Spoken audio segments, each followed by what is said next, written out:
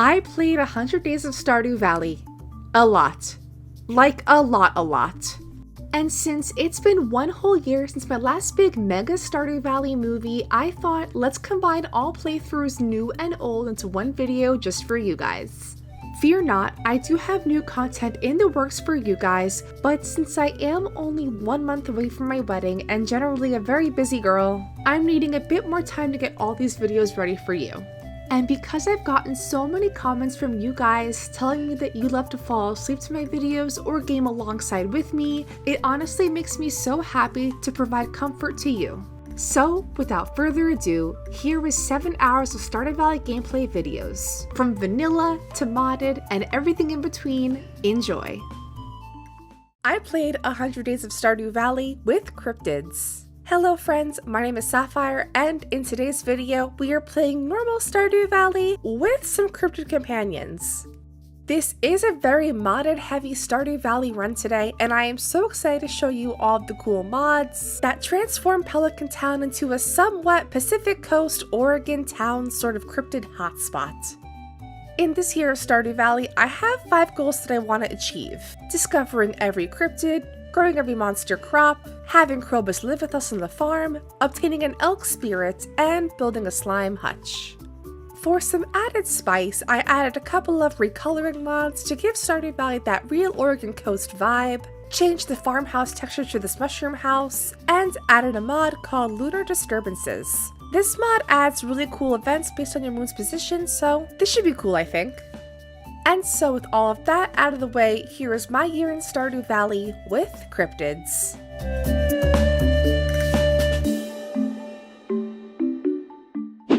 And here we are, day 1 of our brand new playthrough. Of course, starting off on our character customization. I opted for the new 1.6 black cat for some added spooky vibes, and chose the wilderness farm.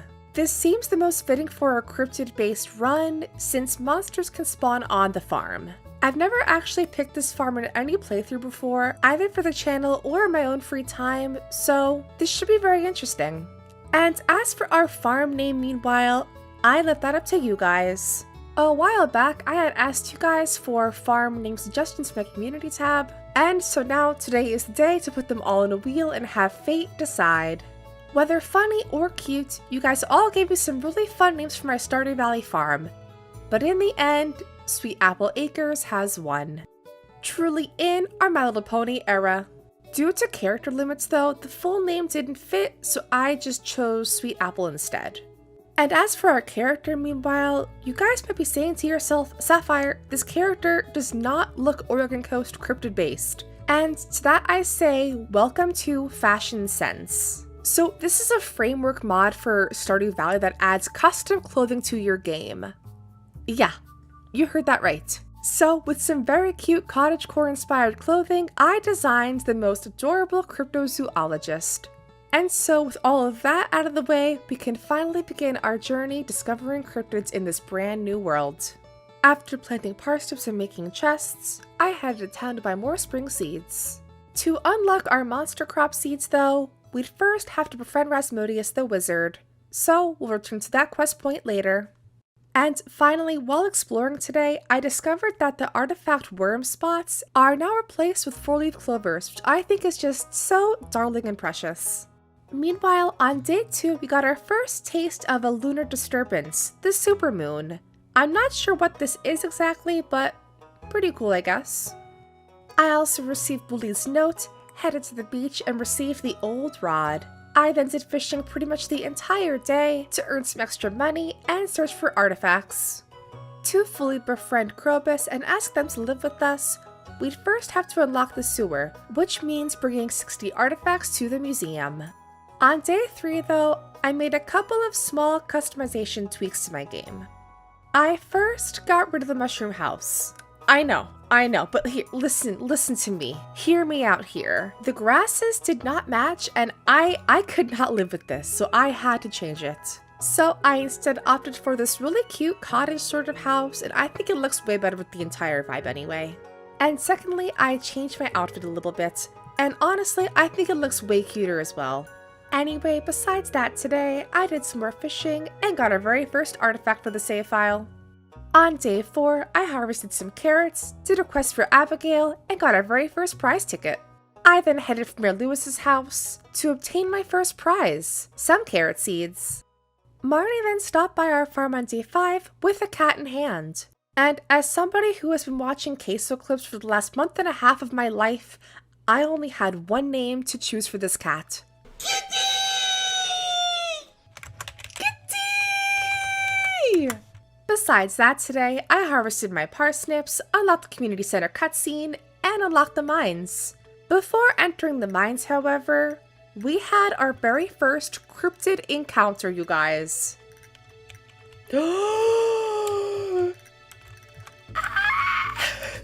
Oh my god, this looks so cool! Oh my god, it's Nessie! It's Nessie! My baby!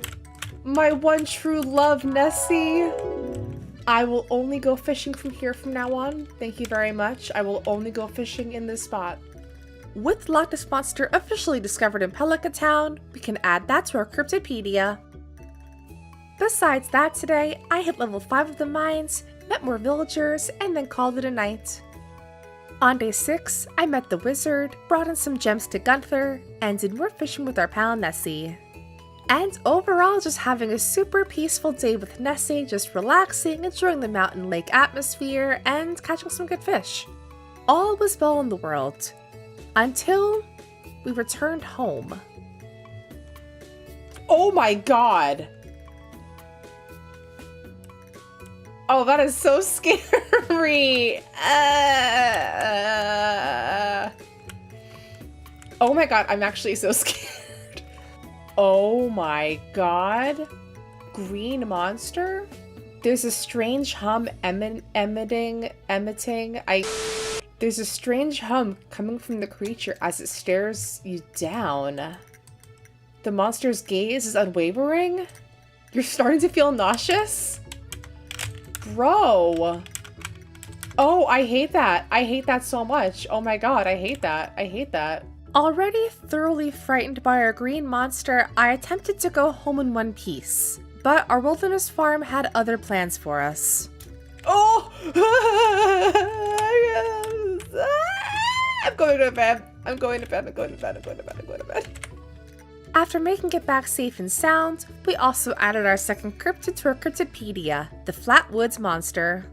After harvesting carrots and watering crops, I returned to the mines once again, this time hitting floor 10 and doing a quest for Clint. The following day, meanwhile, I hit floor 15 and finished off the spring foraging bundle. With more cryptids to find in Stardew Valley, however, I was feeling paranoid.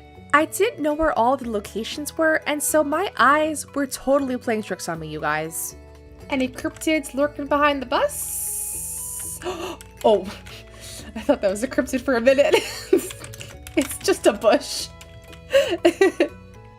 On day 9, meanwhile, I bought a backpack upgrade before some more mining. I also found the glass shards artifact and hit floor 20 of the mines.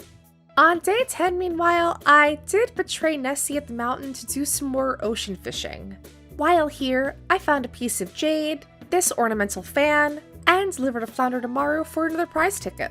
I took this ticket over immediately, and was awarded an orange tree, which I also planted that very same day. Overnight, we got my favorite new cutscene in the game, the Mr. Key loot boxes.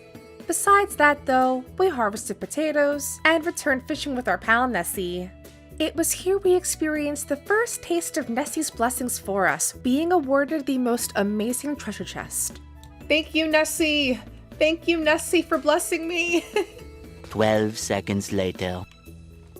Oh my god, Nessie! Why is Nessie... Nessie, you are blessing us. You are truly blessing us today. Oh my god. Okay. Okay. What's gonna be in this one? What's behind door number 3, Nessie? Give it to us. Dinosaur egg? Pretty Rizzy?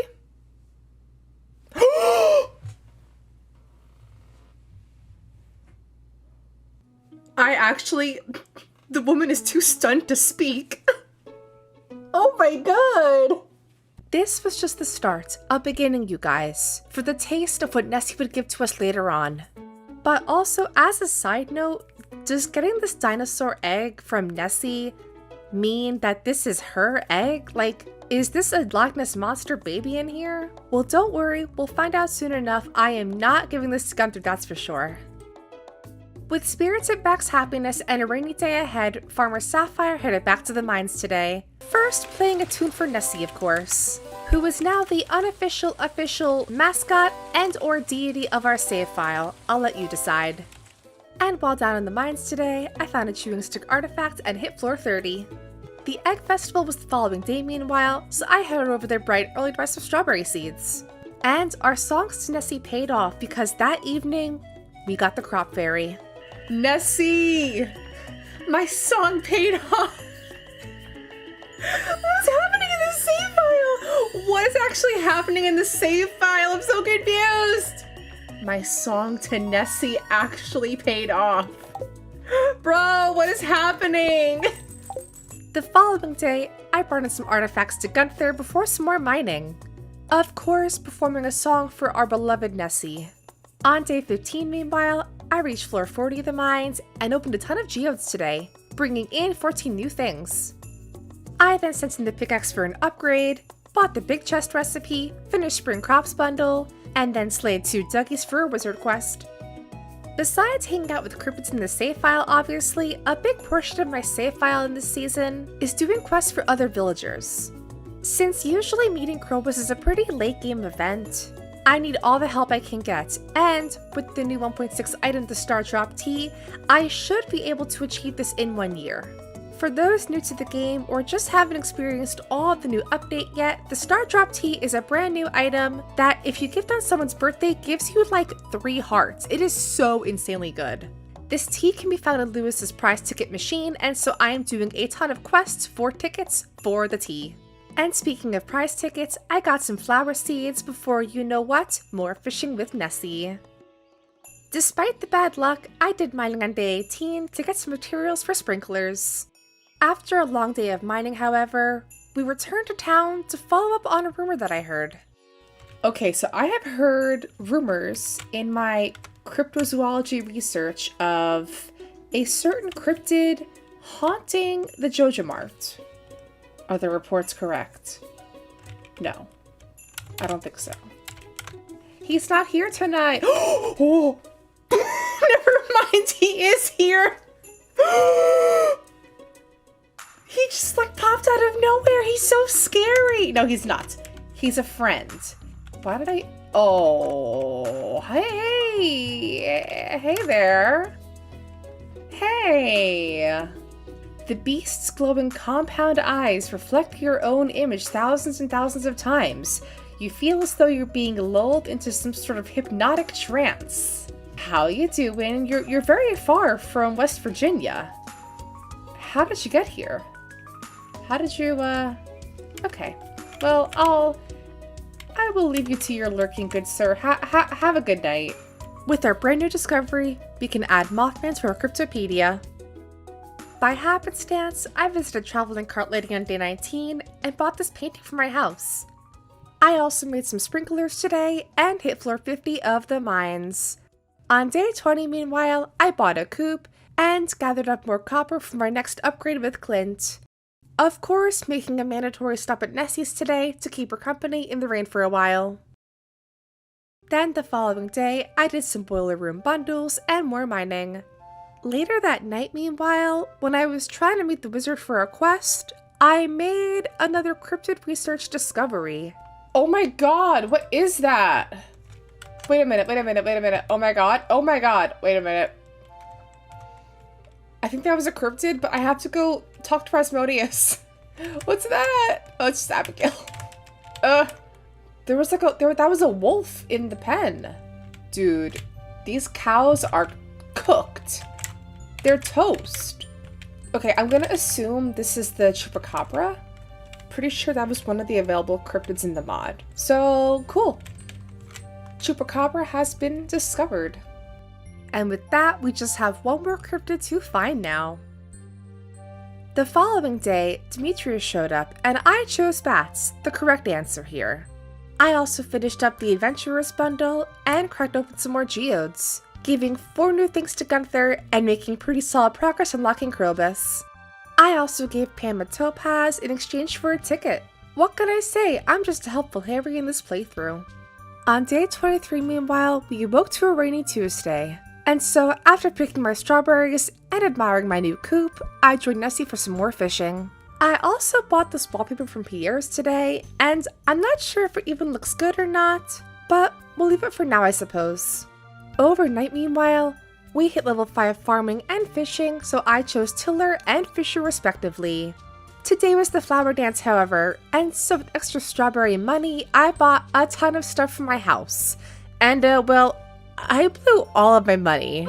I then watched all of the happy couples dance while I stood in the corner. I then did more mining to make sprinklers, and gave Rasmodius a gift to work toward friendship. On day 26, we apparently had a solar eclipse, which according to the mod would darken the sky all day, but it was raining today anyway, so I guess it didn't quite matter. Approaching the end of spring meanwhile, I did some more mining to reach level 70. Later that night though, I again checked the backwoods to see if our cryptid would be there, but mysteriously it was not. And on our last day of spring, I mostly did some farm cleanup and decorating and getting ready for the next season. And as you can see by the footage, I struggled. Hard.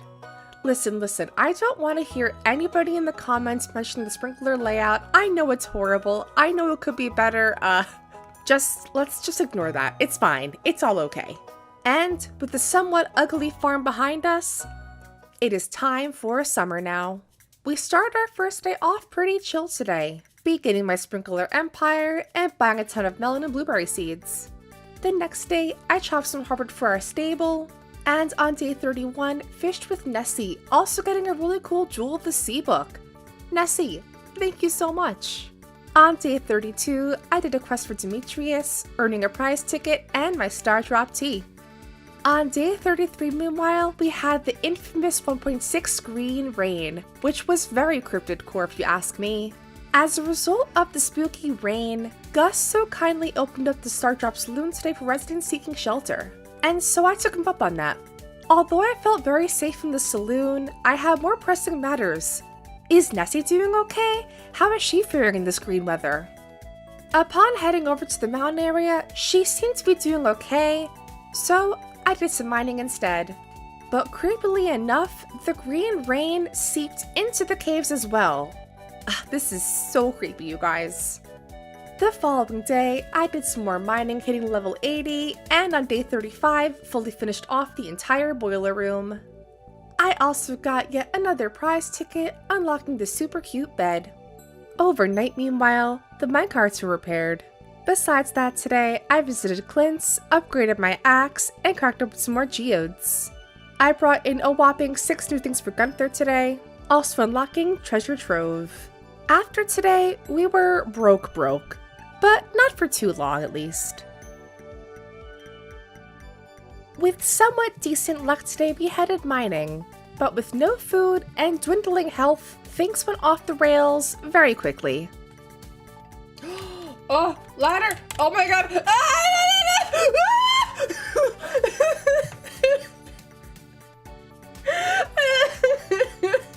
I knew this was gonna happen to me! I knew it!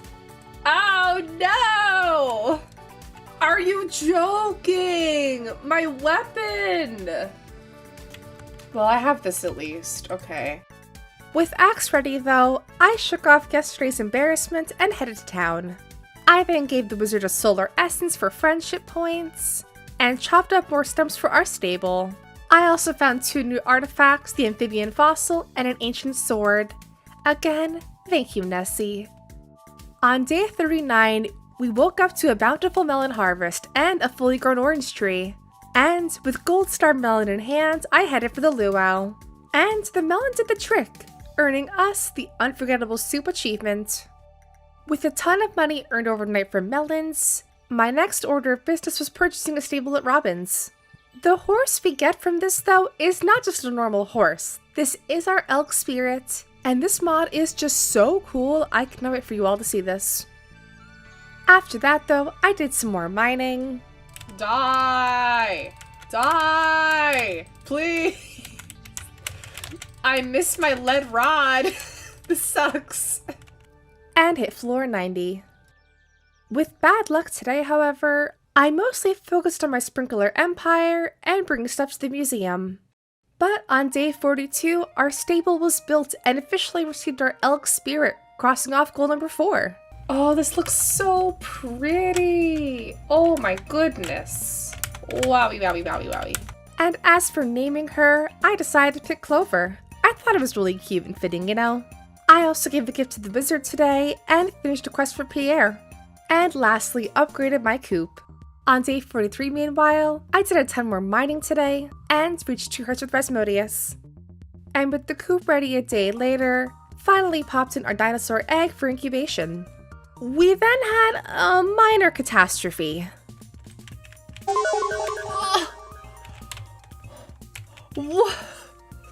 What? No! Are you... No, I'm gonna actually restart. No, I'm restarting the day for that. No, we're gonna restart the day for that. I'm sorry, that's just not gonna happen. You think you can scam me out of my artifact spot? I don't think so. Try again. Yeah, that's how we do it around these parts. Anyways, after that disaster avoided, we hit floor 100 of the mines. Then, the following day, it was just back to opening more geodes and bringing stuff to the museum. Slowly but surely, we were getting closer and closer to unlocking the sewer and Krobus. On day 46 though, I did a quest for Willy to catch 4 sunfish and slayed 3 ghosts for the wizard. And with prize ticket in hand, unlocked some preserve jars. On day 47 meanwhile, I built a silo and hit the bottom of the mines. Hooray! I don't know why I sound so lackluster. Hooray! On day 48, I did some fishing with Nessie, and the following day, did some more artifact hunting. On day 50 though, at the halfway point, I got the owl statue. Okay, cool. Thank you, Nessie, thank you very much. I also sold stuff to Pierre, and then bought 2 vault bundles, and then did some farming for some magma geodes. I brought in 2 more things to the museum today, and gave a gift to Rasmodius to reach 3 hearts with him. I then killed a slime on my farm, and then somehow actually got a dwarf scroll artifact for the museum. And with this artifact donation, I just need 11 more things now. But then, on day 52, the wizard actually visited us, you guys. I have a few seed recipes to hear. I think you're ready! I got blueprints! I learned how to craft monster crop seeds. Be careful with them and read the instructions. I don't know how to read, so that's gonna be a problem. And with our monster seed blueprints, we learned 5 new recipes. Bat vines, bug briar, slime reeds, solar flower, and void flower. And since one of our recipes here called for an egg for some reason, I bought a chicken from Marnie's shop and then did more fishing with our pal Nessie. After harvesting crops on day 53 meanwhile, I decided to try and craft some monster seeds of my own. I opted first to make slime reed seeds since they only call for stone, fiber clay, and coal. I also made bat vine seeds since they grow in both summer and fall. But unfortunately, our new crop, the solar flower, only grows in summer, and with it being the end of summer now, it wouldn't grow unfortunately.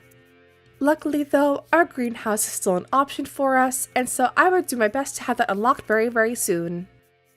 Besides that today, I also bought the cheapest vault bundle, and then did more fishing for artifacts. Ooh! Thank you, Nessie! Thank you, Nessie! Thank you, Nessie! After my day with Nessie though, I decided to stop by Mothman to see how he was doing in the rain.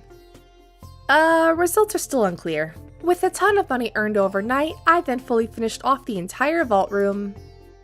Meaning overnight the bus was repaired, and also meaning on day 55 our first trip to Calico Desert. This truly marked a very special occasion though. This wasn't just any ordinary desert trip. It was here we discovered our final cryptid in Stardew Valley. full disclosure, don't get too excited here because, I overestimated this thing for sure. Wait, what is this? What is this?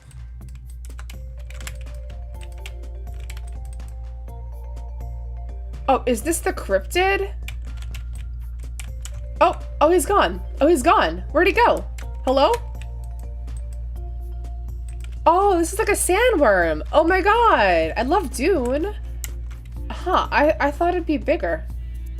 Okay, well, cryptid discovered, I suppose. Alright, I thought it was like an artifact spot for a minute.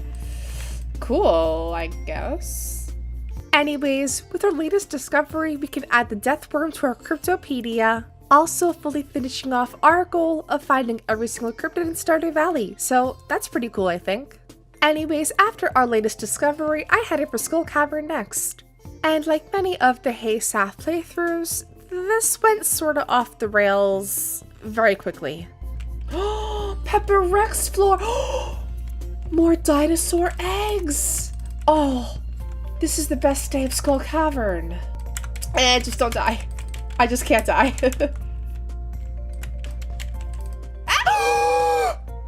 Oh no! Oh no! No! Are you kidding me? Why is it always my sword? Oh my goodness. Yeah, so a minor loss, but it'll be alright, I think. Anyways, on our last day of summer in Stardew Valley, our dinosaur egg hatched, and I named him Komodo. So, given this is a cryptid-themed Stardew Valley playthrough, I figured this is the best time and excuse to discuss my favorite childhood show I will bet you have never heard of or seen. We're talking The Secret Saturdays. Okay, you guys, small rant for a minute here. If you have not heard of this show, you need to go watch it. If you love cryptids, I am betting you will love this show. This show aired on Cartoon Network in the 2000s, and it is literally about a family of scientists who search for cryptids as they're like living. That's what they do for a living, you guys. They're cryptozoologists. The main character, Zach, he has like special boy powers and can actually talk to cryptids. It's like this whole thing. It is so cool though. And then so he, his parents, and then his 3 cryptid siblings, Komodo, Zon, and Fisk, all fight the evil Vivi Argast, who is trying to unleash the most evil cryptid of all, Kerr. You guys, this show is just so good, and when it aired on Cartoon Network, it just did not get the appreciation it deserves. I urge you to watch this. If you like cryptids at all, this show is just jam-packed with cryptids. It is like Scooby-Doo, but with cryptids. All of the characters are just wonderful. The locations they travel to are also interesting. The only real problem is this show has basically been wiped from like everyone's minds, and you cannot access it anywhere. It's not on Netflix or Hulu or like Max. Please put it on Max, I am begging you. So you'll have to like watch it through some different means. If you know, you know, but it is so worth it, you guys. It is just 2 seasons and it is just so underrated. I am begging for like a reboot or something of this show, because like I am just telling you, if people nowadays watch this show, you too would be like me and being like, I need more of the Saturday Family. Anyway, rant over. But anyways, back to Stardew Valley here for a minute, the actual game that we're actually playing. I had an excellent day in Skull Cavern today, and even found ourselves a Prizzy Rizzy. And on a really good note, moving into fall now. With the first of fall officially here now, I bought a ton of pumpkin seeds before heading to Clint's. I had a ton of geodes for my Skull Cavern trips, and was hoping to find enough minerals and artifacts to unlock the sewer. Like it or not, time was going by pretty quickly, and if I wanted Krobus to move in soon, I'd have to gain access to the sewer pretty quickly here. And luckily for us though, we brought in 7 whole new artifacts today. With it being fall, I also crafted up some bugbriar seeds for my monster crop collection, and headed back to Skull Cavern to farm more Omni geodes. Give me a desert artifact! Why can't you give me a desert artifact, huh? Nessie gives me artifacts all the time. Should I sing a song to you? Like, Nessie gives me artifacts all the time, so I don't know why you as the sandworm are just being like super rude and not giving me artifacts. Like, I don't quite understand that, but whatever. No thanks to the sandworm, on day 58, I opened 12 more Omni Geodes and brought in 4 new things to Gunther. And luckily for us, this was all it took because on day 59, Gunther visited the farm, delivering me the key to our future. The sewer. Oh, and Krobus. Here you go, buddy. On day 60, I gave a gift to Krobus today and finished a special order quest for Willy. The following day too, I did more quests for Demetrius, in hopes of getting at least 1 more Star Drop tea for our efforts for Krobus. Very excitingly, on day 62, our very first monster crop was ready, producing error signs. No, that's not right. So as this being a somewhat older mod, and with the advent of 1.6, a lot of mod authors had not yet updated their mods to fit the new 1.6 model. And unfortunately for us, as of recording this has not been fixed. I ended up putting a bug ticket request for this fix, but it ended up never getting addressed. Which does really suck for us, but we can at least still grow our crops, we just can't pick them, so we'll just pretend. Anyways, the following day, I gave a gift to Krobus and did a quest for Leah. She apparently requested a green algae for her book club, and I won't question it. The questing did not stop for Farmer Sapphire. On day 64, I did an order quest for Robin chopping up hardwood trees. On day 65, meanwhile, I harvested some crops, including more error items, and caught a catfish for a prize ticket. I did Skull Cavern the following day, but first of course playing a song for Nessie for extra luck. And as per usual, you guys, Nessie came through for us. I got a ton of iridium, prismatic, a prehistoric floor, but decided to leave before things got too risky for us. On day 67, I repaired fences, sold iridium, and chopped enough hardwood to finish off Robin's resource rush. But with enough money earned overnight from iridium, I sold my soul to Joja. Look, tough times call for tough choices, but I wanted that greenhouse for the monster crops, and with winter approaching very, very soon, I had no choice here. Plus, since I couldn't really harvest anything necessarily, I at the very least wanted to have a very nice greenhouse display with all the crops. And so the following day, I purchased the greenhouse, as well as enjoy a very lovely cutscene with Billy and his, lively fish bait. And finally today, I got another prize ticket, and finally, another Star Drop tea on the horizon for Krobus. And with the greenhouse repaired overnight, I started filling with sprinklers immediately. This portion here became a bit tedious since I had to gather enough resources to grow more monster seeds. It was especially hard getting resources for both solar and void seeds, since they require a topaz and amethyst respectively. But after planting both the solar and void seeds, I noticed a pretty peculiar thing. We're getting somewhere with our seeds, making progress. Are these not growing? Oh my god, am I stupid? Are these not gonna grow in a greenhouse? Bro, this is so cursed. Because these are all growing. But these two aren't growing. Are you kidding me? Yeah, this just ended up me being very silly. The following day, our solar and void seeds began to actually grow. So I was just being silly for no reason, which, yeah, that scans for me. Anyway, now, day 74, we're just gonna forget about me being embarrassing. Oh wait, did I say me not being embarrassing? I'm sorry. I actually died while trying to get more resources for monster seeds. My bug briar seeds! $40,000? What the f- If you guys recall from my Barista video, our beloved toast economy, allow me to share with you the monster seed economy.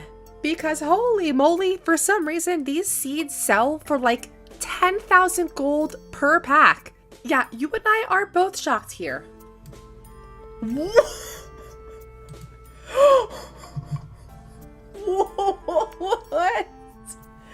Why is this? Why is it worth so much money? Oh my god, that's so funny. Oopsie doozy. I didn't mean to, you guys. That's so funny. Yo, the get rich quick scheme is locked in, you guys. Anyways, on days 75 and 76, I mostly again worked on my monster seed collection for our greenhouse. And it was looking pretty solid so far. Meanwhile, on day 77, I did a quest for Linus, got a prize ticket, and gifted Crowus another horseradish. And with extra money from my monster crop seeds, I did buy a star drop from Crowus. I then did some fishing with Nessie, and got another prize ticket, putting me even closer to our star drop tea. The questing didn't stop there. On day 79, I did a quest for Gunther called Fragments of the Past, which required me to collect bone fragments. Finishing off this quest though gave me yet another prize ticket, and finally another star drop tea. With 2 teas and a bunch of love gifts, this would absolutely secure friendship with Crowus, so that was pretty exciting. And I was feeling very generous today, so I gave Crowus a tea immediately, which also launched me to 5 hearts with them and earning me the new friend achievement. Besides that though, I finally finished crafting up all of my solar flower seeds required for my greenhouse to finally finish off my monster greenhouse display. I couldn't necessarily harvest any of this, but I'm going to call this goal complete regardless. And speaking of goals, on day 81, I built my slime hutch finally. I've never had a slime hutch in any playthrough either for the channel or just for my own free time playing Stardew Valley, so I am very curious to just see what actually it is. People always joke that the slime hutch is the most useless thing in Stardew Valley, and I tend to agree with them, so I guess we'll see for ourselves. Meanwhile, on day 82, I did absolutely nothing. The following day though, I harvested pumpkins, attended the Spirity Festival to buy some decor, and completed the hedge maze to earn myself a golden pumpkin. And on our last day of fall, our new slime hutch was ready. And because of this, Marlin came to visit and gave me a slime egg. So I popped that bad boy in the incubator and did some decorating to finish off our fall season. With the start of winter though, it also marked Crowus' birthday. So I of course gifted them a star drop tea, which gave me a whopping 3 hearts. But given the fact that winter just started and I knew for a fact I'd achieve my Crowus roommate goal pretty soon, I decided to add a bonus goal for myself this season. Can I fully finish off the entire JoJo warehouse and turn it into a movie theater? Let's be real here, the warehouse in the forest is very ugly and not super cute. But on the other hand, a theater in the forest is super cute. So, with the power of the monster seed economy, can I transform this ugly warehouse into a beautiful theater? Well, let's get started and find out. So, on day 86, I'd made more Bugbriar seeds, bought the final JoJo project, and played a song for Nessie. And so, overnight, panning was unlocked, as well as our first slime hatching. We then had the JoJo cutscene, and gave Crowus a gift. Although I obviously wanted to use my monster seeds as my main source of money, I didn't want to just rely solely on that. So on day 88, I did some good old-fashioned Skull Cavern mining today. And as an added bonus, overnight, we got a meteorite. Meteorite! That's a meteorite! Where did it land? Where did it land? Wait! Meteorite! Oh. I must go investigate this. Okay, not over here. Oh, there it is! Oh, that's so fun! Oh my goodness! Yay, meteorite! The following day, I smelted some ore, made more seeds, and made... Oh my god, 200,000? Yeah, this would be pretty easy for us. The following day, I sold 10 more solar seeds to earn another 100,000 gold. Well, this was quick, huh? That morning, I marched straight to Morris to purchase the movie theater. But besides that, I gave Crowus a gift today to reach max hearts and earn the best friend achievement. The only slight problem here is that I didn't have enough Void Essence yet for the Ghost Void pendant, so I did some grinding the following days to earn enough Void Essence for it. Also on day 91, the theater was built, and you guys, look how pretty it is. Seriously, with it being in the forest here, it is just so cute. With the bonus goal achieved and Crowus fully maxed out with hearts, our winter was coming to a close. With our remaining days, I pretty much worked solely on getting enough void essence for our ghost pendant, and on winter 14 had enough to trade for it. Except, he wasn't selling it. Okay, let's try the next day. What?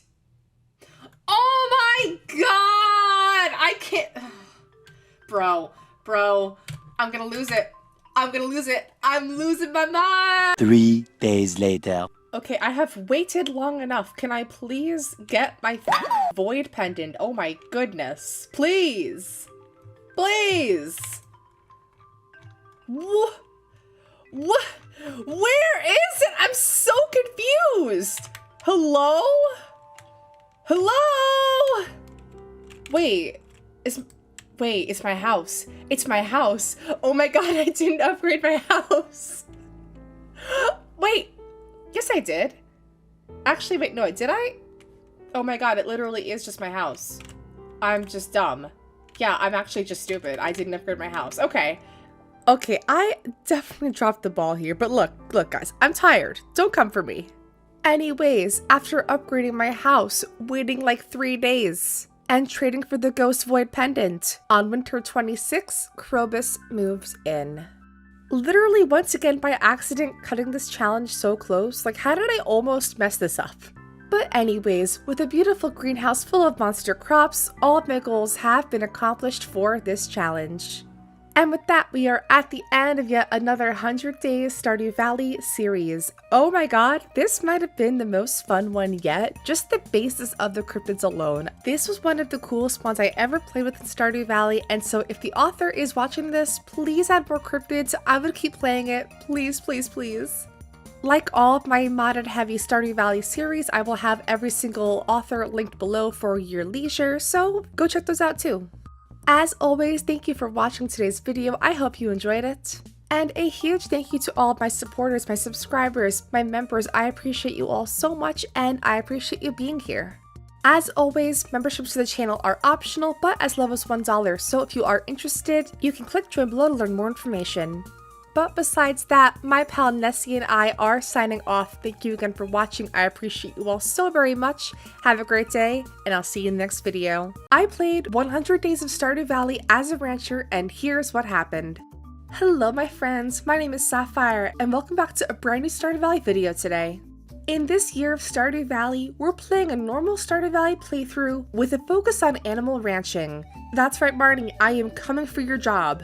In this playthrough, I added a ton of really cool and fun mods to overall enhance our experience of the game, including adding a ton of new different farm animals, some beautiful aesthetic changes, and bug catching to the game. In addition to trying to catch them all and buy every single farm animal type, in this year, my big goals are marrying Shane and finishing the entire community center. As for our challenge rules, I only have one. I can only sell and earn money from animal products, and that's it. So can I accomplish all of my goals and more? Stay tuned. Here's my entire playthrough of Stardew Valley as an animal rancher.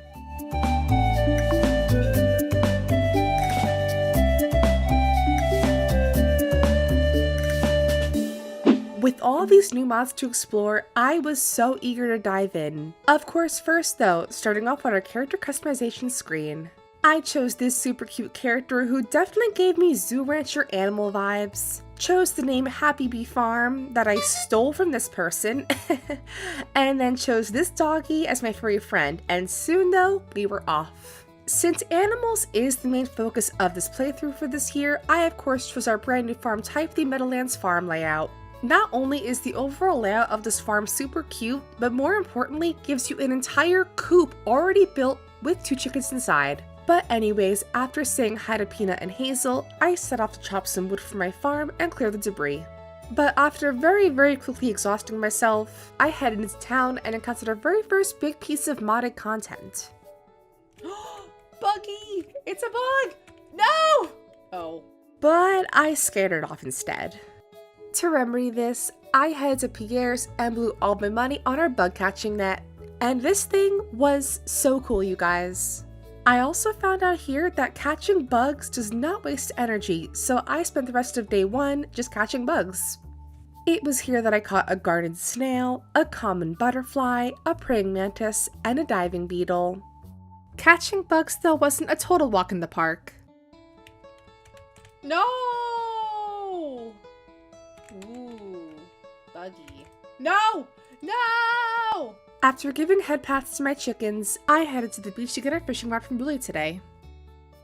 But really, who needs fish when we have bugs to catch instead, people? Like this here hermit crab, for instance. It was also here we took our very first bus trip to the Insectarium, also meeting its curator, Ivy. We learned here that Ivy had just reopened the Insectarium, but unfortunately had no bugs to display.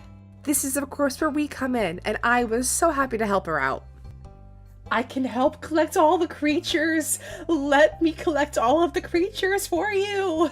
So after donating yesterday's catches, I hunted for more, catching a monarch caterpillar, a plant hopper, a stag beetle, an agrias butterfly, a sand flea, and a Hercules beetle, which had an iridium color around its box, which can only mean that it's rare, so honestly, super cool too. In the evening, meanwhile, I stopped by the Stardrop Saloon to say hi to our future husband and blue chicken enjoyer, Shane, though he didn't seem too interested at the moment. The following day, of course, we had the infamous Spring 3 rain, so I hung up our bug catching net for some fishing instead today. Before that though, I of course said hi to my chickens today, when I had a surprise waiting for me.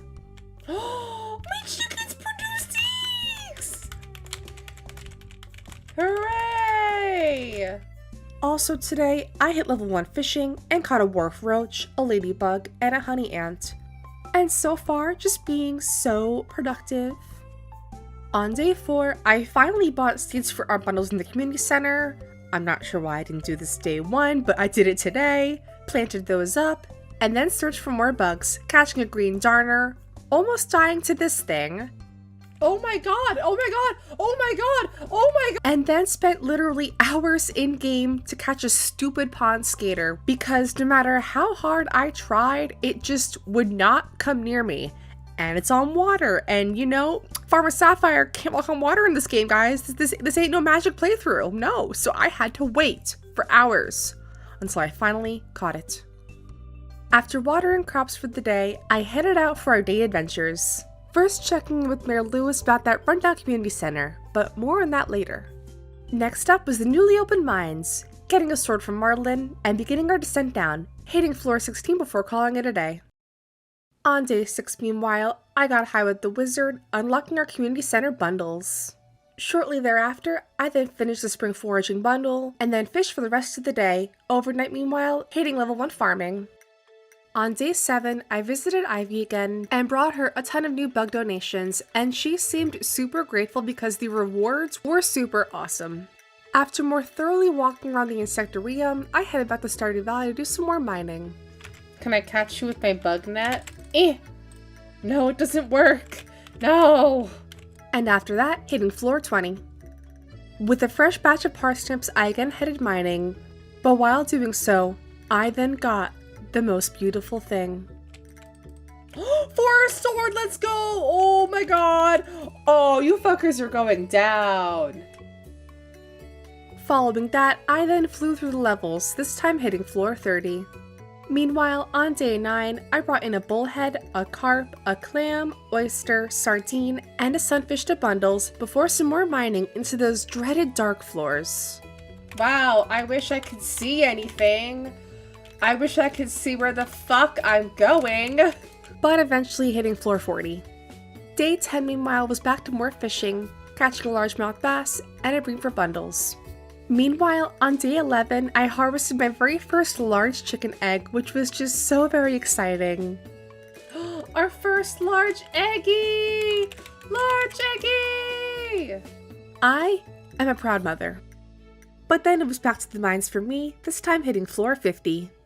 Meanwhile, on day 12, we got a visit from Marnie about adopting a stray dog. And I, of course, happily accepted. I mean, I need a good farm dog, right? So I named him only the most fitting of farm dog names. I chose Cowboy. After getting our dog, I then harvested more parsnips, but unfortunately didn't get a single gold star quality crop for our bundle, so that was kind of sad. In an effort to save money though, I spent the rest of the day saving for more mixed seeds and hopefully getting more parsnips to plant very soon.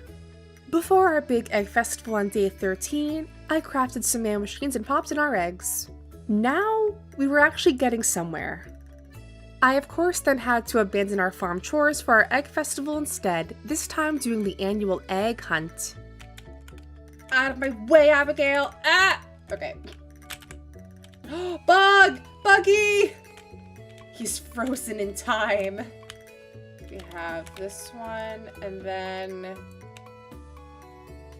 What the fuck, What? Jazz just sabotaged me! That girl just sabotaged! Are you kidding me? Oh, you kids are going down. That's right, a grown woman's gonna win the egg festival, but I don't really care. Yeah, I deserve to win. Thank you very much. That night, meanwhile, I sold some mayo, and I could finally taste some real money. With extra funds the following day though, I then bought our very first chicken for the farm. And since I'm going to be buying a lot of animals in this playthrough, I asked you guys for name suggestions. Our very first name in the playthrough kicking us off comes from Thomas with the name Grumpalumpalus III.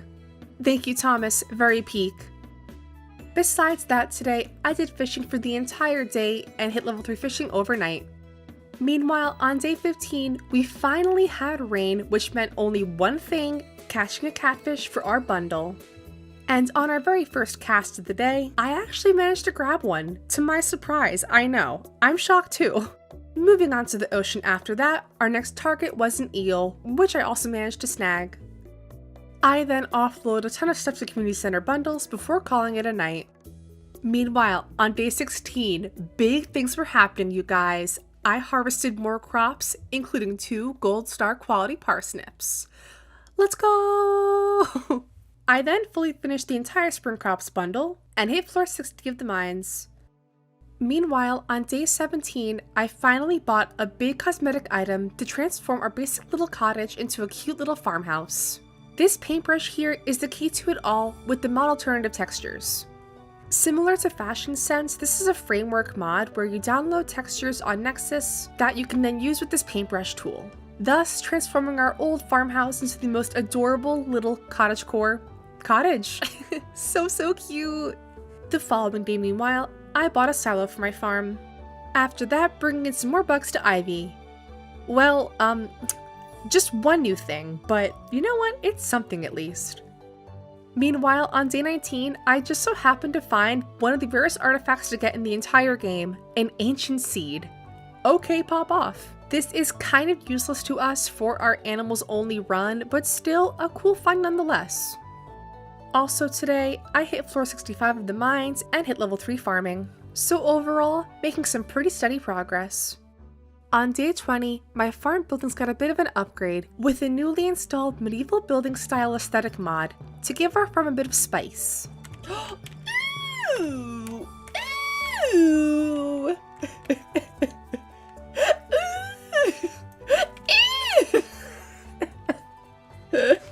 Ooh, it's so pretty. Oh my goodness. Ooh! After admiring our pretty buildings, I brought in some new things to bundles, bought more parsnip seeds, and hit floor 70 of the mines. Also, hi, editing Sapphire here. Ignore the fact that I missed Shane's birthday. I know I missed it. I know this would have been so good for our run for marriage, but I missed it. So let's just forget about that and go on to day 21, where I pissed off my animals. Okay, so not much better here either. Anyways, day 22, more mining, hit floor 75. But with extra good luck and rain the following day, I again did more mining, hit floor 80, and then almost died with 2 health left. This just is not my week, is it? Anyways, day 24 marked our flower dance, but since I had no one to dance with, I just skipped it entirely. Look, I'm not missing out on much. She would have said no anyway, so it's fine. So I returned mining instead, got some gold ore, smelted those up, and finished the boiler room. Is what I would say if I found any fire quartz. Please. Please. Oh my god. Oh my. Please. What? Oh my god, this is actually crazy. I have been searching all day for this fire quartz. This is actually crazy. This was a great day. This was such a good day for gaming. Anyways, after a long, grueling journey, I finally found one. Please? Oh! Finally! Oh my god. Why was that so painful?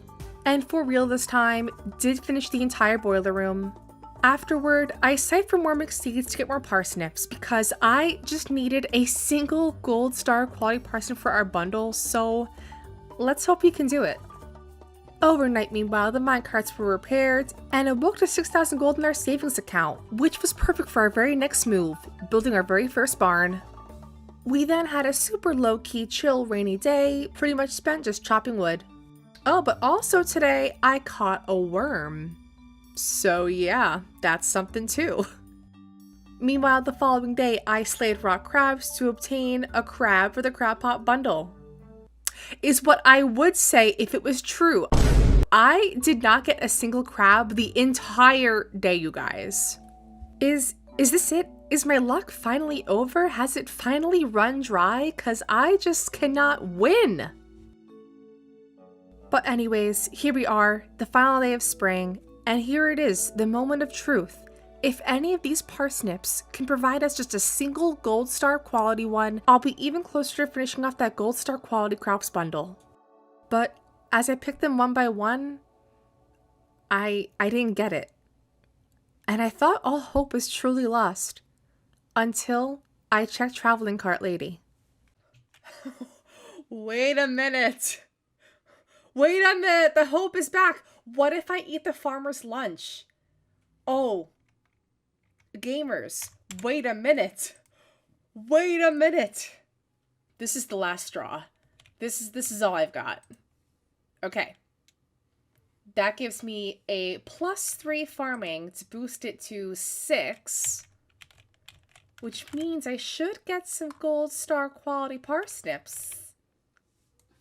No.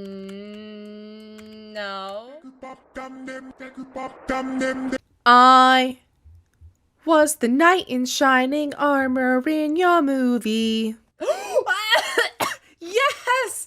Yes! Oh, I'm so smart! I'm so smart!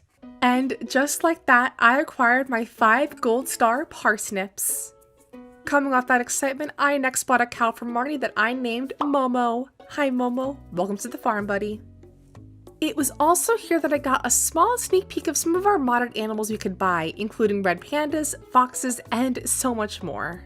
I then popped a fresh crab pot into the ocean to hopefully finish off that crab pot bundle, and made sprinklers to end off our spring season. But with that, folks, we are off into summer now. After taking care of my animals, I headed to Pierce to buy some summer seeds, including peppers for Shane, because I refused to give him beer as a gift. I then got those planted up and checked my crab pot, where I got some very lovely trash. Yippee! After that though, I returned bug hunting for our new summer bugs and caught a small grass butterfly, a grasshopper, an annual cicada, and a cricket.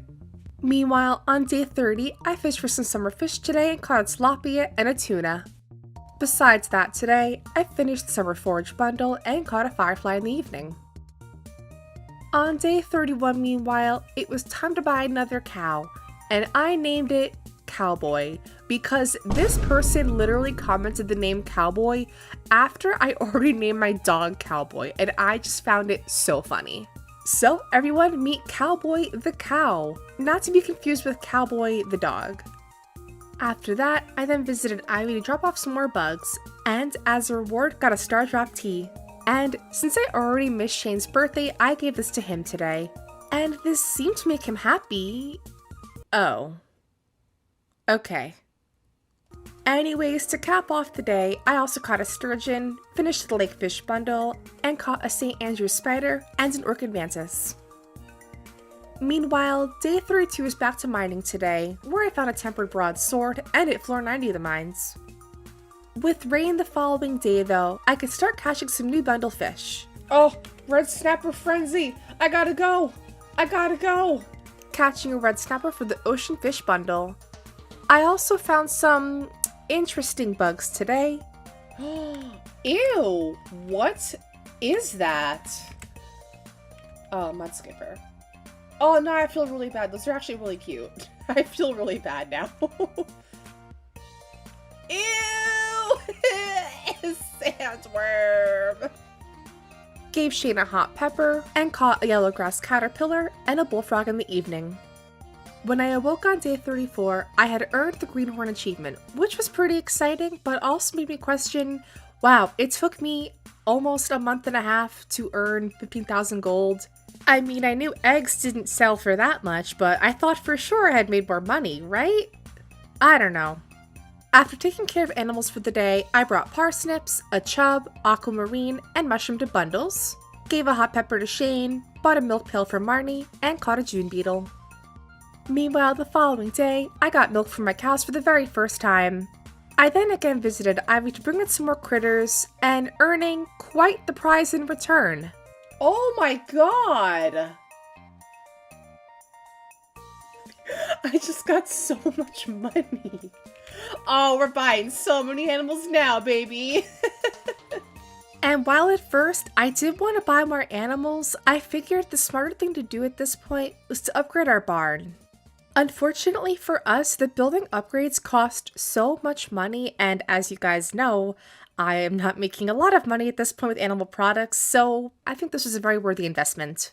With our remaining money, I then bought a backpack upgrade. With no luck from our crab pots and rain today, I decided to return to the mines again to hopefully get our crab. And finally, around 5:30 in the afternoon, I finally got one. So I bolted straight for our community center, finishing off the entire crab pot bundle, and as a reward, getting even more crab pots. Yay, my favorite! The following day, meanwhile, I again returned mining, this time hitting floor 95. By day 38 though, our big barn was finally built. Unfortunately, I could not afford a goat yet, but hopefully pretty soon. Meanwhile, today, I caught a pill bug, a scarlet darner, and our first cave insect. Aw, yeah, baby. We got the cave bugs. Cave beetle! Whee!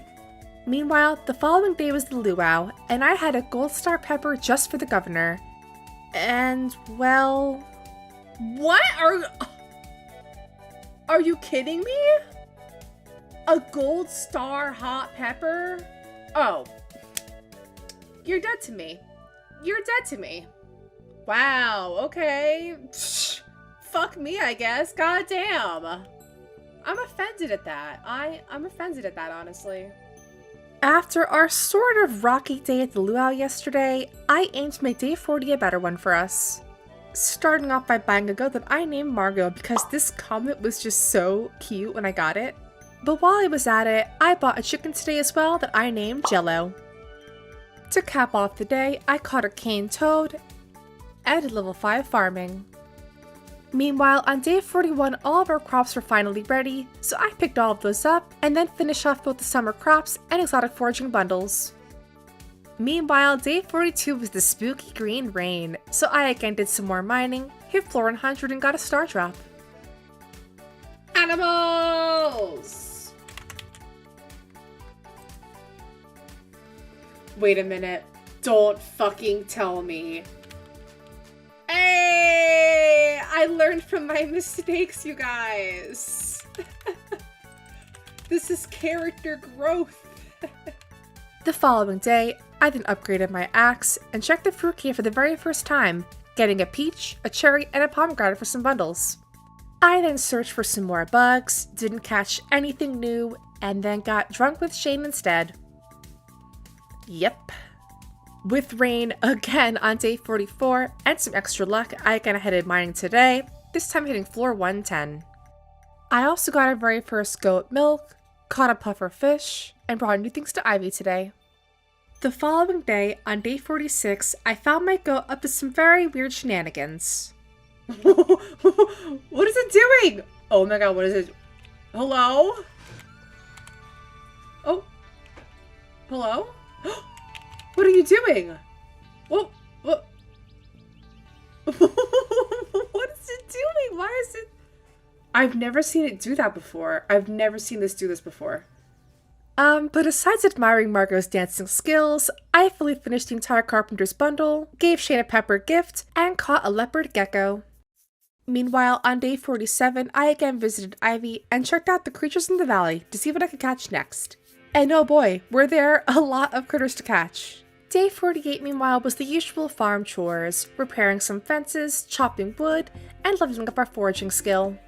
Meanwhile, on day 49, I sold straight to Pierre today to upgrade our coop finally. Where is Penny going? Okay, actually, where is she going? Where is Penny going? I'm so confused. Oh, to hang out with Maru. That makes sense. That makes sense. Let's go, lesbians. By day 50, our halfway point, I was desperate to earn more money. At this point, I haven't even bought any of our new modded animals, and I so wanted to buy some soon. But for now, I'd have to just keep chugging along. Overnight, we then had the key loot box cutscene, but things didn't get interesting till the morning of day 51, when I finally hit level 6 farming, which meant I could now craft some cheese presses now. With cheese, hopefully I could actually start to make some real money here, but who knows. Additionally, our big hoop was ready today, but as I was literally selling products to Pierre to buy some ducks, I was hit by the most shocking, horrible revelation. I then waited outside Marnie's house the entire day in the hopes that you can glitch her stock like you can with Robin, but of course it didn't work. So I had to wait until the following day to buy our ducks, which I named Apple Pie and Citrus. Meanwhile, on day 53, I harvested some melons today, but unfortunately literally did not get enough gold star melons, which is so embarrassing and sad. Like, how did I manage to do that? I don't know, you guys.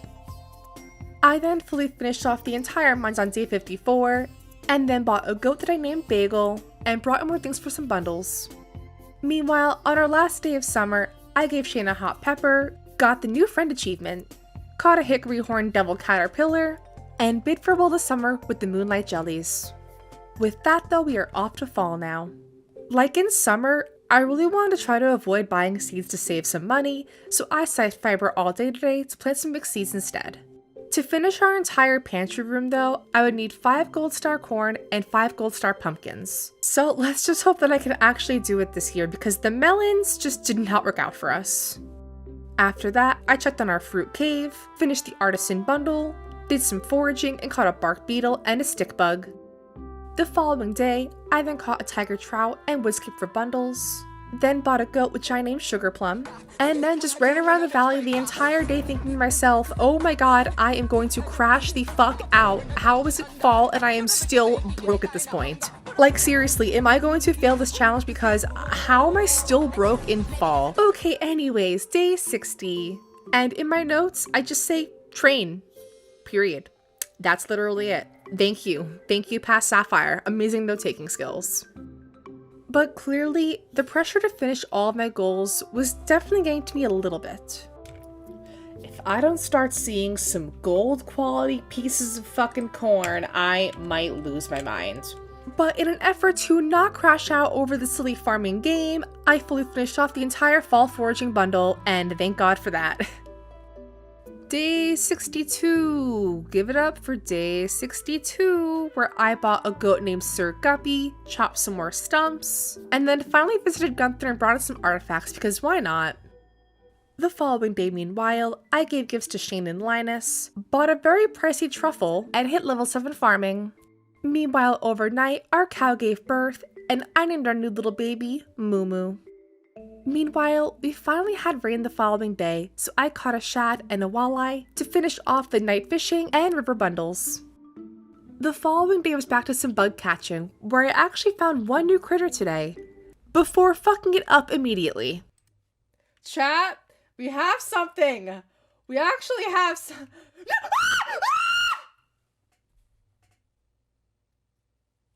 It's okay, it'll come back, it's okay. It's okay, it'll come back. We're fine. We're fine. Oh, and come back it did. But now, let me share with you the bug controversy. So, full disclosure, this mod is amazing. I love it. I think it is a fantastic mod and adds so much content to the game. However, sometimes the bug spawns are not ideal, and for bugs like the water bugs, they can just roam wherever they want on the water, and I spent days trying to catch this thing because it would not come close enough for me to actually catch one.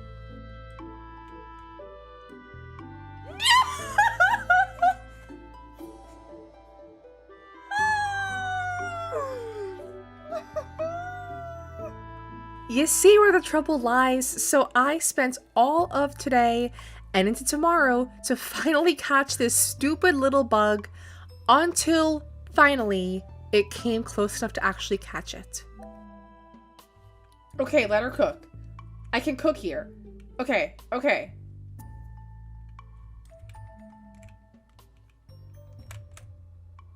Holy shit. That might have been one of the worst experiences I ever had gaming in my entire life. That was so miserable. The following day, meanwhile, a new duck hatched who I named Daniel, added some items to bundles, failed catching this bug. Bye, have a great time. But then reclaimed it later. On day 68, I brought in more things to bundles today, and some new bugs to Ivy. The day after that, finally earning enough money to upgrade the coop again. We then had our very first big pumpkin harvest the following day, got all 5 gold star quality pumpkins, and fully finished off the entire crops bundle. I also bought a rabbit's foot, albeit a very pricey one, to also finish the enchanter's bundle. Meanwhile, I harvested corn the following day, and they must have heard my threats to them, cause I got all 5-star gold quality corn to finish off the entire bundle in the pantry room. The Stardew Valley fair was today, and with nothing else better to do, I grabbed my animal products in hopes of winning, or at least beating Marnie at her own game. It's better than Marnie for sure, just saying, Lewis, I know you kind of have a little bit of a bias, but I'm just saying, I have the variety, I have the quality, I actually take care of my animals, unlike Marnie. Come on, the large milk, second place. Great. Thanks. Who got first? Was it you? Fuck you, Pierre. You can go to hell. On the bright side, I at least beat Marnie today. I then did a fishing minigame, bought the turnip head rare crow, and called it a day. I then did just the usual farm chores, but overnight hit level 8 farming. On day 74 though, something huge happened today. I finally bought my very first modded farm animal. Okay, never mind. I actually hate Marnie so much. In better news though, I fully finished off the entire pantry room, so that was good for our goals at least. And then on day 75, I finally bought 2 new animals. A kiwi that I named Jimmy, and a jerboa named Chubba because, yeah, it speaks for itself, thank you very much. Oh my god. Oh, they're so cute! Oh! Aww. Oh, they're so tiny. With that though, I called it a night, getting an owl statue and level 8 foraging. The following day though, I did nothing. Gave a hot pepper to Shane, and noticed one new animal product, a very curious egg. With Mac's friendship reached with Shane, it was time to take things to the next level, buying a bouquet and asking him to be our boyfriend. He of course gladly accepted, which was great for our goals overall. I then chopped wood for the entire day on day 80, and on day 81 did some more farm chores. Meanwhile, the following day, I sold to Pierre directly to upgrade our barn fully. Well, there goes 25k just down the drain. On day 83 though, I had the most important cutscene, Shane showing off his secret project. His project, you may ask? That's right folks, blue chickens. This is so important to us though because this cutscene unlocks blue chickens for us to buy. Yes, I can buy blue chickens for myself folks.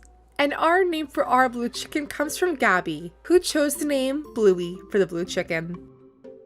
Meanwhile, on our last day of fall, I did the usual farm chores, chopped some stumps, and bought a single apple tree sapling, just in time for winter, folks. With winter here, I want to address our remaining goals for the challenge so far, and a couple of new mods that I added to enhance our overall experience of this playthrough. As you all are very aware, money has been the #1 problem for us in this playthrough so far, so I added 2 different mods to enhance our overall experience of the game, and hopefully earn us some more money to actually buy some cooler farm animals. These 2 mods are the Better Pigs mod and the Animal Aging mod. The Better Pigs mod is pretty straightforward, allowing pigs to go outside during winter as opposed to staying in the barn the entire time. Having truffles this season will be so good for our goals, allowing us to buy some cool farm animals, and to also buy out the entire vault room, which, if I'm being so honest with you guys, if I didn't have this mod installed to get truffles this season, our goals would probably go unfinished. I know some might call this cheating, and it's okay if you think that this is cheating, but for me personally, I kind of see this as just me enhancing my overall experience of the game and making it fun for me and for you guys as well, because this should be an entertaining video for you guys, and if I can't even do the vault room, get the desert, marry Shane, do a house upgrade, so I just think that it will be overall a better experience for me and for you guys, and also it's just a silly farming game, so it's not really that serious. But anyways, rambling aside, what I actually did today, well, I will tell you, I fully finished the entire crafts room, so very exciting. Meanwhile, the following day, I chopped stumps today and finally hit level 9 foraging, which also meant crafting a rain totem for marriage with Shane this season. Meanwhile, on day 87, a sacrifice was unfortunately made, and I sold Moo Moo to buy our first pig that I named Waddles.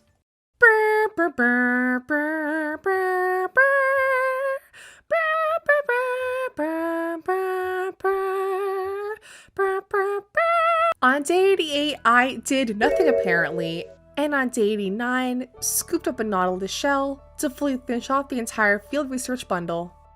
Despite wanting to buy more farm animals, I knew I had to finish the vault as well this season, so very begrudgingly, I bought myself 2 vault bundles. On the bright side at least, our pig Waddles was a truffle hunting pro, so hopefully for us, the money should be coming in pretty fast. Oh my god, there's so many truffles! Okay, go inside. Go inside. Waddles, go inside. There you go, buddy. Alright, have a good night. The following day, meanwhile, I again visited our useless traveling cart lady. Come on, traveling cart lady, give me something good! You fucking suck. I hate you.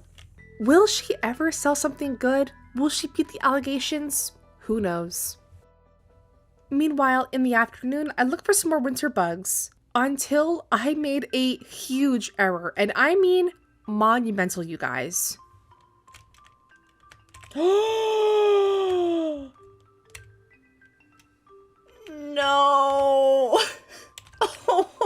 Oh my god!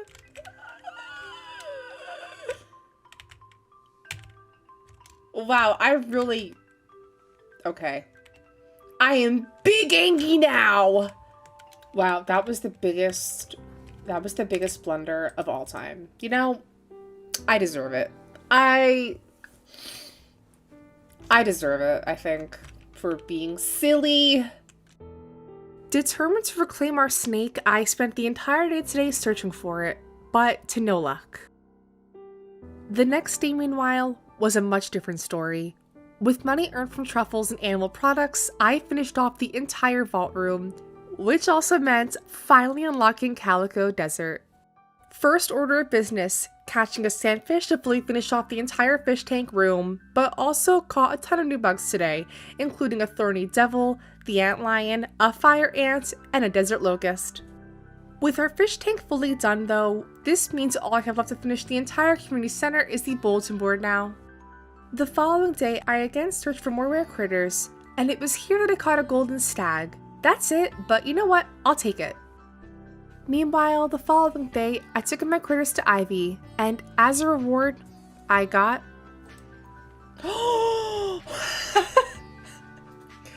That's actually such a funny reward to get.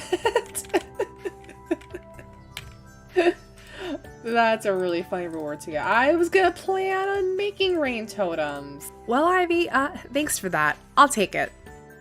After that, though, I returned to the mines to hunt dust sprites, which is only phase 1 of the multi-phase Haysaf harebrained scheme. Truthfully, I'm too embarrassed to actually tell you why I'm hunting dust sprites, so for now, just don't worry about it. And so after our morning chores and a pepper to Shane, I again returned to the ice mines to slay some more dust sprites. But on day 98, everything changed. The world as we know it altered forever. I was the knight in shining armor in your movie. You know, I would be mad, except I can't possibly be mad about wasting 2 days trying to kill dust sprites, to get the burglar's ring, to equip the burglar's ring, to go to Skull Cavern, to slay serpents, and to hopefully, but probably wouldn't, get the 0.2% chance of getting the red cabbage seeds, because, yes, I did not mention this, Icky Piggy, I did not get red cabbage seeds, ever. Ever. I missed it. I don't know, I missed it. And I didn't want to say anything, but it doesn't matter anyway. It doesn't matter anyway. Yeah. That's fair. Thank you very much, Traveling Cart Lady. And also to answer your question, yes, she in fact does beat the allegations. Anyways, besides our red cabbage surprise, I then bought a new animal today, a hippo that I of course had to name Mudang. Do you want to see my new baby hippo that I bought? Okay. Is this a mod? Yeah, look. Aww. Look at it. Aww. Can you guess what I named it? Did you name it Mudang? Of course I named it Mudang. Okay. You're trying to sleep. I then again chopped more wood, visited the night market, didn't buy anything, and then slept overnight, where I got both the Homesteader achievement and yet another owl statue. I guess this is just cute decor for the coop, right? Meanwhile, here we are at day 100, but if you're new here, fret not. We played through to the entire year in our playthroughs. This is just for clickability and SEO purposes. Anyways, today I returned to the desert again to look for some new critters, and today caught a frilled lizard. Ooh, that's a new critter. I'm kind of scared. Oh, is it a bearded dragon? It's a bearded dragon! Ooh! The following day, meanwhile, our house got a big upgrade, which I guess I didn't mention earlier, so surprise! It's upgraded now. Anyway, to celebrate, I popped a rain totem and bought 2 new critters, this time a hippogriff named Henrietta and a bunny named Thumper. We also got our very first pumpkin from Mudang, which was a really cute touch, and then later in the evening bought a single apple. With the power of the rain totem, on day 102 we of course had rain today. So I of course headed straight to the beach, bought 1 mermaid's pendant, and proposed to Shane. He happily accepted, seeing our ceremony would be in 3 days.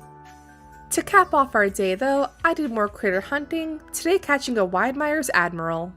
With our new house upgraded though, it was time to get cooking, today making a maki roll, and the following day making a single fried egg to fully finish off our chef's bundle. Now all that remained to finish the entire community center was 1 single apple, and oh boy, let's hope that that tree grows in time because it'll be cutting it close.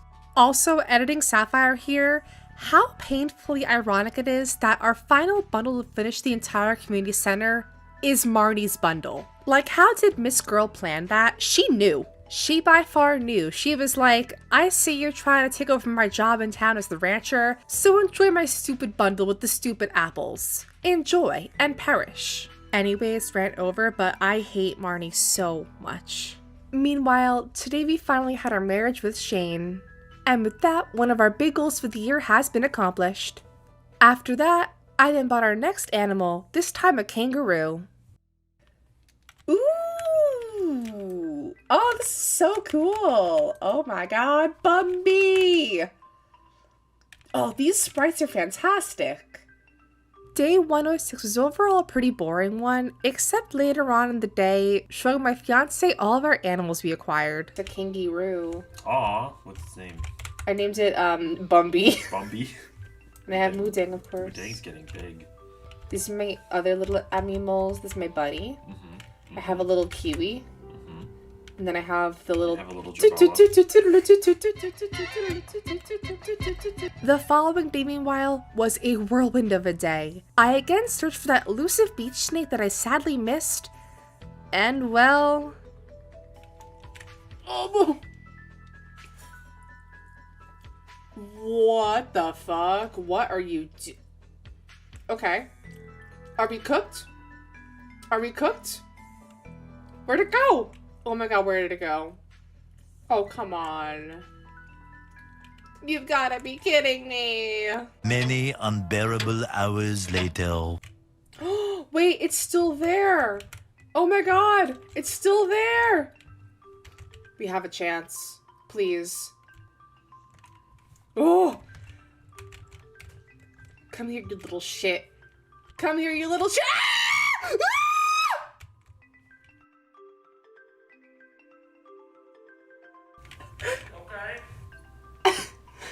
Ah! A snake attacked me and it scared me. Alright, well, I did it! On day 108, I did some farm decorating. Meanwhile, day 109 marked our Winter Star Festival today. I gave Sam his secret gift, and then received mine. To add to our wonderful farm, I then bought an okapi that I named Wumbus, and then brought in our final critter for the year into Ivy. But here we are, our final day, with no community center still done. You might be thinking to yourself, what is she doing? What is her plan? Well, it all rests on a little apple tree that I planted 1 month ago today. And with that, fully finishing off the entire community center and my big goal for the year has been accomplished. With that though, that is my entire year of Stardew Valley as a rancher with all of my goals accomplished. Like all of our big Let's Plays for the channel, this one was just so much fun and honestly a big challenge for me, especially in the money realm. I really enjoyed all of our new mods for this year though, including all of our fun little animals and of course the bug mod as well. But with that, I of course want to say thank you to everyone who watched today. I hope you enjoyed today's video. And if you have any cool mods that you think I should try out, or any cool challenge related Stardew Valley videos, leave it in a comment below. But as always, a huge thank you to all of my subscribers, my channel members, everyone who has liked, commented, and shared a video of mine. I appreciate all of you so much, and thank you for watching. I'll see you all in the next video, so for now, take care, and bye everyone. Is it possible to beat Stardew Valley as a barista? Hello my friends, my name is Sapphire, and today I played 100 Days of Stardew Valley as a barista. We got coffee, we got tea, we got little pastries, we got it all here. So place your Starbucks mobile order, and let's get into the rules. As Pelican Town's one and only barista, I am putting limits on what I can sell. And this includes coffee products, tea products, and certain cooked food items like pastries, cookies, and cakes. Lastly, I can also sell honey. And with that out of the way, here are my goals for this challenge. Of course, build from the ground up my own coffee house, grow the most beautiful bee garden, finish the community center, try and cook as many recipes as possible, and the biggest goal of all, make $1 million! Or gold. With that out of the way, one last piece of housekeeping, I am playing a modded Stardew Valley save file to make this experience more fun for both you and me. The bulk of my mods mostly cover aesthetic and content changes, but I also downloaded a mod that lets me grow coffee in fall as well. I'll have every single mod linked down below for your leisure. So sit back, grab your pumpkin spice latte, and let's jump into 100 days of Stardew Valley as a barista. Alright, day 1, let's get into it. Our journey, of course, starts on the character customization screen, and for this playthrough, I decided to name my character Faye, since it seemed like a really cute name for a barista owning her own coffee shop in the forest. I also chose this cat in the forest farm layout, and then we were off. And quite frankly, I was terrified by this run. I feel like when starting a new Stardew Valley save file, it's obviously super important to make as much money as possible. But with my run, actually getting that money was a different story. How would I get coffee beans? Could I actually befriend Caroline and get tea leaves? Do cookies sell for any money? These were the burning questions in my soul, but I swallowed those fears and got to work regardless. The first steps on the new farm will be getting level 3 farming and foraging as soon as possible to start crafting bee houses, since honey would be a pretty reliable source of income for the game early on. So after checking out some of the new modded recipes I could make, I planted my parsnips and chopped a bunch of wood. And after running out of energy at basically 10 in the morning, I made a stop at the Star Drop Saloon. And you guys, there were tons of new recipes, like a lot. Oh my god. Oh god, this is so overwhelming. I didn't even know where to start. But I next headed to Pierre's, check out his seed selection, and you guessed it, you guys, it was so many different seeds. Like, so much. I don't play a lot of modded Stardew Valley, so this was my first big experience with the modded side of things, and oh my gosh, how do you guys do it? I was honestly so scared of wasting any of my precious gold, I didn't even know what to buy. So I instead bought wheat flour to make toast. I had no idea if this was even profitable in the game, but there was only one way to find out. Whoa! 725? Okay, that's the new hack apparently. With this new discovery, I only had one choice. I bought all of Pierre's wheat flour and made as much toast as humanly possible. I also chopped trees to get level 2 foraging, met Willy, got the fishing rod, gave Caroline her first gift to increase friendship, and made bank overnight with my toast. Business bros absolutely hate her. On day 3, meanwhile, the horrifying thought struck me that I would need to get level 8 farming to unlock the kegs. I don't know how I would do it, but I'd have to, unfortunately. So, with my toast money from overnight, I invested in all of the spring seeds to help me reach level 8 as soon as possible. I also chopped more trees today and started laying out a tree farm for syrups. Day 4 was the first farming disaster. I've already suffered enough, really? I have already suffered through enough. But at least today I bought some cauliflower seeds to make up for it. The next day was my very first parsnip harvest, and although I couldn't sell any parsnips, these would be great fuel for mining and farming. I also adopted a cat named Java, reached level 1 farming, bought more seeds from Pierre, unlocked the mines, and started my descent to the ice levels, since such sprites have a small % chance of dropping coffee beans. On day 6, I crafted a bunch of scarecrows and spent the morning watering all of my cauliflower seeds. And then, with my toast money, I decided to do something a little bold. Order a coop. Let's face it, you guys, any proper cafe will have tons of egg breakfast products. So this was basically a necessity. Afterward, I bought a couple recipes from Gus, and some of the weirder seeds from Pierre. Genuinely, I have no idea what fowl seeds or rabbit vine seeds do, so I guess we'll find out together. With raining good luck on day 7, I journeyed back to the mines to try and reach level 40 ASAP. I ended up hitting floor 20, bought some more recipes from Gus, and then called it a night. On day 8, I gave a gift to Carolyn, planted some potatoes, and sold more toast. I also chopped trees today to reach level 3 foraging, unlocking tappers. On day 9, I received a note from Lewis for a brown sugar recipe. And side note here, but look how adorable this note is. Modded stuff goes hard. And speaking of birds, my coop was now built, and I could purchase some chickens. Except Marnie wasn't working today, as per usual. So instead, I crafted some tappers to get tree syrup. I would need oak resins for kegs, and maple syrup for bee houses. On day 10, I bought 2 chickens from Marnie, and named them Benedict and Omelette. This is a coffee run after all, so all breakfast food names will be used in this playthrough. Afterward, I returned mining today, making it 5 more floors down. And the following day, I expanded my toast empire, selling 100 toasts, earning me, oh my god, 14,000 gold? What the heck? Also today, I went mining again, reaching floor 30. On day 12, Demetrius stopped by the farm, and for this run, I chose bats. Also today, my rabbit vine also grew, producing me rabbit. Is this... Oh! A gamey cut from a rabbit? That's so gross. Day 13 was the Egg Festival, and the place where I would finally invest all of my toast earnings into.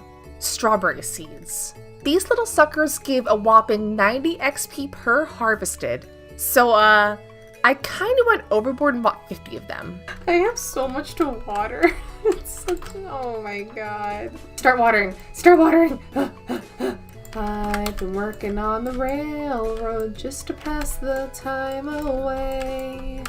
Can't you hear? Dinah, won't you blow? Dinah, won't you blow? Dinah, won't you blow your horn? Day 14, meanwhile, was very exciting. I was blessed with rain today, so I didn't have to water my bajillion crops. Thank you, Yoba. I also reached level 2 farming, and my chickens produced their very first eggs. And with the eggs, I cooked a fried egg and a croissant. I also bought a coffee bean from Traveling Cart Lady. A bit overpriced, but a girl's gotta do what a girl's gotta do to get her coffee. I also bought a silo from Robin and reached 2 hearts with Caroline, unlocking her tea room and the tea sapling recipe.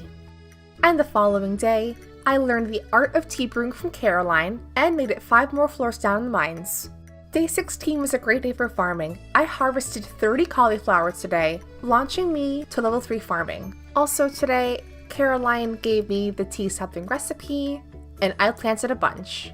To finish off my day, I cooked pound cake, pancakes, and hash browns. On day 17, I had my next big cauliflower harvest. Oh, is it ready? Oh, we're gonna have big cauliflower today, lads. Big cauliflower day, lads. And after watering my strawberries, I reached floor 40 of the mines and could now focus on collecting iron ore for bee houses. And on day 18, my first maple syrups were finally ready, which was perfect timing since I could start crafting bee houses now. I also bought more seeds from Pierre and then cooked more toast, croissants, and pound cake. The next day, meanwhile, was a big spending day. Today, I finally bought a barn from Robin's to start getting milk and cheese products, and I also visited Pierre's to buy some modded seeds, including chamomile and rose starts. And overnight, I earned the Cowpoke achievement, which was kind of crazy to me. Who knew selling toast and pound cake was so profitable?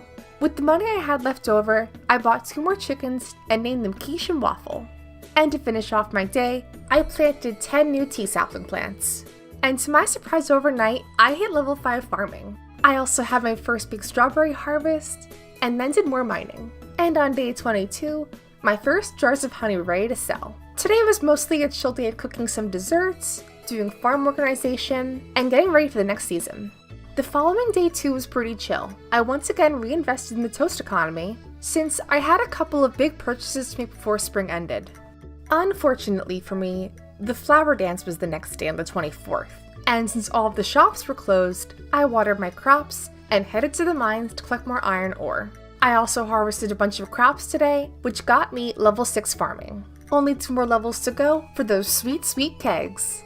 After my second strawberry harvest on day 25, I made the ultimate decision to purchase my JoJo membership.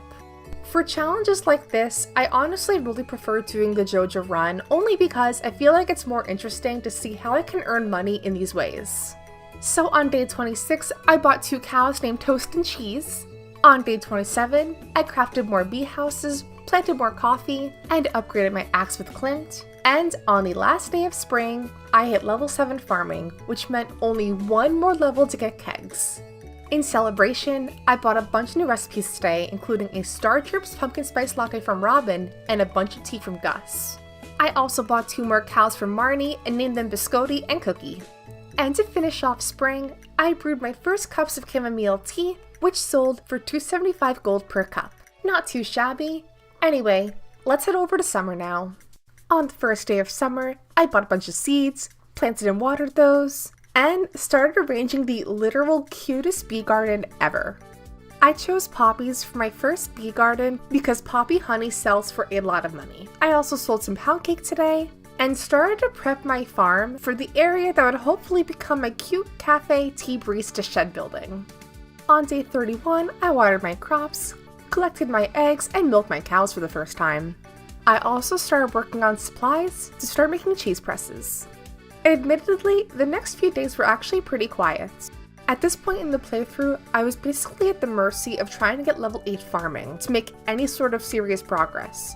So, I watered my crops, took care of my animals, and cooked more pound cake and toast on days 32 and 33. On day 34, I built the area for my keg production, but I would just need level 8 farming now.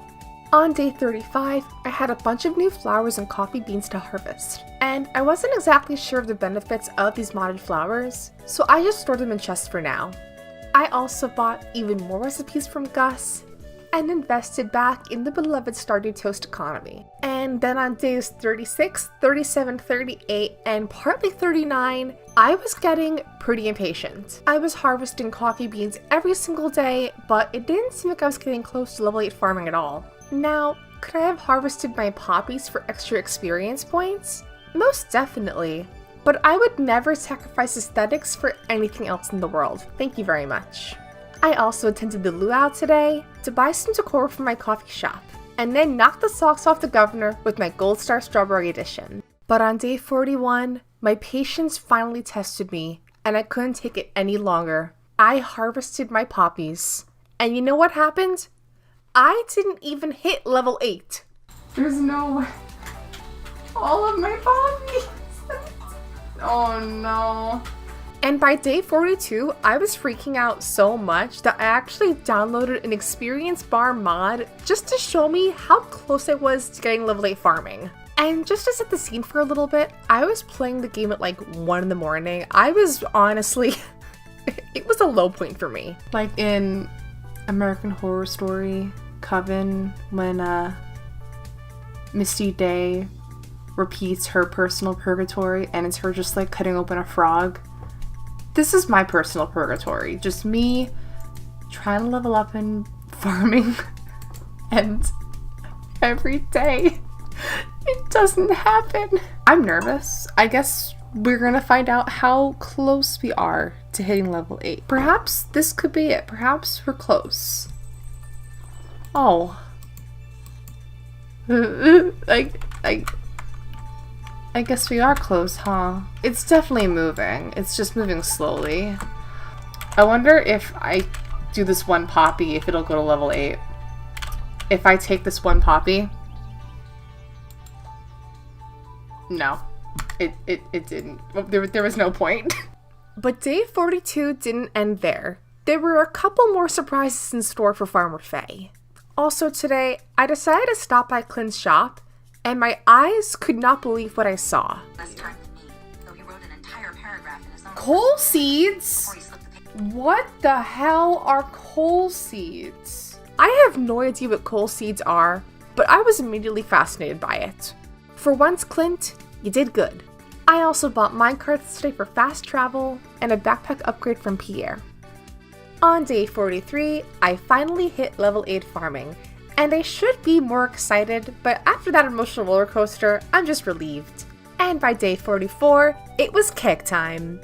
I made 13 kegs off the bat, also earning me the DIY achievement.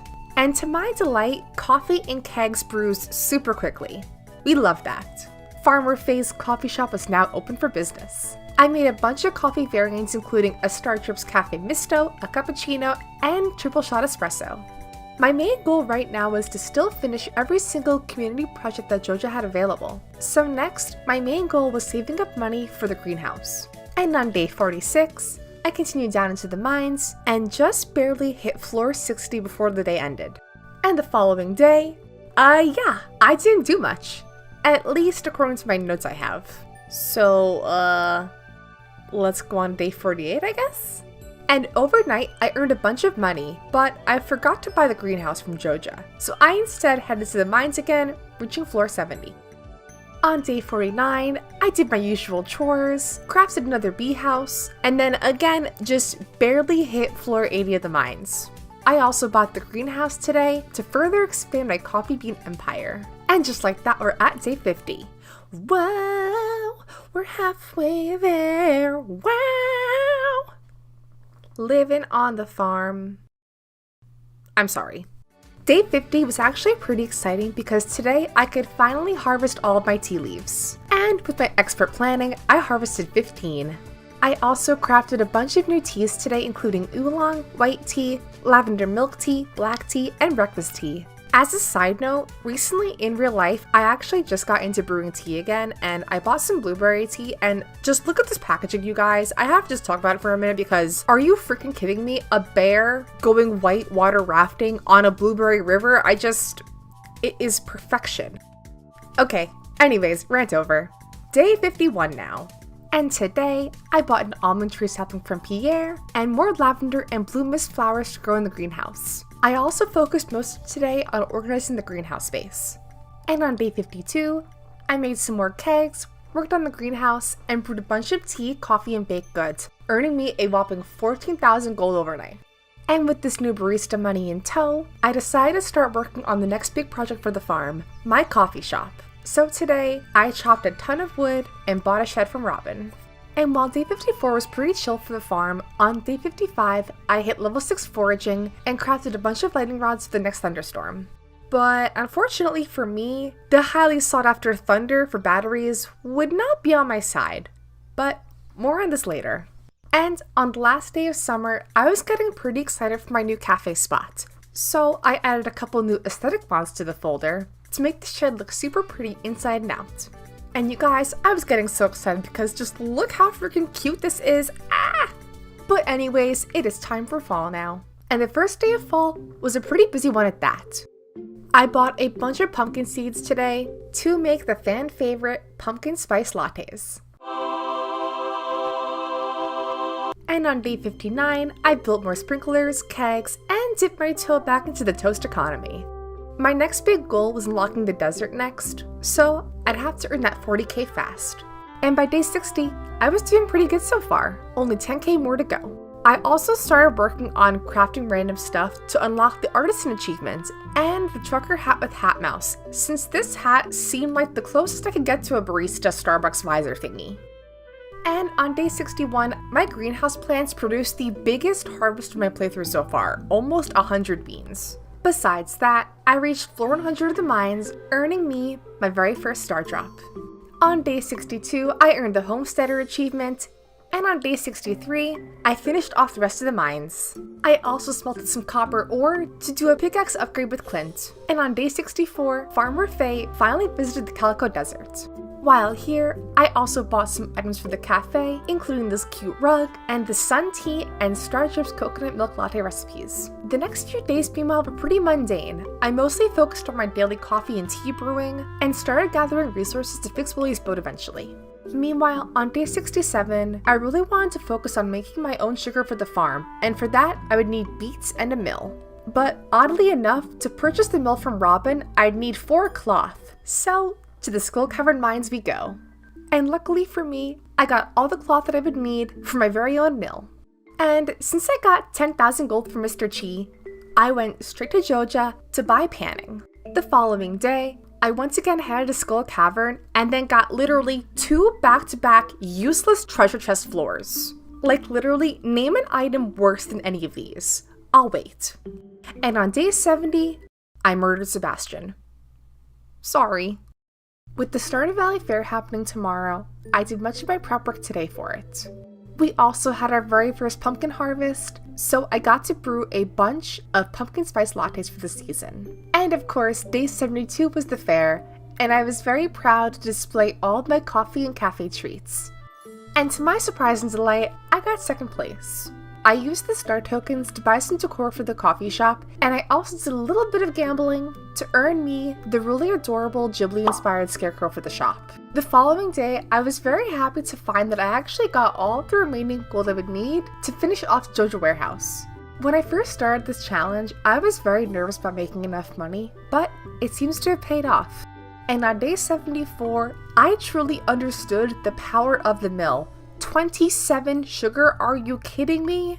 Okay, legitimate question here. Has anybody actually used the mill in this game? Because you know what? This is pretty game-changing. And at day 75 and 3/4 done with this challenge, I upgraded my barn and got the Joja cutscene. And with this, the following day, I got Willie's note, which meant fixing the boat and doing Ginger Island. But at this point, I didn't have any thunderstorms. And if you were here for my hat challenge, you would know how nightmarish it is to get batteries in this game sometimes. But don't fret, my loyal subscribers, I have a plan. With my new big barn on day 77, I bought 4 new cows, naming them Nutmeg, Cinnamon, Ginger, and Murray, because my friend Ava told me to. With winter just around the corner, I also started planting more coffee beans in the greenhouse. And also today, the traveling cart lady was selling duck mayonnaise, which I promptly bought. If you know, you know. Perhaps our pal Pinky Lemon here would be our barista worker. Day 78, meanwhile, was pretty exciting because today marked the first day of tea leaf season. And today, I got a whopping 30 tea leaves. And that'd be 30 leaves every single day. That's a lot of tea. And the following day, I brewed more tea and coffee and started working on gathering all of the stuff to fix Willie's boat, including smelting iridium and gathering hardwood. On day 80, I upgraded my axe with Clint. It also rained today, but no lightning, which was super unlucky for me. I then continued brewing coffee and tea on days 81 and 82, and day 83 was the Spirit Tea Festival, which meant only one more day tomorrow to get lightning and thunder. It was now or never. But unfortunately, the rain gods did not bless me. So, how could I possibly reach Ginger Island now? Certainly, I would not dare attempt to try what I did for my hat challenge, which was painstakingly trying to grind iridium bats to drop batteries. Oh no, I had a much easier solution this time, guys. Albeit a little cheeky, that involved selling all of my chickens and buying a new one named 787. So this is the item spawn glitch, and this is a pretty fun glitch that Concerned Ape never patched out. Basically how it works is you buy a chicken, a cow, whatever you want, and name it a string of numbers that assigns to a specific item in the game. So for instance, 787 is batteries. When a character, for instance Marnie, says that person's name, it'll spawn the item in your inventory. So I spent the entire day today going back and forth, selling each chicken and buying a new one every single time to get 5 batteries. But eventually, they were mine, and you know what? I don't regret it, you guys. And on the last day of fall, oh would you look at that, Willie's boat is fixed. Day 85, the first day of winter. And to my surprise, the mods I installed also came with new winter seeds to plant, including mint seeds that George gave me. But seeds aside, we had more pressing matters to attend to. Ginger Island. It was here I found my first walnut, met Leo, and found a bunch more walnuts.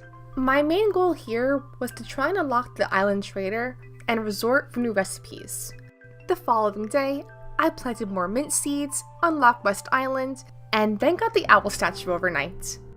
This would make for the cutest decoration for my cafe. Besides that, I mostly focused on trying to earn more money for the catalog, which was a whopping 200,000 gold, plus having to upgrade the farmhouse for 10,000. I don't know why I thought the catalog was like only 100,000 gold, but this was a shock to me.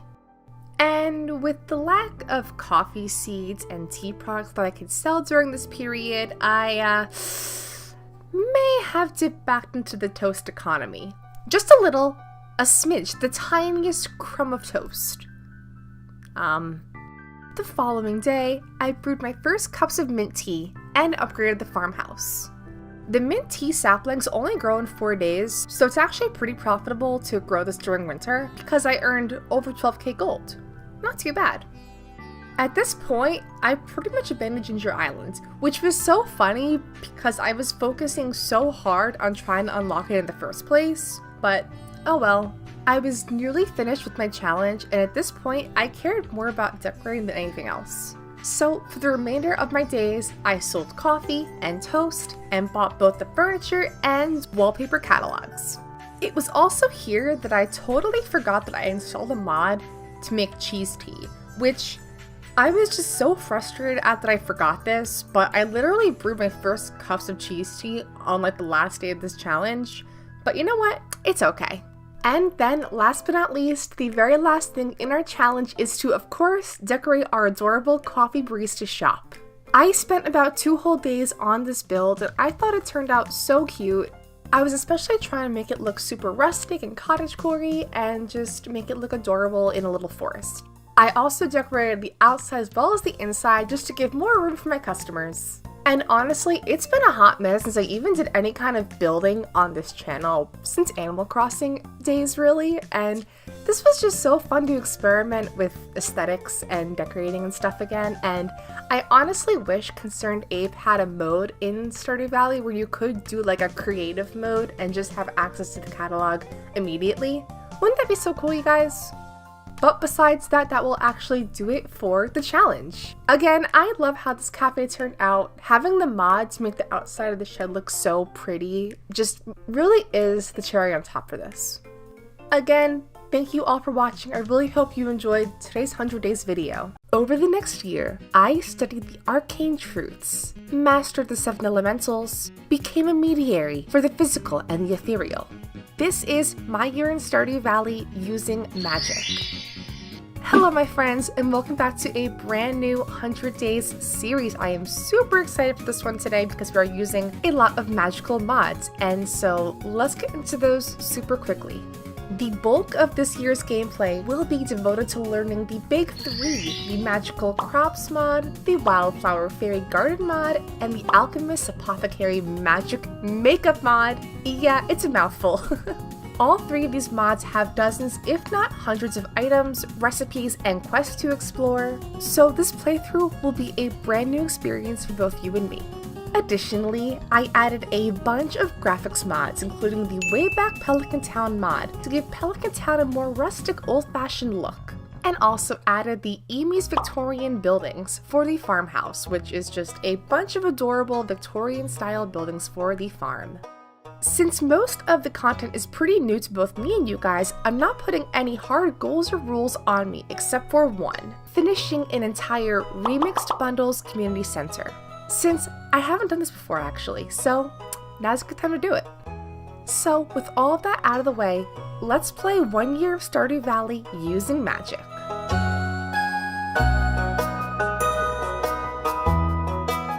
Like all of our playthroughs, I started off on the character customization screen, where I unintentionally themed my entire farm around Stevie Nicks. But you know what? I'm so here for it. After some very careful consideration of Stevie's outfit, we were finally off, where it didn't take us very long at all to find our very first magical object, a literal crystal ball that makes cosmetics. I mean, is this the peak? Because this is amazing. Anyways, after planting parsnips and making chests, I visited Pierre's to check out his new modded seed selection, which did not disappoint. And yes, I did buy the fairy puffball seeds because of course I did. I mean, come on guys. Duh. I also bought one of each regular spring seed for good measure too. And to finish off my first day in Stardew Valley, I said hi to some villagers and did foraging in the valley for some new modded items including this meadow buttercup and honeycomb. On day 2, I got the fishing rod from Willy and pretty much just did fishing till I got all tired and tucked out. Day 3 was a very good day. I again did more fishing and also unlocked the fisherman achievement today. But then my power went out and I had to redo literally the entire day. Is this a bad omen? I kind of feel like it is. Anyways. The following day, I finished meeting all the Pelican Town villagers, and again, did more foraging around the valley for any new modded items I could find. Like most of my Haystaff playthroughs, usually day 5 is pretty exciting, but today I was extra excited for day 5, my friends. Since this time I'm doing a remix bundles for the community center, I had no idea what to expect, so I was extra excited today. I also adopted my cat and named him Merlin, and then just had to admire how cool the Adventurers Guild looked with the new modded aesthetic changes. Whoa, look how cool the Adventurers Guild looks. This looks so cool. After that, I went mining, picked up some goodies along the way, and at the end of the day, reached floor 10. Understandably so, I was way excited for day 6 when I could finally meet Rasmodius and explore the remix bundles. And after a brief visit by the wizard, it was finally time. Spring foraging, sticky! It's the sticky bundle! So yeah, it honestly wasn't too bad. Instead of the construction bundle, we now get the sticky bundle.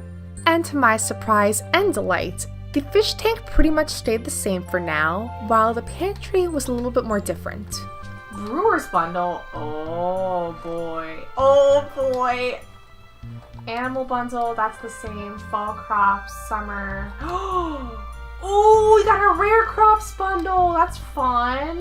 Again, not too bad, but for the most part, just pretty exciting and fun. Especially that brewer's bundle. Day 7 was a big donation day. I brought a crab, cave carrot, sardine, sunfish, bullhead, carp, and mussel all to different bundles.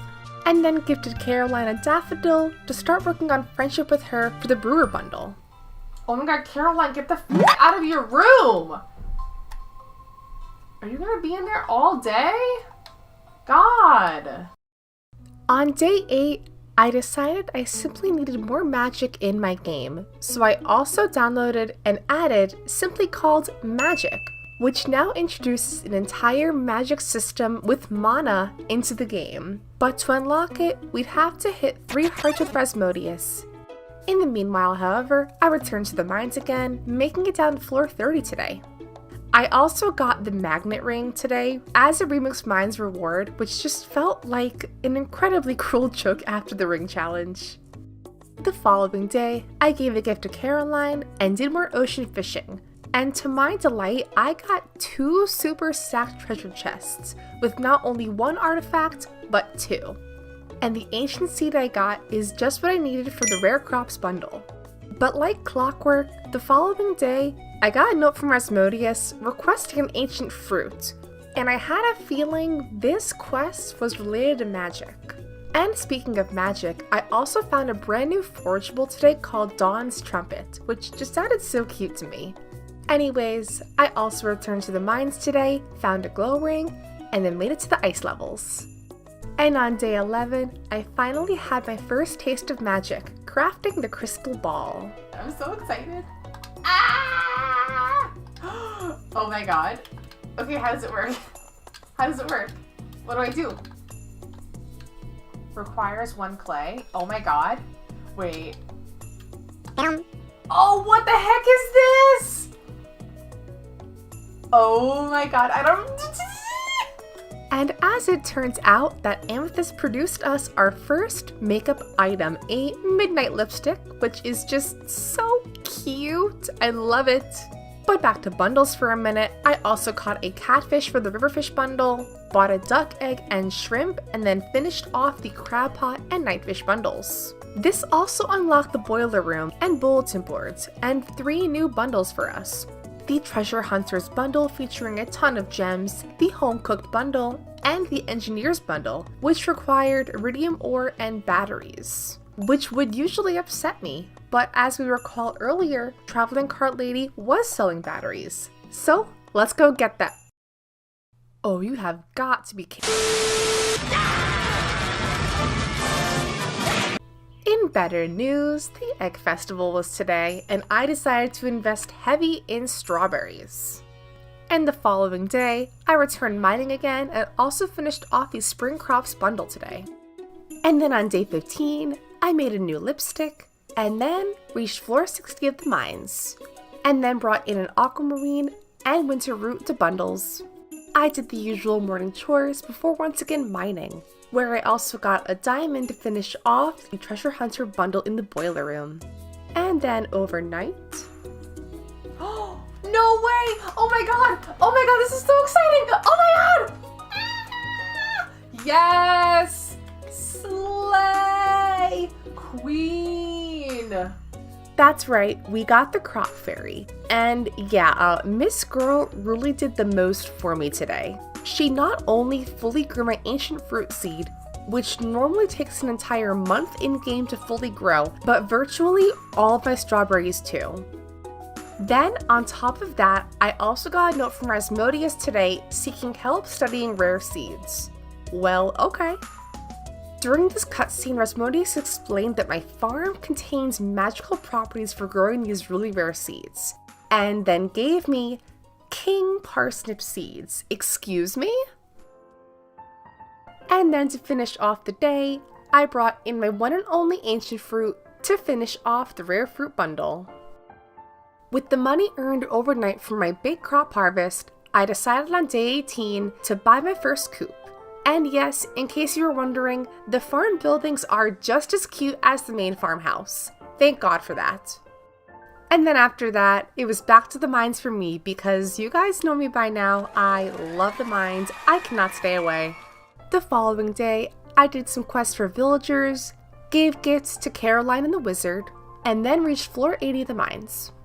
On day 20, I upgraded my axe with Clint, reached 2 hearts with Caroline, and then collected more iron and copper.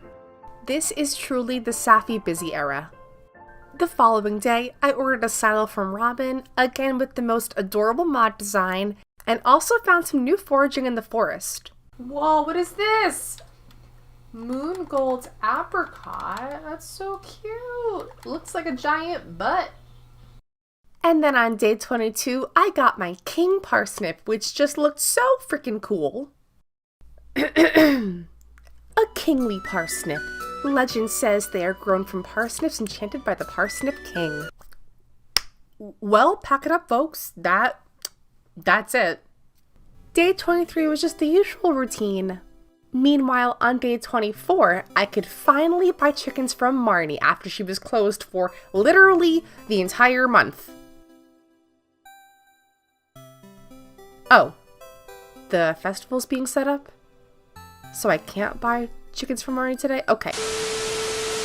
Okay, on day 25, I bought my chickens from Marnie.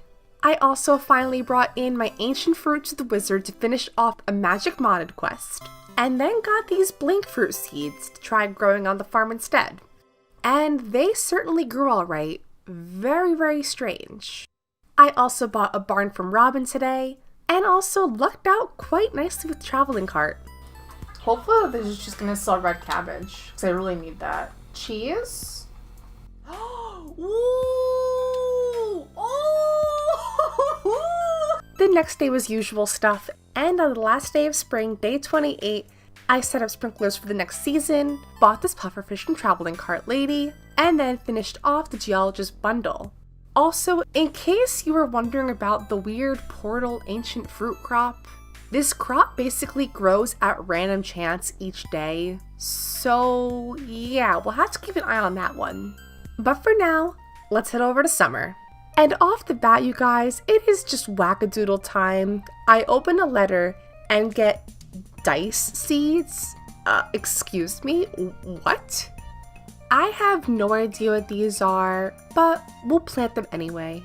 And after that, day 1 of summer was just the usual Farmer Sapphire antics. And then on day 30, Stevie graduated from regular farmer to full-fledged witch. So this is the Magic Mana mod, and there is just so much to unpack here. Our main magic hub is actually at Pierre's because we're going to use the altar of Yoba for all of our magic. And as we use the altar more and learn more spells, we can use the altar to upgrade our magic. The first step though was to learn more spells, and we do this through Analyze. Whoa! Shadow Wizard Money Game. Oh! I learned a spell! Water! So if I do Q3, oh my god, no way! I made it iridium quality? Oh, bro, that's the cheat code, are you kidding me? To quote Rumpelstiltskin from Once Upon a Time, magic comes with a price, and for all spells, there is a cost. For example, the enchant spell, which raises the quality of an item, it does cost money to do. Other spells, meanwhile, will eat up your mana bar, and some even require an item to perform. So, very exciting stuff coming up, but still a lot to learn. On day 31, I bought 3 cows and caught ocean fish for the bundles. The following day, meanwhile, I donated 10 eggs, fiddlehead fern, and a wood skipped bundles before heading mining. On day 33, I finally finished off the sticky bundle, bought some very exciting items from Traveling Cart Lady, and then got my very first star drop. With the best possible luck on day 34, I headed again to the mines today. And also lucky for me, I got a pomegranate from the Bat Cave, saving me a whole lot of time growing a tree for the Enchanter bundle. Oh, freebie. Oh my god, please. 2 more. Oh! 1 more. Oh! Yup, I also finished off the mines today. Then the following day, I discovered a new spell that would change my life forever. Teleportation. What? Oh my god, there's no way. That is so insanely cool. Wait, so like, what? No, no, no. That is so cool. That is literally so convenient and amazing. Funny, cool, and amazing and cool and convenient and cool. Are you having a stroke over there? No, having a magical moment. On day 36, I donated a poppy, mushroom, pomegranate, and pepper to bundles before more mining. Then the following day, my weird dice crop grew to give me casino coins? Coins that can be sold for money, which, for the record, sell for jack. So this is useless to me. I did some prep on day 38 to craft lightning rods, and then also brought in a sunflower, red cabbage, and iridium ore to bundles. The luau was on day 39, but more excitingly, a thunderstorm on the horizon. I'm not sure if it's just my horrible luck on this channel, but seeing a thunderstorm for batteries just brings me to life. I also harvested a bunch of new plants today, including Arctic Fox and some Rebel plants and more casino coin plants. And since the luau is today, let's run a little experiment.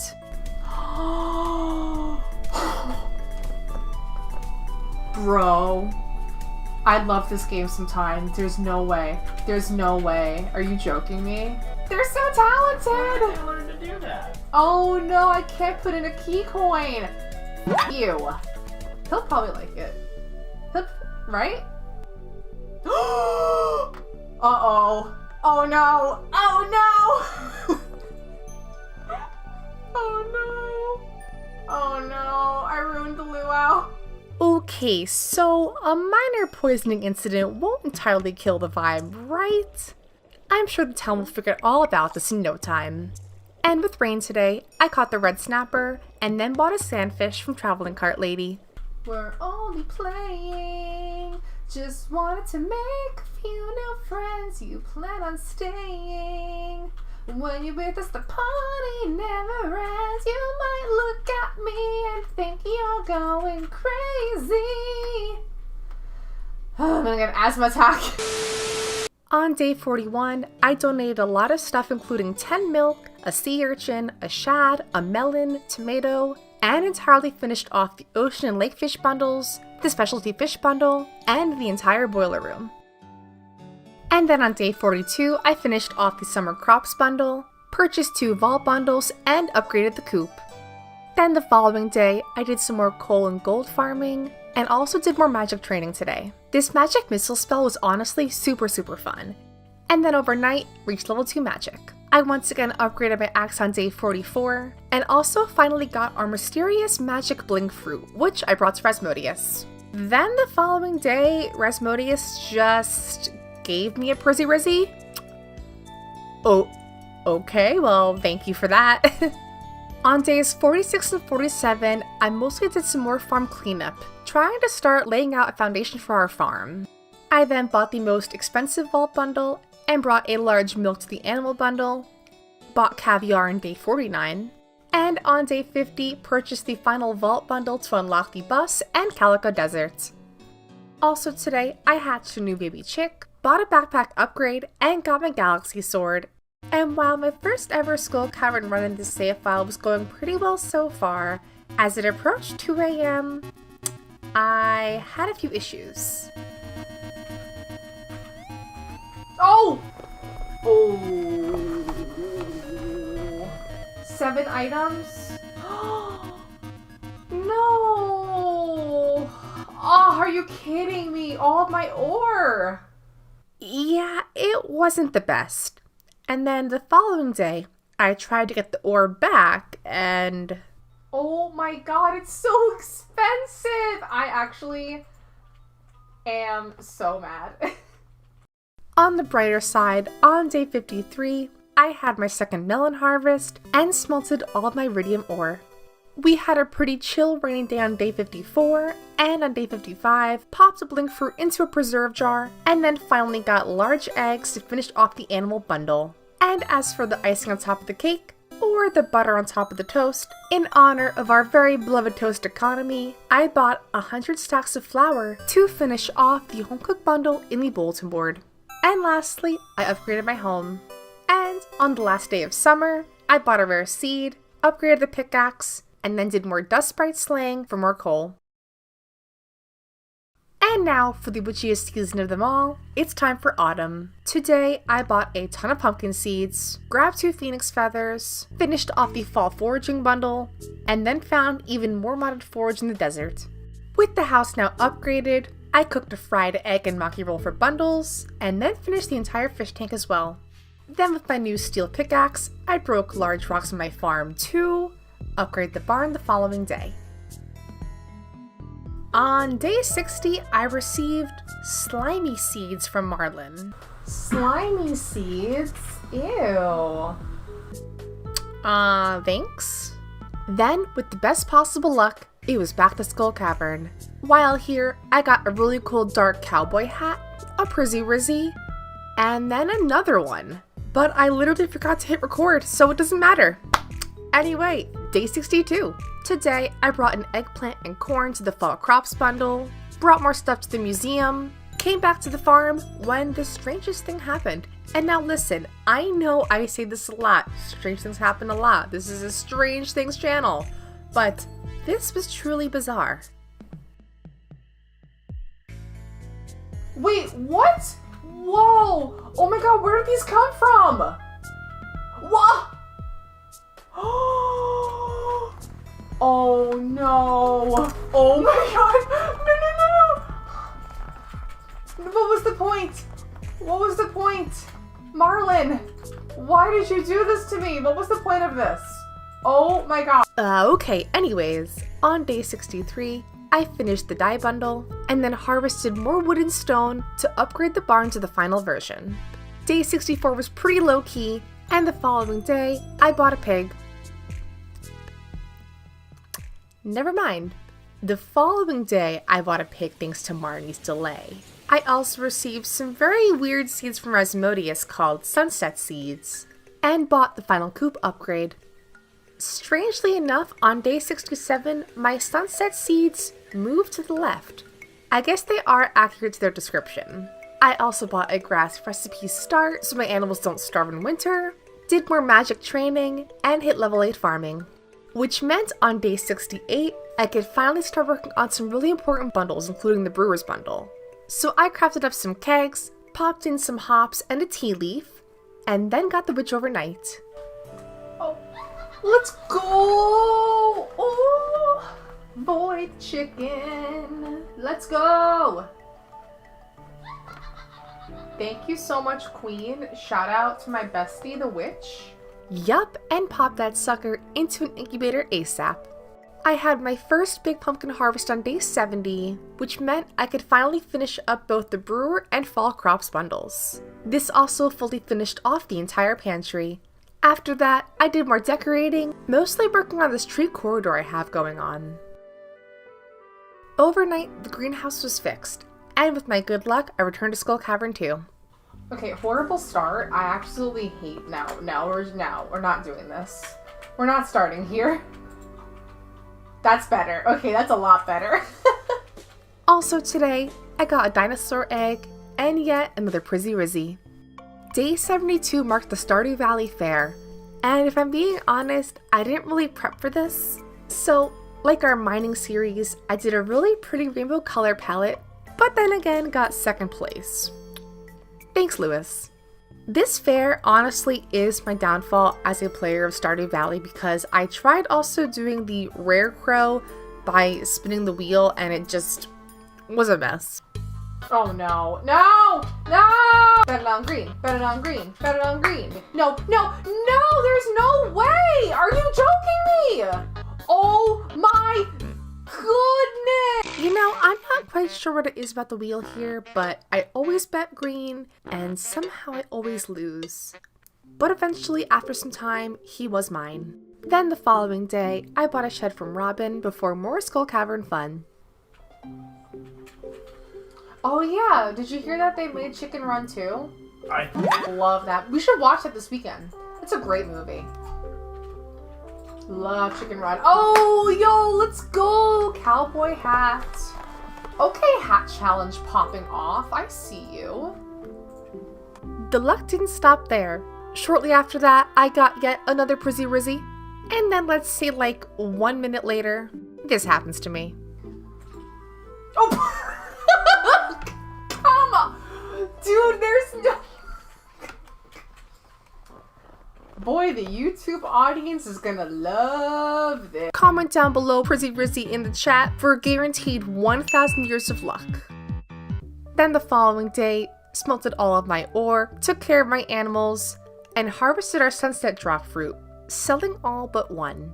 On day 75, we hatched our new void chicken, sold some animals effing chat, and then got this from Traveling Cart Lady. Oh, yo, there's no way. And just like that, finished off the Enchanter's bundle.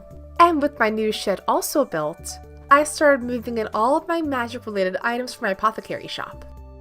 On day 76, I crafted more crystal balls for the apothecary shop, and did some good old-fashioned Sprite slaying. My pig also produced its very first truffle today, finishing off the entire chef bundle. This also meant the final 2 bundles to finish off were the research and winter forage bundles. Besides finishing the community center, my other big goal this year was having a fully decorated farm, so I definitely wanted to try purchasing both the wallpaper and furniture catalogs. The following day, I crafted more sprinklers and bought pumpkin seeds to start working on the greenhouse space. I also ordered this well from Robin for more farm decor, and then used magic to water all of my crops because why would I ever use a watering can ever again when I have magic? Then on day 79, I did some prep for my horse stable, and on day 80, I bought it. I also used this chance to move my shed to its new permanent location on the right side of my farm. On day 81, my sweet gem berry fully grew, so I brought it over to Master Cannoli for a star drop. I also brought in 3 more artifacts to the museum, and at this point, needed only 3 more to unlock the sewer and Krobus. On day 82, I got my horse and named him Maximus, and then again did more farm decorating. Day 83 meanwhile marked the Spirits Eve festival, and I have been waiting for this day for one item in particular, the golden pumpkin in order to tailor the witch's hat. Now I was finally a full-fledged witch. And just in time too for the start of winter, and hopefully finishing off those 2 bundles. Unfortunately, I didn't find a Nautilus shell today, but I did get my snow yam to finish off the entire crafts room. Overnight, the bridge to the quarry was fixed, but again, no Nautilus shell. I also realized I probably couldn't afford the furniture catalog from Robin, so I instead hoarded all the furniture. I also attempted to try and sort my mess of an inventory for any semblance of theme. It did not work. But hey, day 87, I found the Nautilus shell and fully restored the community center. The following day, I received the Stardew Hero trophy and also absolutely murdered Morris. Sorry about that. With my big goal out of the way, it was time to get decorating. For my apothecary shop, I really wanted to have makeup items on display, and so I sought out very specific items to make makeup out of. This included basalt to make Mars lip gloss, crocus to make a misty perfume, and then grabbed coral and urchin for some eyeshadow palettes. Then on day 89, I collected hardwood to fix Willie's boat, and then did more Skull Cavern mining. I also bought this cute blue bonnet from Maximus, and it wouldn't be a proper Haze Saffron without getting yet another Prizzy Rizzy along the way. The following day, I sorted my inventory, chopped more hardwood, and learned more spells. I decided to use the guide provided by the mod developer, and to my surprise, there were a lot of spells you could learn. For example, casting the Analyze spell on a ladder in the mines would unlock the Descending spell, which as it sounds would allow you to descend the mines. I also unlock spells for Blood Mana, Haste, which increases movement speed, a Shockwave spell, and Photosynthesis, which will grow crops to the next stage if you sacrifice Prismatic Shard. These spells were just super creative and I was just so in love with this. On top of it all, I received more seeds from the wizard containing balance seeds. I once again had a big pumpkin harvest on day 91 before fixing up Willie's boat. I also practiced magic more, but was mostly curious about the Shockwave and Descend spells. Oh my god, there's no way! You guys, there's no way! I mean, it's definitely eating up the mana bar, but like, bro, that's actually insane. That's actually, but then here's the thing. I have blood mana. Catalyst your life, so I can just die. I can just use up my health to regain my mana. Oh, okay, gotta be careful. I wonder what Mr. Key would say about this. He wouldn't be happy, probably. He'd be like, skipping out, huh? Skipping out on the levels, huh? Oh my god. I cannot make this up if I tried. Anyways, overnight, Willie's boat was repaired, but before Ginger Island, I cracked open more geodes. When my plans were dashed by the dreaded Festival of Ice. Probably the most hated festival in Stardew Valley, if I'm being honest. I just hate this festival so much with a passion. Anyways, with some time to burn, I instead focused on the Dark Talisman quest, which required me to retrieve Rasmodius' stolen ink from his ex-wife, the witch. Wow, what a sentence that was. The following day, I unlocked the sewer, and then boarded Willie's boat for the first time for Ginger Island. And look, I'll be the first to admit I did use some magic to get some walnuts, but I mean, tell me you guys wouldn't do the exact same thing if you had teleportation. No, it's so funny. It's so funny, you guys. Come on. No, this is the best. Tell me you wouldn't do this if you could. I then met Krobus, and to my delight was selling a bunch of new saplings, which I bought today. All was well in the valley, until overnight I got this. Wait a minute. Did I get the meteor? There's a spell for the meteor! Oh my god, wait a minute. Where did it land? I learned a new spell meteor! Oh my goodness! That's actually so crazy! Oh my god. I gotta check this spell out. Yes, my friends, the meteor in fact unlocks magic, and this spell was just so cool.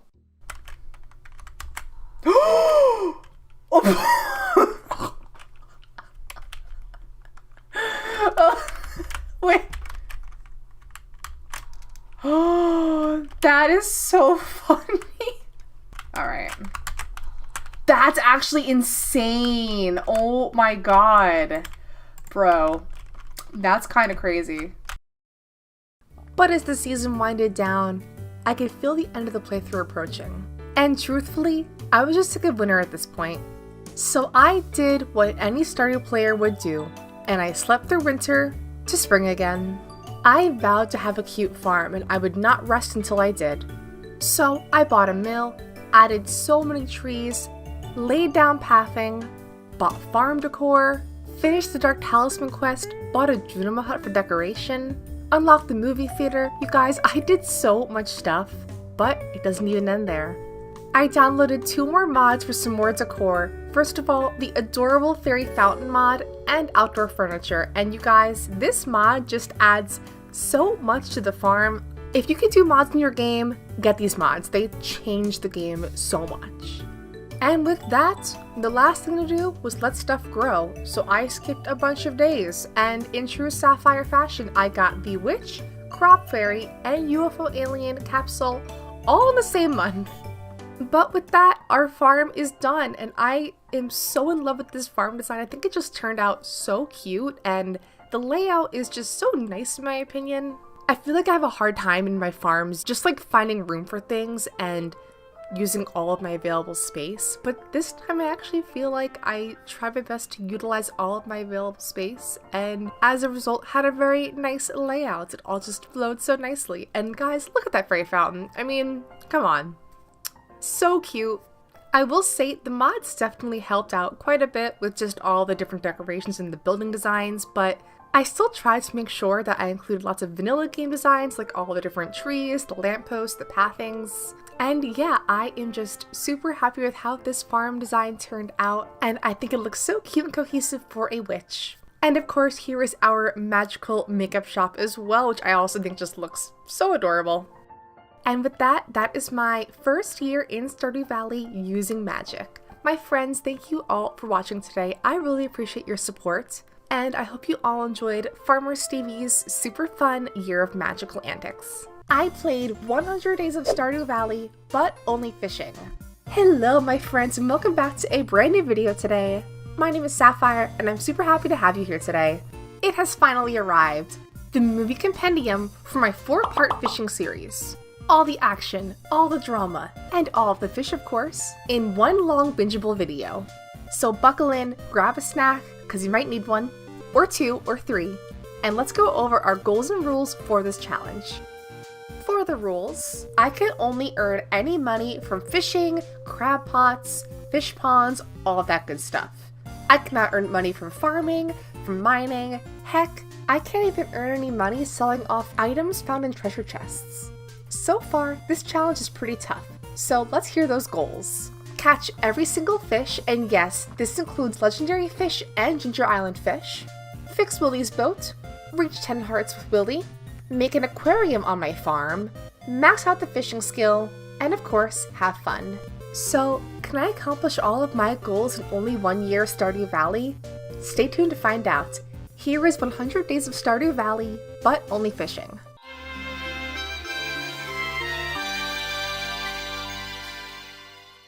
Without my trusty fishing rod on day 1, I pretty much spent the day clearing up my farm and making some chests. I decided to set one chest aside to store at least one of each fish for my aquarium. And without much else to do today, I called it a night at 10:30 in the morning. Day 2, on the other hand, got much more exciting. It was today that I received Willie's famous note and headed on over to the beach for the very first time. It was here that I received my very first fishing rod, officially starting this challenge. I caught some of the spring ocean fish, sold some fish to Willie, and then caught more fish in town, sold some more fish, and then reached level 1 fishing overnight. On day 3, I went fishing. This is a fishing challenge, duh! I was honestly very tempted today to go for the catfish, but I knew my fishing skill was way too low to actually catch one. So instead, I focused on catching more spring fish in the mountain lake area. Also today, I earned the Fisherman Achievement. Oh my god. You know, I was wondering why my stomach hurt constantly, but I think it's because I've been sneezing constantly. And it's ruined my stomach. Overnight, I got level 2 fishing and ventured out on day 4 to do the most important thing for my challenge. Fish up the secret boat painting only available on the beach farm. Then I returned to the beach to catch more fish for money. And then overnight, I leveled up my fishing skill to unlock the recipe for crab pots. Day 5 also meant the mines were now open, and at this point, I would need to at least reach level 100 of the mines to catch all of the mine's fish. This includes the ice pip, the ghost fish, and lava eel. But with bad luck today, I opted for more fishing. And with the money I earned so far, I upgraded my fishing pole to the fiberglass rod, and set out to catch the elusive catfish today. But, it didn't go as planned. Come on, please. No, no, no, no! No, no, no, no, no! Until finally... Oh my god, please. Oh my god. Ah! Ah! Finally. With decent luck on day 6, I decided to go for the mines today. And with my newfound knowledge of mine speedruns, I flew down to floor 15 in no time. On day 7, I used the chair hop glitch to catch my wood skip, and it was also here that I realized I would need to donate 60 items to Gunther to unlock the sewer key and catch the mutant carp. So I am super glad that I threw away literally every single geode the previous day. Also today, I got the community center cutscene, but for this challenge, I'm actually gonna go Joja route. Okay, hold on guys, don't freak out, let me explain why. So in my latest Stardew Valley video before this one, I actually already finished the entire bundles, and yeah, I just don't want to do it again. But number 2, I honestly think fishing in this challenge and trying to earn enough money for each Joja project will honestly be more of a challenge. So that is the plan, and nobody can stop me. On day 8, I returned to the mines today and made it down to my first fishing milestone, level 20, where I caught the ghost fish and stonefish, which quite literally might be the most forgettable fish in the game. Like, does anyone know this guy exists? Wait, they're actually real? What? Stonefish are venomous, dangerous, and fatal to human. What? Okay, anyways, overnight, I reached level 5 fishing and chose the fisher profession. With rain on day 9, I did my best to catch as many catfish as possible. They sell for a lot of money in the early game, and they're one of Billy's loved gifts.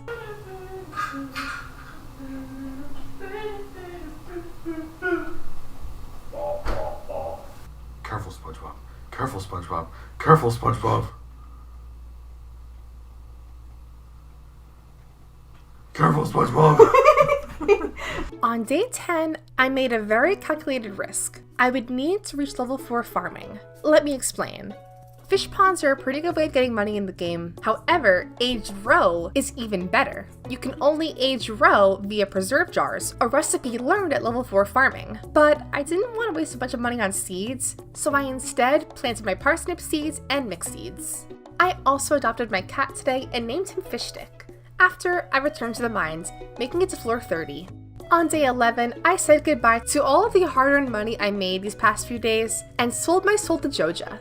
And after, I returned mining. My main goal was to reach the ice levels in order to start getting iron ore. This would go toward crab pots, another pretty passive way of earning income through fishing. After reaching floor 40, I did a bit of iron mining before heading home. Day 12, meanwhile, was devoted to my crab pot empire. Day 13, meanwhile, was the Egg Festival, but since there wasn't really anything useful for me to do there, I spent the entire day fishing.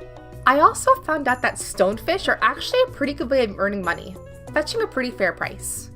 Day 14, meanwhile, was more rain, so I did more catfish hunting to keep earning more and more gold. I will admit, I was getting a little nervous that I wouldn't be able to actually finish off the entire Joja warehouse in time, so I just did my best.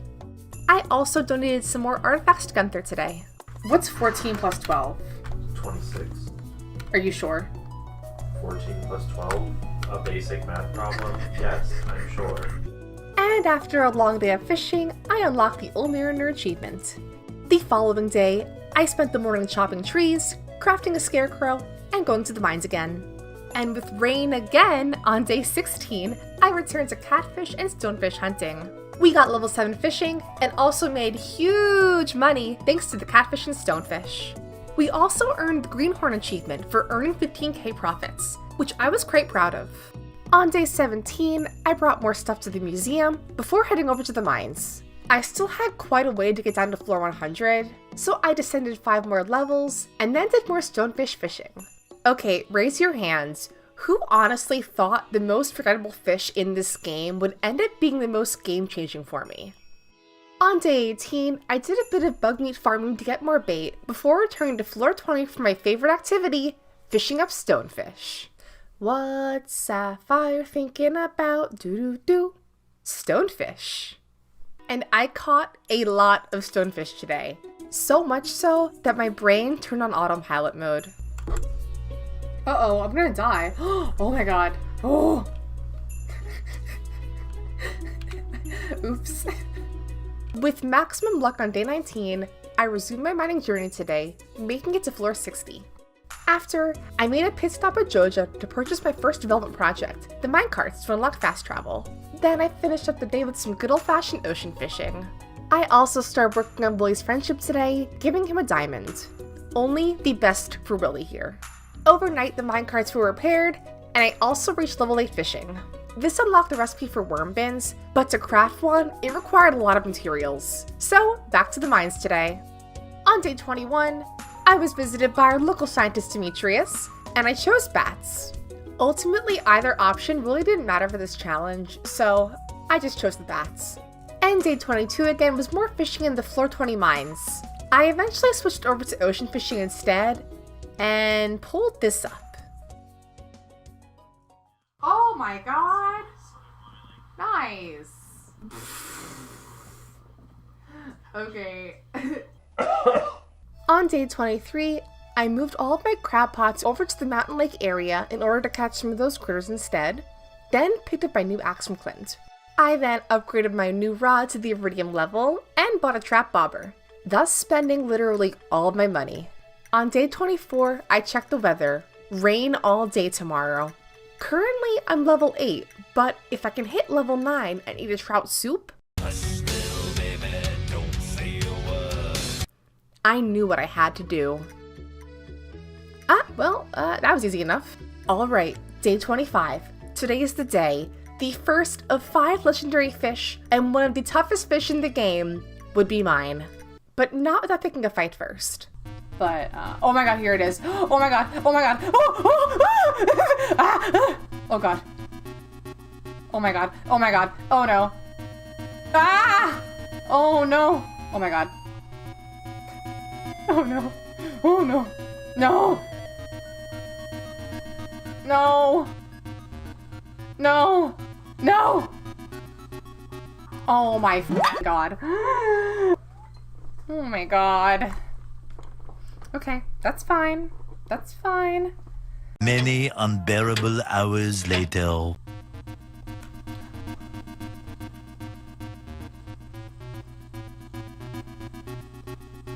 No way. That was so easy. Oh my god. I actually hate this game sometimes. Bruh. That was so easy. Okay, well, I did it. With once again even more rain on day 26, I hung out in good old Pelican Town catching more catfish. And the next day was pretty much the same, but this time with my new bestie, the stonefish. I also brought in new artifacts to the museum today, including a ruby, the dinosaur egg, I'm sorry everyone, the ornamental fan, and the strange doll. To finish off my day, I gave Willie another gift. And on my last day of spring, I did more fishing, of course. This time the ocean. On to summer we go.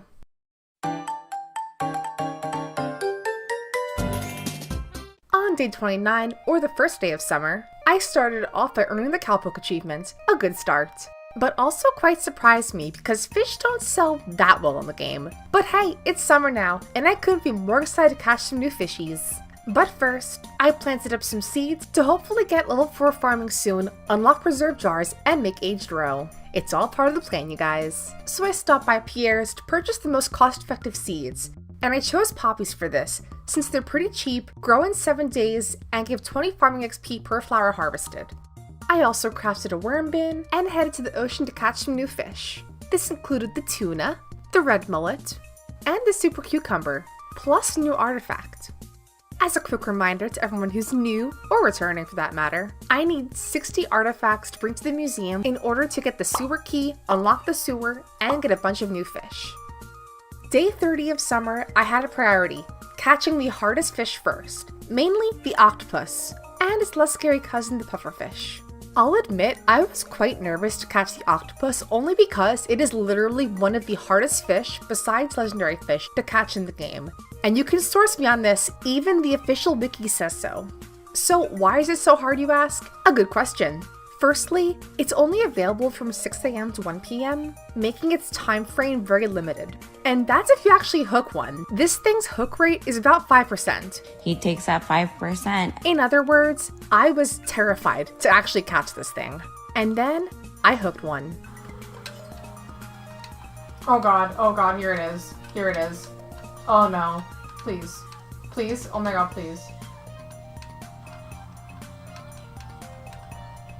Please. Please. My friends, this struggle went on for several minutes. Literally, like 5 minutes, maybe. It was tough, but I was not gonna give up this easily. Please. Oh my god. Yes! Yes! First try! Oh my god. I didn't breathe for that entire time. Coming off the success of that catch, I caught even more new summer fish. This included the rainbow trout, a pike, and dorado. And overnight, I hit level 10 fishing. Consider that goal number 1 accomplished. After bringing more artifacts to the museum, I headed for the mountain lake to catch my next hardest summer fish, the sturgeon. I knew I'd need multiples of this guy to put in fish ponds later for caviar, so I got to work catching as many as I could. On day 32, I chopped more hardwood to level my foraging skill. Then I went mining. I made it 5 more floors before stopping there for the day, returning to the ocean for more fishing. The following day, I was pretty busy. With a little extra luck, I returned mining firstly, and then headed to Joja to buy my second development project. And lastly, I headed over to Robbins to buy my first fish pond. With very low funds on day 34, I returned to the ocean to boost my funds a bit. It was here that I caught my very first puffer fish, adding it to my catalog of caught cuties. To finish off my day, I gave yet another gift to Willie. On day 35, my first fish pond was ready, so I grabbed my extra sturgeon from the chest and threw him right in. This is your home now, buddy. I hope you like it. Then, it was back once again to the ocean. It was here that I actually caught another octopus, so that was pretty exciting. At this point, I was feeling pretty confident in my fishing skills, so I figured it was no better time than now to catch the next legendary fish, the crimson fish. But first, we'll have to fix that bridge up. Then it's just about waiting. Ah! Ooh. Jump scare! Jump scare! Easy. Easy? Uh-oh. Not easy. Uh-oh. Well... Yeah, like the octopus, I sat with this thing for a very long time, like an absurd amount of time. But finally... Easy. Oh my god, come on! Easy, easy, easy. And just like that, the crimson fish was officially mine. On the first try too, I might add. On day 36, my first batch of poppies were finally ready to harvest, bringing me to a level 3 farming. Just one more level to go until I can finally start making preserve jars. I bought a bunch more seeds from Pierre to finish the job up, then returned to the mountain for more sturgeon hunting. I also cracked open more geodes with Clint, and donated the chewing stick, the trilobite statue, petrified slime, calcite, and whatever this is. With extra luck on day 37, I once again returned to the mines, this time reaching floor 85. And with the rest of my daylight, I did more beach fishing, of course. The next day, I was finally blessed with rain and could finally catch a new fish, the red snapper in the ocean. After easily catching that little guy up, I returned to the secret woods to catch more catfish today. Catfish is one of Willie's loved gifts, and I had a long way to go to max out friendship with him, so I got to work. On day 39, yeah, I wasted my entire day, guys. So originally, I was trying to chop down as many trees as possible to reach level 6 foraging before the next thunderstorm. But that didn't work out exactly. So instead, I searched for a diamond the entire day for my stupid sturgeon pond, since these fish apparently crave diamonds. But I also couldn't find one the entire day. So, yeah, let's just go to day 40. Which ended up being much better for finding diamonds. Here, just take it. Are you happy now? No? I figured as much. I also did some bug meat farming and visited Clint's today to upgrade my axe. After that, I spent the day in the secret woods catching more catfish, and also caught 4, count 'em 4, hanging baskets. Why? The following day was pretty chill. I pretty much hung out by the ocean catching more fish to earn extra money. And on day 42, I picked up my steel axe and chopped wood for the entire day. Just don't ask. On day 43, meanwhile, I cracked open more geodes with Clint and brought this big site to the museum to earn the treasure trove achievement. I can't talk. I also upgraded my pickaxe with Clint and then did more ocean fishing all day. Overnight, I finally got level 4 farming and made absolute bank. Oh my gosh, that is so much money. The following day, I purchased my third JoJo project, the bridge, but still had a long way to go to unlock the greenhouse and bus. So it was back to fishing for this sailor. On day 45, I gave a yam to Linus, picked up my copper axe. I once again returned to the ocean for yet another exciting, thrilling, nail-biting fishing adventure. On day 46, I decided to finally hunt the ice pip. And while doing so... Oh my god! Oh my god, are you kidding me? Yep. Anyways, I pretty much sat by the floor 60 pond the entire morning trying to hook the ice pip, until finally, at 1 p.m. I did so. Oh, here we go.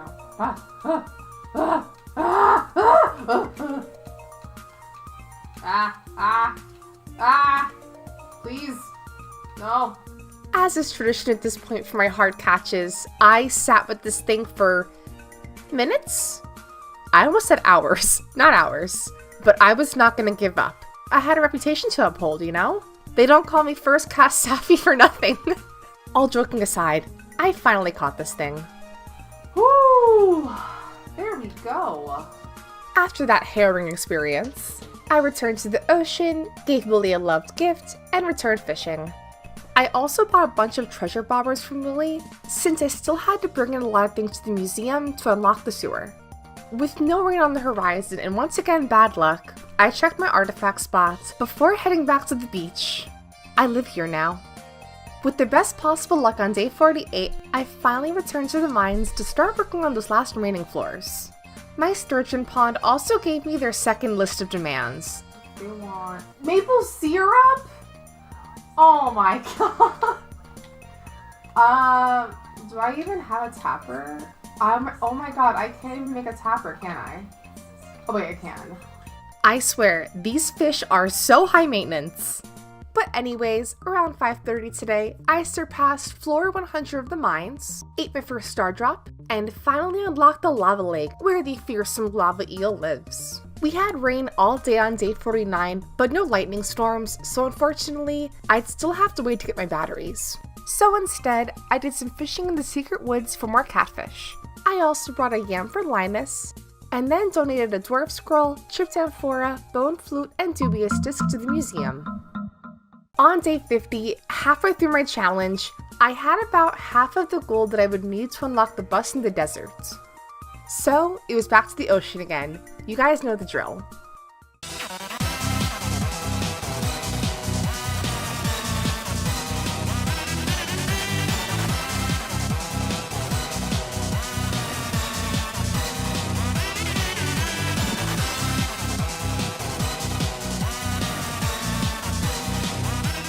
Summer 24 was Willie's birthday, so I headed over to the beach to give him a diamond before doing more fishing. This birthday gift for Willie also launched me to 6 hearts with him, and an achievement for a new friend.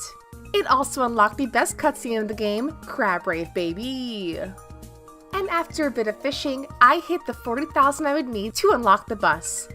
Calico Desert, here I come.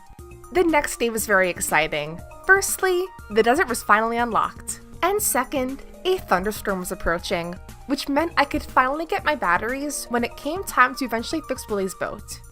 After deforesting Calico Desert, I headed over to the pond to catch 2 new fish, the sandfish and scorpion carp. And in true Sappy fashion, of course the scorpion carp was a monster to catch. Oh, this is the scorpion carp. Okay, oh boy. Oh, ooh, ooh, ooh, ooh, ooh, whoa, whoa, whoa, whoa, whoa, whoa, whoa, whoa, whoa, whoa, whoa, ah! Chill. Oh my god. Chill! No, this is so hard.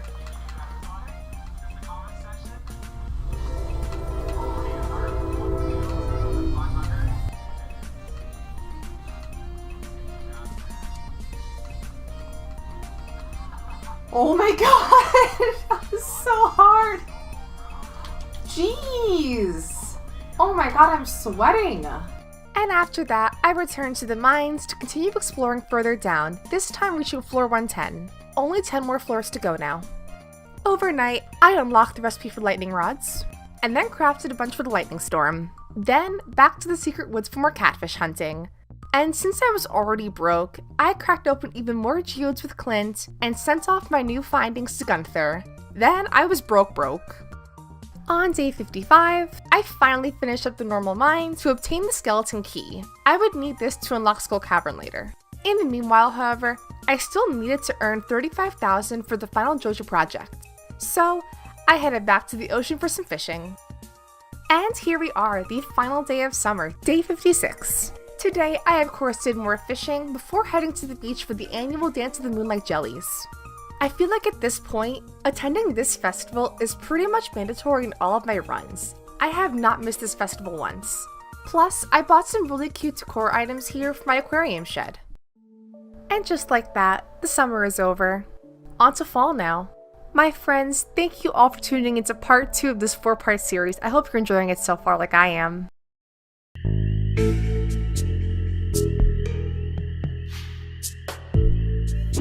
On the first day of fall, my first order of business was buying some pumpkin seeds and getting the farm ready for the fall crops. I still had a fair bit of work to do to reach max hearts with Willy, and since one of Willy's love gifts is pumpkins, this worked out perfectly for me. After that, it was time to start catching all of the new fall fish. This included the salmon, tiger trout, sea cucumber, and the albacore. Alright, we got a new Stardew Valley session coming at ya live in front of a studio audience. Just kidding, there's nobody here except for me and my plushies. Anyways, the following day, I continued doing more work to earn the rest of the gold that I would need to finish off the last JoJo Warehouse project. I also found a prehistoric axe to give to the museum and gave Linus a coconut. Day 58 also marked the first day of me trying to catch the elusive midnight carp, which only appears from a small window to 10 p.m. to 2 a.m. Sadly though, the fish didn't bite today. The following day, I caught more catfish, gave one to Willy, and once again attempted to catch the midnight carp. This time though, I actually hooked and caught one. Oh, I got it! Yay! On day 60, I did more fishing once again today, before taking a break to do more mining on day 61. I really wanted to reach level 6 mining in order to unlock the bomb recipe. So, I spent my day down in the mines until reaching level 6. Despite the bad luck on day 62, I went off to Skull Cavern for the very first time. My main goal today was trying to collect more Omni Geodes to hopefully finish off the 60 required donations for the museum to unlock the sewer. And like most Skull Cavern runs, this one was chaotic. Oops. Oops. Oh god. Oh my god. Oh my god. Ah! Okay, so here's the thing. And honestly, for it being my first time in Skull Cavern in the save file, I was doing pretty good. Until this happened. Oh my god. Oh my god. Oh no. Do I go? I think I go. Do I leave? I go. Yeah, that's it. Okay. The following day was rain, and I was very hopeful for some lightning to collect more batteries for Willy's boat repair. In the meanwhile, however, I cracked open some more geodes from my Skull Cavern run yesterday, and donated the star shards, the thunder egg, the dwarf gadget, pyrite, and limestone. And after all was said and done, I counted up all the artifacts in the hopes that I hit 60 to unlock the sewer. 1, 2, 3, 4, 5, 6, 7, 34, 35, 36, 37, 35, 56. I need 2 more! Ah! I was short by a measly 2 artifacts. My disappointment is immeasurable, and my day is ruined. Despite my annoyance, I pushed forward. I still had some more gold to earn after all. And since today was raining, I did some more catfish fishing in town and earned 4,800 gold. The next day I opened up some mail and found that Mr. Key gave me 10,000 gold for some reason. Okay, thanks man. Hey, I'm not complaining. With this money, I could finally buy the greenhouse upgrade and finally finish off the entire JoJo Warehouse. After that, I returned to Skull Cavern to collect more iridium ore that I would need to fix Willie's boat. It was also here that I found the very elusive but very exciting prismatic shard. Haha! Nice. After collecting the rest of the iridium ore I would need, I sacrificed my single prismatic shard to the desert. I'll be honest, I was high-key thinking of just bringing this to the museum, but I knew you guys would never forgive me for doing that. On day 65, I gave gifts to Willie and Linus, and then after that, resumed catfish hunting to earn more money. Even though at this point the warehouse is fully finished, I would still need to earn a lot more money to buy all the decor items for my aquarium. To finish off my day today, I opened more geodes and finally finished off the 60 donated items I would need to unlock the sewer. On days 67 and 68, I didn't record anything, so enjoy these stock images to paint the scene for you. On day 66, I was visited by Gunther. He gave me the rusty key today. Wow, that's so cool. I used the rusty key to open the sewer. It was here that I found Krobus. Hello, Krobus. And after that, I did more fishing. And then on day 67, I got the Jojo Warehouse cutscene, got the vending machine, and did more fishing at the ocean. Alright, are we back? We're good? Oh, thank God. I was getting so sick of looking up Google stock images. On day 68, I got Willie's note, so I grabbed all of my supplies and headed over to the beach. With my super duper preparedness skills, I donated the batteries, the hardwood, and had one extra iridium bar to smelt that I would donate the following day to fully repair Willie's boat. In the meanwhile, however, I did more fishing with my new wild bait that I got from Linus the previous day. On day 69, I finally finished repairing Willie's boat, crossing off goal number 2. Besides that today, I grabbed 3 Omni Geodes from my high-maintenance sturgeon pond, and then did more fishing to earn the 15k gold I would need to build the first shed for my aquarium. Day 70 was pretty huge. First off, I cleared some farm space to build my aquarium shed. And second, it was Ginger Island time, baby! Let's go! Ginger Island, here we go! All of those new fish. All of those new fishing spots. I was so excited, you guys. And upon arrival, before even setting foot on the sand, yeah, I did some fishing, of course. Nobody at this point should be shocked. After catching some fish and some golden walnuts, I met Leo. But since I forgot basically all of my tools, I found the last golden walnut via fishing and headed home. The following day, I did some more golden walnut hunting, unlocked East Island, did even more hunting, unlocked the birdie fetch quest, and then realized it was pointless since I couldn't even do it until year 2 when Kent comes back. I mean, that is just so annoying. Day 72 was the Stardew Valley Fair, and I didn't really want to go, but I had no choice. I couldn't go to the beach today, so I grabbed all of my fish instead and headed on over to the fair. Now, as some of my most loyal subscribers might remember, I did this challenge previously with mining. And in the mining challenge, I got a measly 3rd place, despite showing off my best gems. Was history doomed to repeat itself? I sure thought so, but instead, I got 2nd place somehow. I don't know what happened, but I'll take it. With the coins earned from 2nd place, I bought more decor for my aquarium shed. On day 73, my shed was built. I did a quick stop at Robin's to buy a few more decor pieces before heading back to Ginger Island. It was here that I did more walnut hunting, got a prismatic shard, question mark, and then reached the forge. On day 74, I freed Professor Snail, and then started working on finishing off his field office. I then did some night fishing, got another dinosaur egg, and then called it a night by simply passing out. On day 75, also marking 3/4 done with my challenge, I repaired the island house, and then brought more artifacts to Professor Snail. Here you go. After that, I took a break from Ginger Island stuff to finally start decorating my aquarium. On day 76, I finally decided to go for 2 rare fish for my collection, the mutant carp and the angler. And having already caught 2 legendary fish, I was feeling pretty confident today. Uh-oh, here it is. Uh-oh. Alright, I think this will be pretty easy, honestly. This is so easy. Oh my, this isn't even a challenge! Oh my, how? Bro. Okay, well. That was quite easy, I will admit.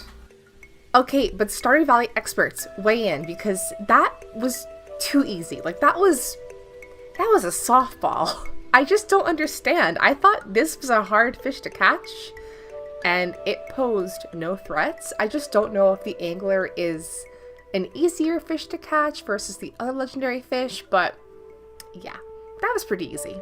All right, and on to the mutant carp. Oh, here it is. Okay. Ooh, ooh. Okay. Okay. Okay. Okay. And there we have it. Cool. I guess I'm just good at fishing now, or these two fish are just really easy to catch. But either way, we have 2 new fish under our belt and bringing us even closer to that Master Angler achievement. And since I caught both fish pretty easily today, I had a lot more time on my hands than I thought it would. It would cost 20k to upgrade my current aquarium shed, so I mostly focused on catching more fish to sell today. The following day, I returned to Ginger Island to continue my walnut hunting journey. The last fish to catch here was the stingray, which is only available in Pirates Cove via unlocking the resort, so I got to work. I also gave Willie a pumpkin today, unlocking the best friends achievement and officially crossing off goal number 3. To finish off my day, I found the mummified bat and finished the cave memory puzzle, but I'll admit that was a challenge at first.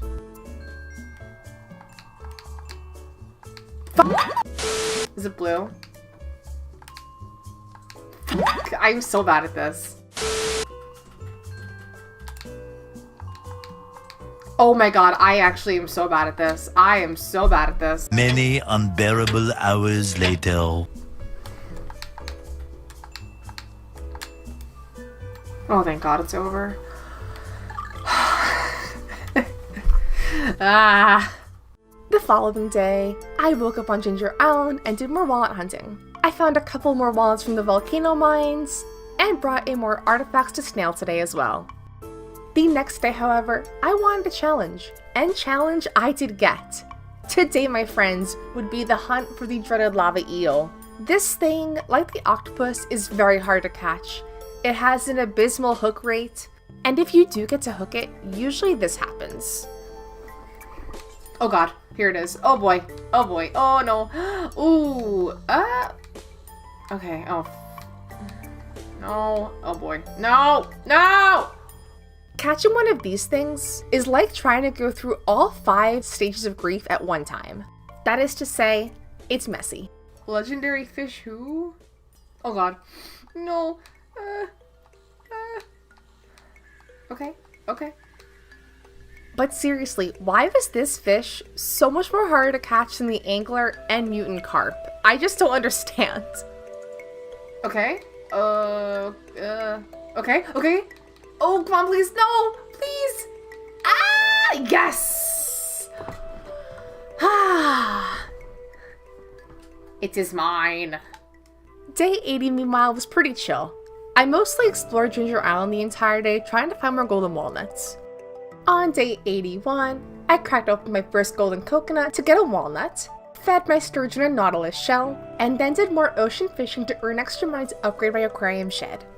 The next day was pretty similar. Since I had already caught all of the fall fish required for this season, I was pretty much passively fishing to earn more income until winter. And then overnight, I got the owl statue, our favorite friend Mr. Owl. Nice. And on my last day of fall, I did more fishing on Ginger Island to afford the last shed upgrade. And on to winter we go.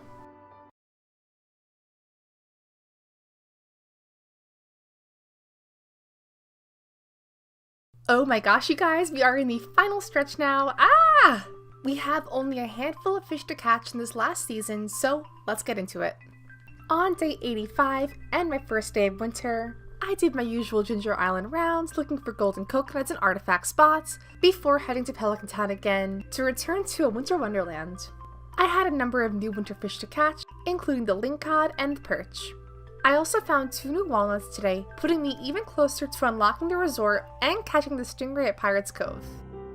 On day 86, I gathered up the resources that I would need to upgrade my shed before realizing I made a huge mistake. There are a few phrases in a Stardew Valley player's career that scare them as much as these words. Out to aerobics class. Oh no, she's not here. Oh my god. Yeah, so Robin wasn't here today, which meant I could not upgrade the shed. But luckily for you guys, I am a skilled, smart gamer girl, and if you guys didn't know this, you can't actually buy stuff from Robin's on Tuesdays. If you catch her at the right moment, you can access her entire catalog and purchase building upgrades. So the big shed is unlocked today. Besides that, I also finally unlocked the Dark Talisman quest. This was necessary to catch some fish in the sewer and the witch's lair. And the following day, I did just that. I ventured to the mutant bug lair to catch the slime jack, and then tried to fish up the void salmon literally all day before realizing I was in the wrong place. Wait, this is the mutant bug lair. This isn't the witch's swamp. I'm actually a fucking idiot. I'm actually an idiot. This is the mutant bug lair. This isn't even the witch's swamp. Alright, a bit of this, a bit of that, and here we are. On day 88, my aquarium shed was upgraded to the larger size, which was very exciting, but also a little intimidating. I wasn't even sure I'd be able to fit every single fish into the aquarium, so I started off decorating by showcasing all of my rare fish first. I then spent pretty much the entire day decorating my aquarium shed, and I was stoked because it was looking so adorable so far.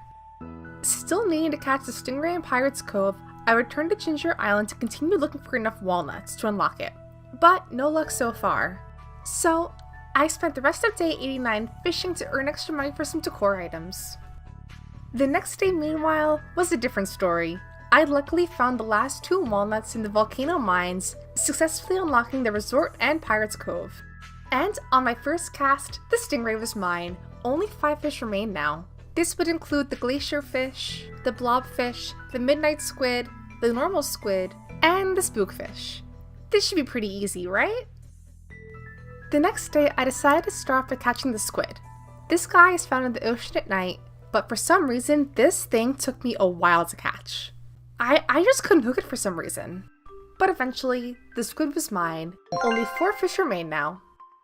My aquarium shed was looking pretty good so far, but I still had a lot of work ahead of me. I also found this really weird glitch in the game where I kept adding wallpaper and floorings, but the next day, they would just disappear. I don't know what happened there, but it was very weird. On day 92, I intended to keep working on my aquarium shed today, but it also happened to be the Festival of Ice. So I guess we're gonna do that today instead. I didn't really want to, but alright. Look, at least we actually won the thing. I mean, how embarrassing would it have been to do a fishing challenge and not win the Festival of Ice? Plus, I got some really useful hooks and magnets that I'm never going to use in this challenge, so thanks, Lewis. The following day, I got to work on my aquarium shed again and was making pretty steady progress so far. But I also kind of struggled because no matter how much I tried, I could not make this thing symmetrical for the life of me. It's like, how hard is it to make things symmetrical? First it was Animal Crossing, now it's Stardew Valley. I just can't escape from it, you guys. But I did my best. And I also added a lot of new fish to my aquarium today, so that was super exciting. Is it cute? I'll leave that for you guys to judge. On day 94, with only a couple of days left of my challenge, I decided to pursue my last legendary fish, the glacier fish. I didn't do too much prep for this catch, except for crafting a couple of trap bobbers.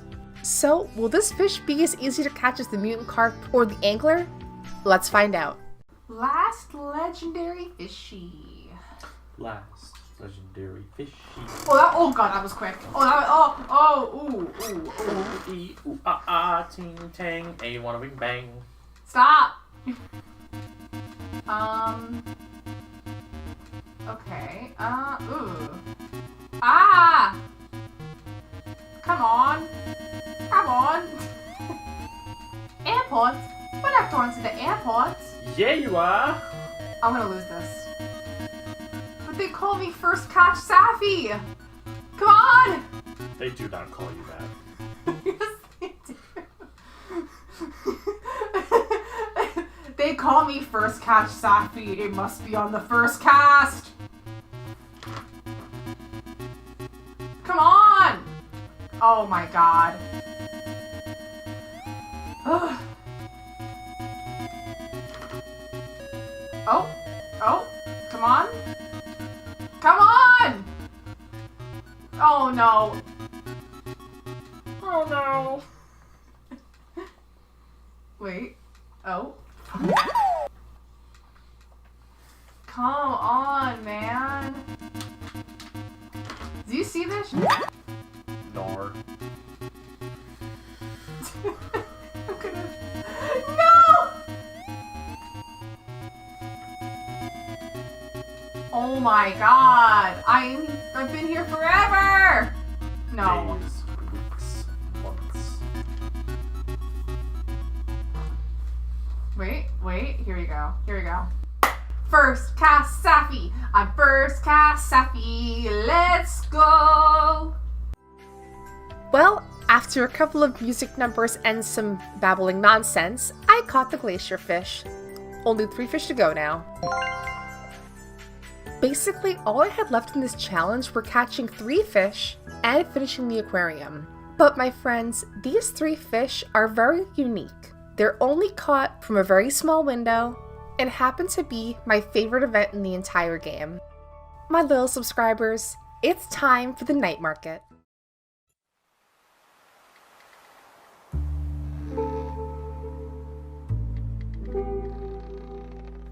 And so, I slept through days 95, 96, 97, 98, and 99. Wow, we are cutting this close, huh? To wake up to the first day of the night market. If luck was on my side, by the end of today, I would have caught every single fish. I had a bit of time to kill before the events would start actually though, so I did some good old-fashioned ocean fishing until the night market started. I still wanted to earn a little bit more money to buy any remaining items for my aquarium shed. But then the clock struck 5 p.m. and I sprinted for the submarine as fast as I could. Every second counted down there. I have a question.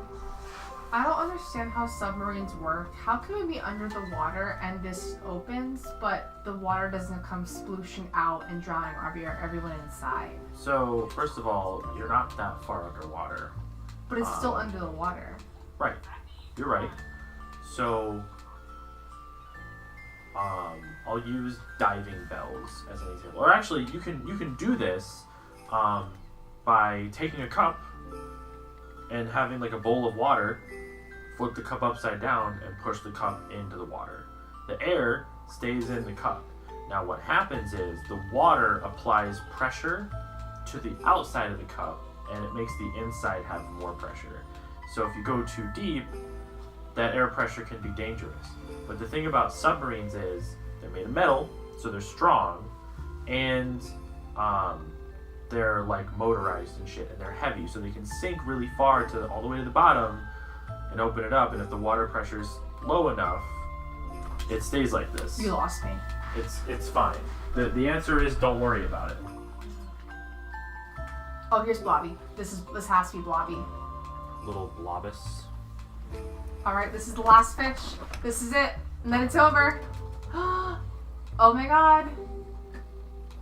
Ah! This is it. Oh, you dying. This is it. This is it. Yay! I did it! I caught every single fishy!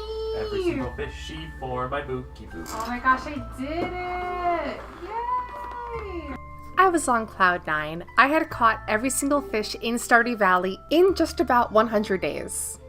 And although the real challenge is officially over, I still had one more day to finish. And on my final day of Stardew Valley, I finished my aquarium shed. As expected, I couldn't actually fit every single fish that I caught in Stardew Valley into my aquarium shed, but I made sure to add my favorites. Apologies in advance to those that like the sardine, the anchovies, the shad. To finish off my aquarium, I added a couple more windows, the boat painting, and added in all the fish that I caught during the night market, placed down this Joja vending machine for any patrons who want a quick drink during their aquarium tour, added this blue rug that I stole from my house, changed the flooring to a nice tile, and added some lampposts for maximum lighting. And there you have it, my aquarium shed is finally done, and I thought it looked pretty cute in the end. I think it especially looks really cool at night, just seeing everything glowing and just looking so pretty. And my only regret is not including every single fish. But I tried at least. And there you have it, my entire year in Stardew Valley as a fisher is finally done. All of my goals accomplished successfully. My friends, thank you all for watching today. I super hope you enjoyed the series. This was so much fun to put together and I had a blast doing it. So thank you all for watching and for your support. If you aren't already subscribed, feel free to. I'd love to have you here. And with that being said, me and my fish friends are signing off. I will see you all in the next video. Bye everyone. I played 100 Days of Stardew Valley with some of the best fishing themed mods. So grab your iridium rods and your trusty fish bait because this year we're going fishing. Hello my friends, my name is Sapphire and in today's video I'm playing 100 Days in Stardew Valley as the premier fishing expert in all of Pelican Town. If you've been a longtime viewer of this channel, you might recall I have done this video before. But this time around, I'm putting a spin on things by combining the 1.6 update to the game and 3 fun mods. Firstly, I'm playing with the More New Fish mod, which adds 140 new fish to Stardew Valley's base game. Besides that, I'm playing with the Aquarium mod and a custom bundles mod for the community center, but more on that later. Like our first go around for this challenge, I only have one rule. All money earned must come from fishing. So while I can do things like farming and mining, I cannot profit in any way except through fishing. And so with all of that out of the way, let's dive right in. Here's my year of Stardew Valley as a fisher, and this is what happened.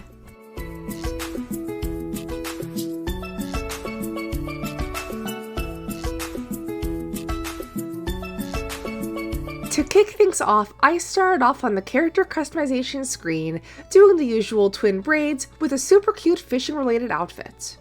I then chose quite possibly the best name for a farm ever, Briny Blooms, which if I'm being honest, sounds like a Fortnite POI, but besides the point, very, very adorable. And of course, for our fishing-centric challenge, I chose the Riverland farm type, which is quite possibly one of the most unique farm types in Stardew Valley, but besides that, you get one super game-changing item, the fish smoker. Especially for the early game, this item is going to be so helpful to us. This item allows you to smoke any fish you catch, and when selling it, doubles the price of the fish while retaining its quality. But anyways, with all of that out of the way, let's jump into our brand new world, where I of course planted some parsnips, made chests, and explored town. This is also where I got my very first look at some brand new modded fishies. I see new fishies! Look at these! Whoa!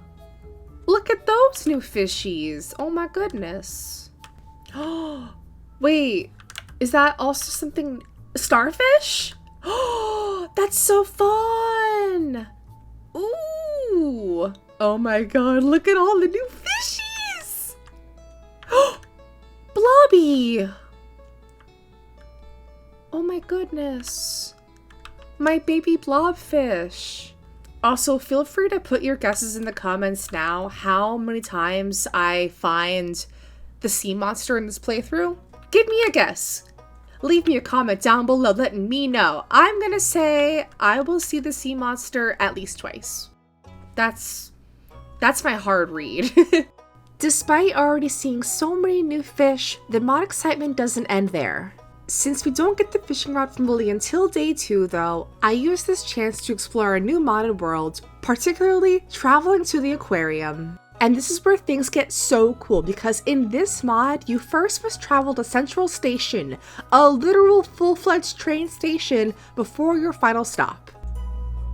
Oh my god, oh my god. Oh my god.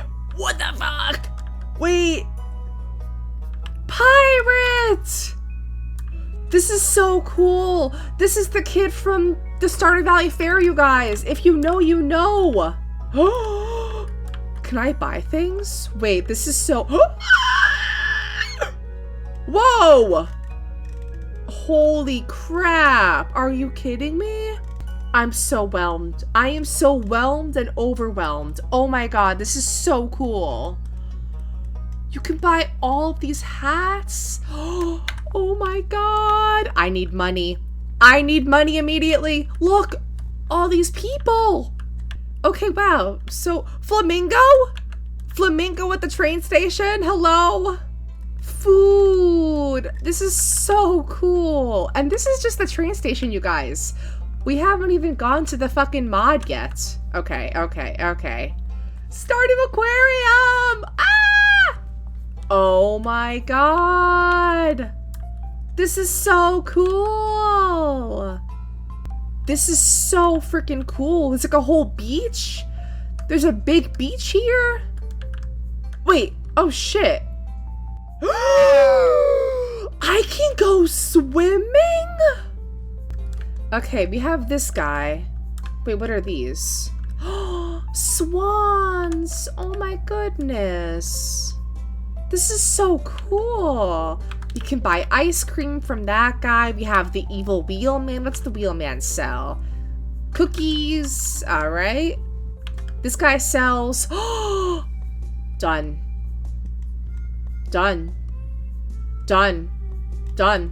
Just...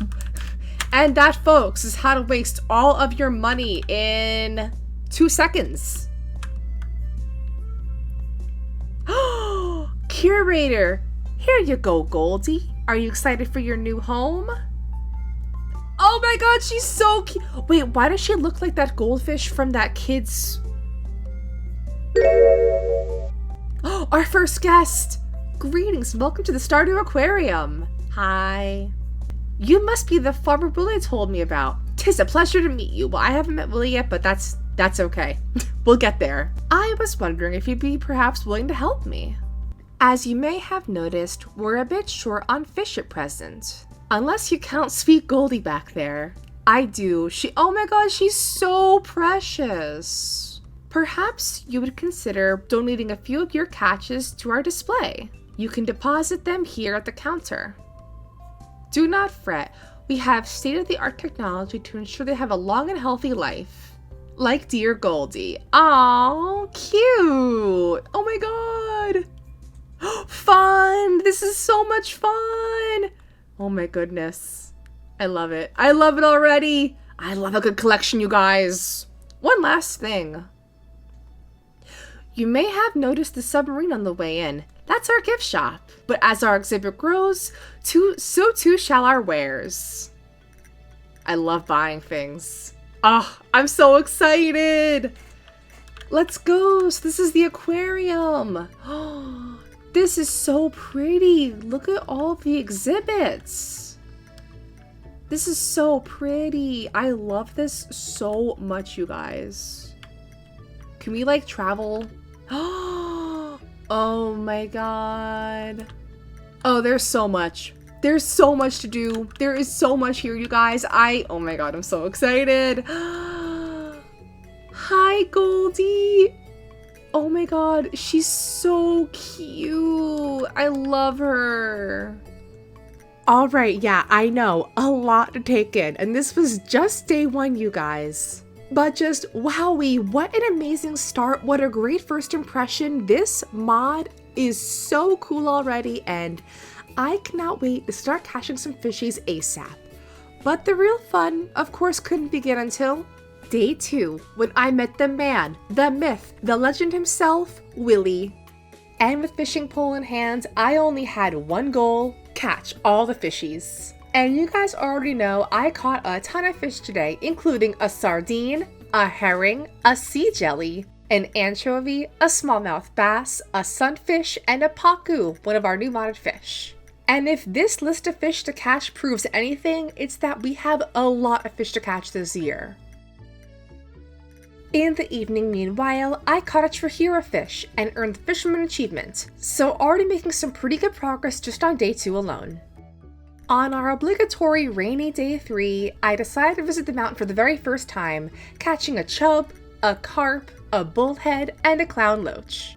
In the afternoon, meanwhile, I then caught an eel, a flounder, a halibut, and hit level 3 fishing overnight.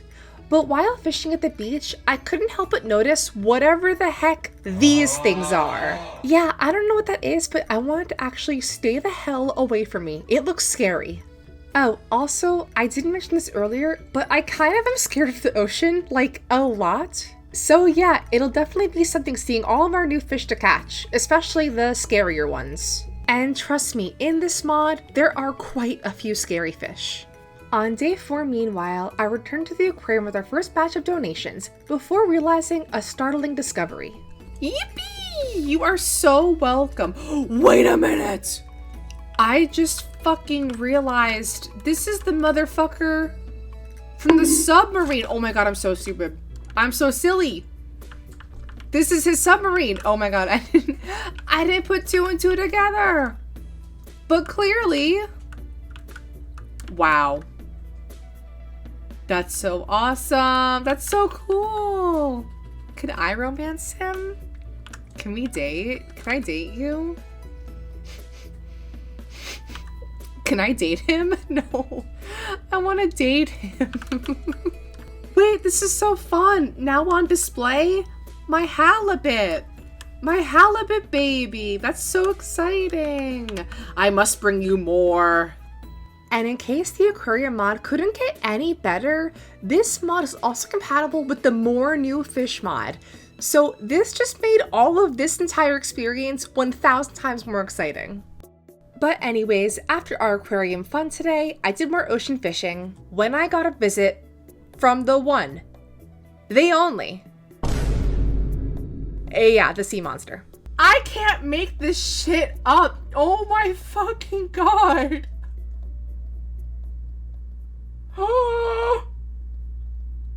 I tapped away for like 1 fucking second. I'm gonna have a heart attack. Day 4! Day 4, people! So if you haven't already placed your bets in the comments down below for the sea monster encounters, I'm sorry, but you lost. Like most of our other Stardew adventures, day 5 was an awesome one. Kicking things off with a visit from Marnie and a dog to adopt who I named Biscuit for this playthrough. I just thought it was kind of cute, like Sea Biscuit. I don't know. I thought it was cute. After that, I activated the community center cutscene, but more importantly, unlocked the mines today. And there'd be a lot of new fish to catch in the mines, so I was very excited to explore. So it was here that I miraculously found a club from a barrel and hit floor 10. On day 6, meanwhile, I visited the wizard, but this visit was extra exciting because in this playthrough, we're not gonna do normal bundles. No, that'd be too easy. I downloaded a mod to make the entire community center fishing-themed bundles. That's right, folks. From the crafts room to the mines itself, every bundle is fishing-themed, and I am so excited for this. To get started, of course, we're on the crafts room first, which included the following bundles: the Fisherman's Net bundle, the Deep Woods bundle, the Beach Cleanup bundle, the Beach Forage bundle, the Wild Medicine bundle, and finally, the Cave Diving bundle. So yeah, already just so exciting and just so different for our playthrough, so I am just so stoked. So the very same day, I began bringing in items to donate.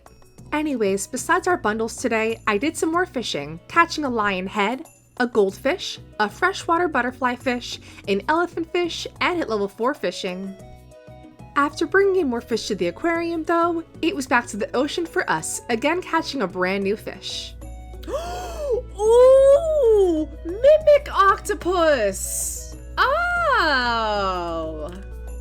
Okay, it's not too scary. It actually kind of looks cute here. This looks a lot cuter than, whatever the hell's in the water. Oh, cute! Okay, there we go!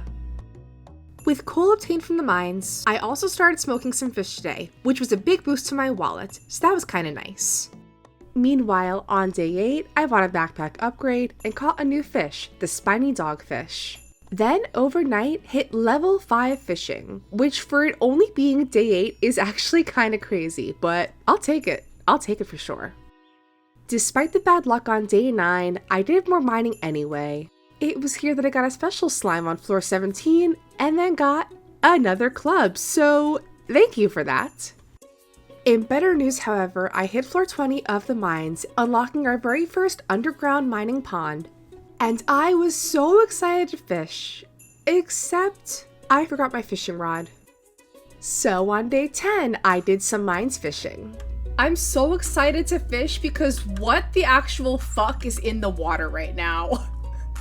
What is floating in the water on floor 20 of the mines? I need to know.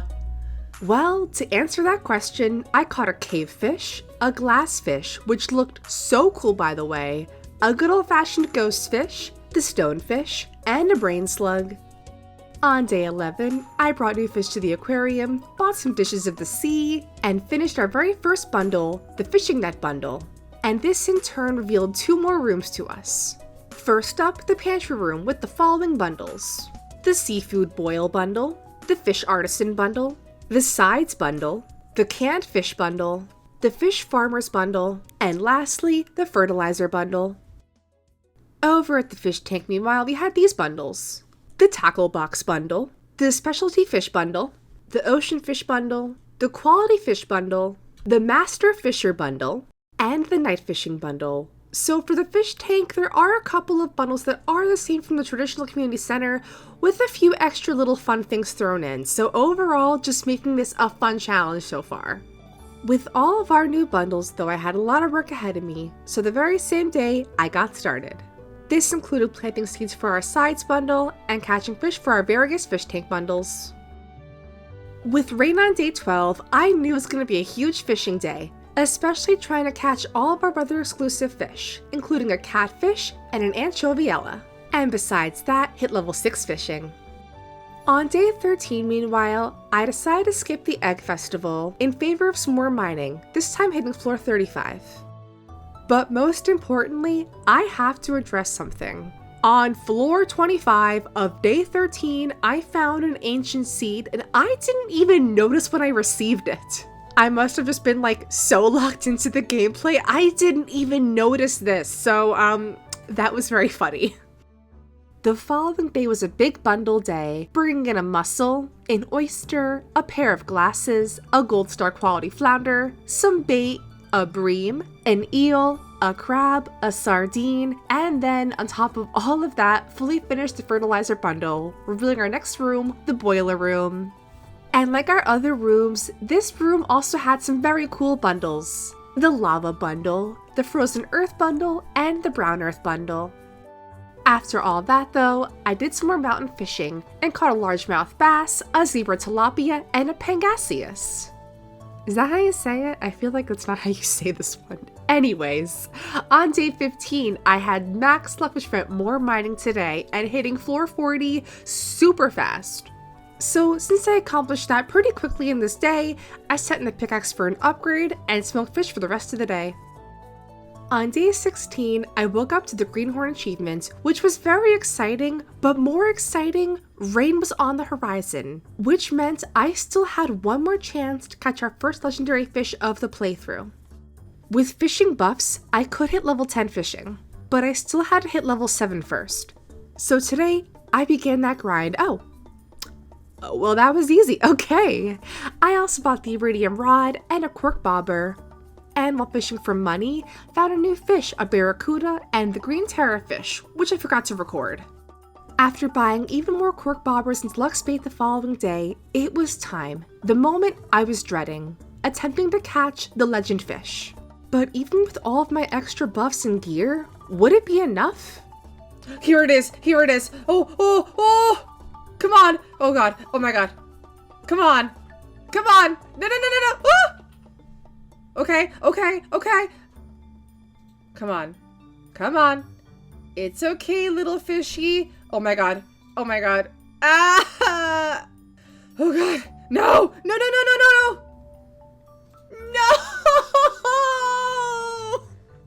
And for the record, that one attempt you saw was my only attempt for the entire day. And so I was forced to restart the entire day over. So for the second time on day 17, I cast my line. This is too hard! This is actually too impossible. No. I think, I don't know. I can't do it. I can't do this. 12 seconds later.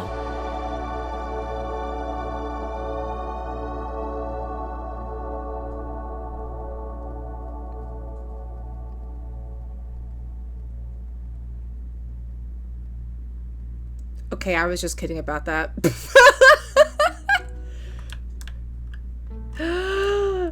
And it's a gold star legendary catch. Oh, let's go, gamers. Let's freaking go.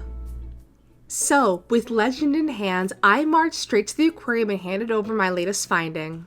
And if you're wondering, Sapphire, why on earth would you actually give this fish away? Look how happy he is in his own little fish tank, you guys. He is so happy and thriving. I mean, honestly, why keep it in a chest when it can be in a cute little aquarium? With our brand new pickaxe and max luck on day 18, I did more mining today, hitting floor 50. In the evening, meanwhile, I brought more items to bundles. The following day, I crafted crab pots for the ocean, resumed mining, got a lead rod from a special slime, and hit floor 55. Day 20, however, marked more fishing and more new fish to catch. So it was here I chair hopped into the secret woods today to catch the wood skip and the kohaku koi. In the evening, meanwhile, I caught a zebra eel and hit level 8 fishing. But finally, on day 21, I hit level 60 of the mines, which meant again some new fishies. The following day, meanwhile, I finished up our next bundle, the Tackle Box bundle, revealing our next room, the bulletin board, of course. And oh boy, this one had some really cool bundles. This included the Chef's bundle, the Pirate's Booty bundle, Willie's bundle, the Field Research bundle, and one I was not expecting, the Prismatic Farming bundle. But I mean, I am the queen of Prizzy Rizzies, so there shouldn't be a challenge for us, right? Anyways, I then opened some geodes with Clint, and somehow got super lucky getting Pyrite, which I needed for the Pirates bundle, so that felt pretty exciting. But oh no, the bundle luck didn't stop there, because in the evening while I was doing some fishing, I pulled up an amphibian fossil from a chest, which I needed for the research bundle, so how lucky. With some trash that I acquired, I then finished up our next bundle, the Trash Cleanup bundle, to reveal our next room, the Vault Room, but this one stayed the same. Also today, I finished the Beach Foraging bundle and did more cave fishing, where I fished up an I voted sticker, a barrel eye, and a cave lobster. Look! Cave lobster. You're my little cave lobster. On day 24, I skipped the flower dance to go mining instead, this time hitting floor 70. I then tried bringing more fish to the aquarium, but it was closed today.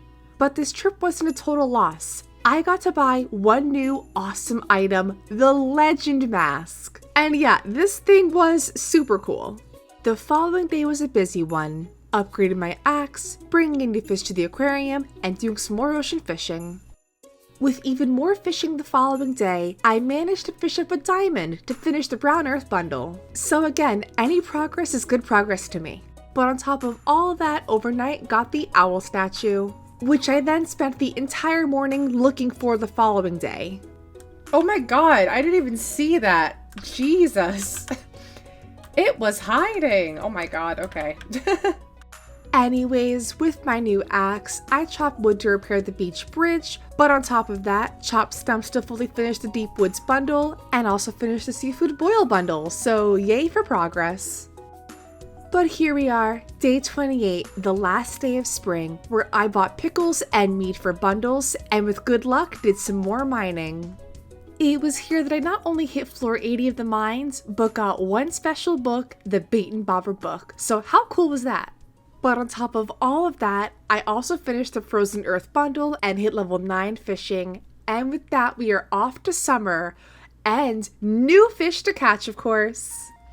Oh baby, the first of summer! I'm so excited! Ah! New fishies. I need to catch new fish! So you guys already know, there's just one place out of all the fishing spots that I had to go today. Of course, the beach, so I headed straight there. And it was here I caught the small manta ray, a tilapia, a red mullet, a robolo, and the octopus. That's right, folks, Mr. Octopus himself. One of the hardest fish to catch in vanilla Stardew Valley I caught on the 1st of summer. Oh, and I also caught a tuna, but who really cares about that? Anyways, besides all of our new fishing catches today, I bought the 3rd backpack upgrade and corn seeds for our sides bundle. And to finish off day 1 of summer, caught a sturgeon and fished up a ruby for our pirates bundle. With rain the following day though, I had a long list of fish that I had to catch today, including, but not limited to, this super interesting catch. Freshwater puffer! That's so cool! Oh my god, so cute! Why is it kind of serving Chara face from Undertale? If you know, you know. Anyways, besides catching our Chara Undertale pufferfish here, I also caught a red snapper, another octopus, a common pleco, and a dorado fish. And with all of our brand new catches, I brought them to the aquarium the very next day, also taking a tour of the place to admire all of our catches thus far. Ah, Sapphire, how are you today? I was just about to check up on one of our new specimens. Would you care to join me? Excellent, right this way. Whoa! I fished that up? That's huge! Wait, that looks so cool! I had this enormous tank built just for this occasion. Wait, this is so sick! Tell me something, lass. Are you the one that caught it? Yes, I did. With your fishing rod? Such a large beast. Caught with a fishing rod. Willie was right about you. You are an extraordinary angler. Aw, thank you. This is so cool. This mod is so cool. Look at all the fishies. There's my little baby. Oh, this is so beautiful. Oh, I gotta catch more. I gotta catch more fish, you guys. And catch more fish I sure did. Catching a super cucumber, the Sankey koi, and the next legendary fishy, the crimson fish. Meanwhile, on day 32, I brought in an iridium bar, mead, and octopus to Willie's bundle, ruby and gold to the pirates bundle, and a bunch of fish to other various bundles. With some newly smelted bars, on day 33, I crafted our very first bait makers. After that, though, buying some mail from Traveling Cart Lady for a bundle, and doing some good old-fashioned lake fishing. With even more rain on day 34, I caught a sea snake, finished the ocean fishing bundle, and then caught an iridium quality shad for the quality fish bundle. Then finally, with all the fishing we've done thus far, on day 34, I finally hit level 10 fishing. Meanwhile, the following day, I caught a rainbow trout, a pufferfish for a bundle, and then finally hit the big one, floor 100 of the mines. And with some loot from the mines, I brought in a squid ink, a red mushroom, and then fully finished off the entire pirates bundle, receiving a super cool pirate hat. Okay, are you ready? Okay. Oh my god! Wait, that's so much bigger. Come back! Oh my god! Isn't that so cool? That thing is enormous. That thing. And this is the small version. This is the small manta ray. That. Manta rays are large rays. There are currently 2 known species of manta. That's so cute. Isn't that adorable? I love manta rays. They kind of freak me out though. Like, I know they wouldn't eat me. Oh no! If I saw it, I would probably like if I was in combust. the water. If I was in the water and I saw one of those, that might be it for me. And then what about this guy? Do you like him? Oh, I like his little. Is he like inflating? Yeah. Aww. He's called a freshwater puffer. Aww. Although most pufferfish live in marine environments, 35 species spend their entire life cycles in freshwater. Anyways, on day 36, with Lava Lake finally unlocked, it was time to go down there to catch one fish in particular, and if you know this is serious.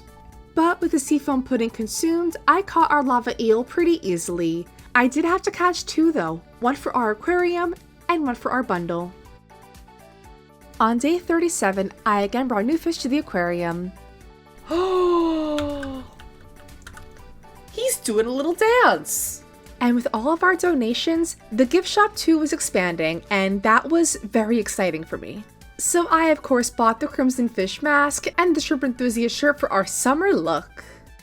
The following day, meanwhile, I did fishing the entire day, catching 1 new fish, the toucan ray, also known as the peacock bass. Day 39, meanwhile, marked the luau, but I did skip this festival today to do some more fishing. But I'm kind of glad that I did, because today I caught 1 new fish, the comet fish.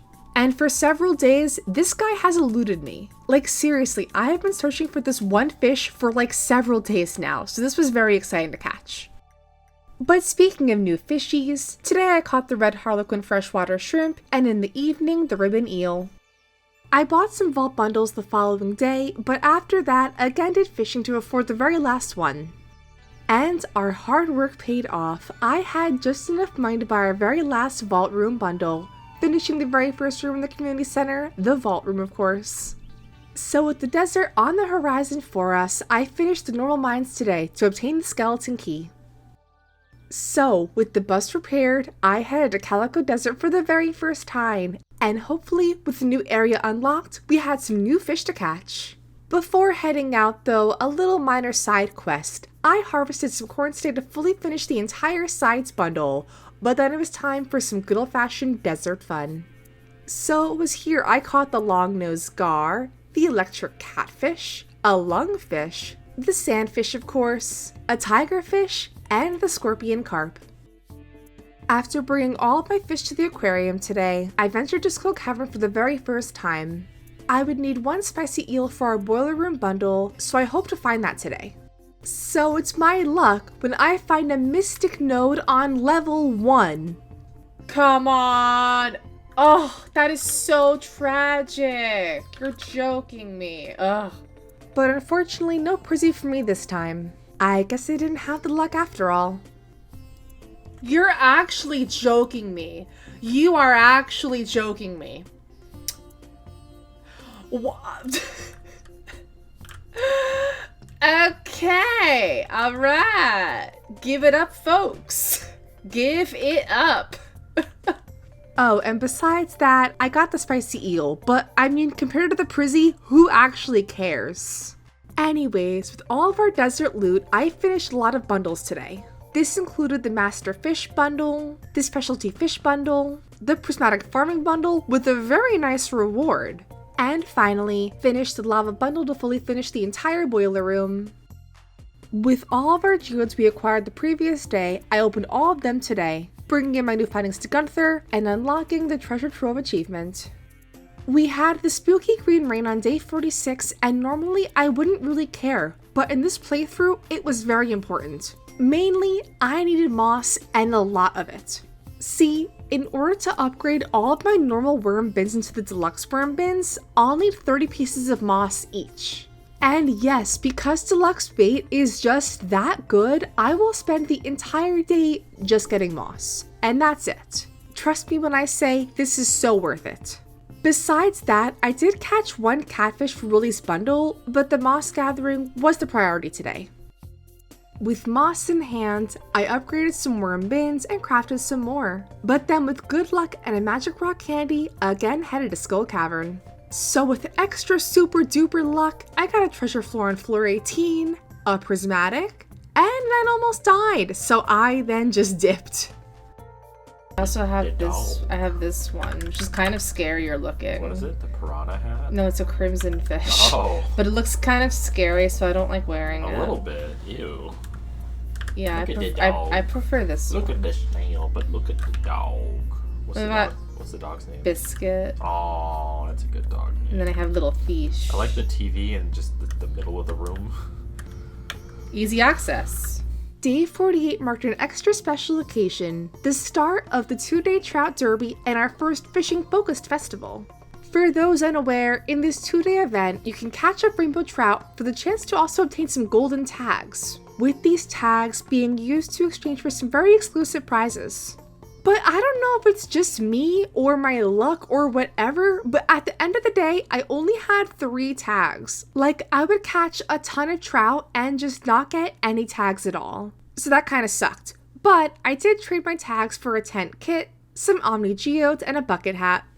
A little more excitingly though, I also found fish roe in a chest today, which meant I finally had all 15 fish roe to finish the fish farmer bundle.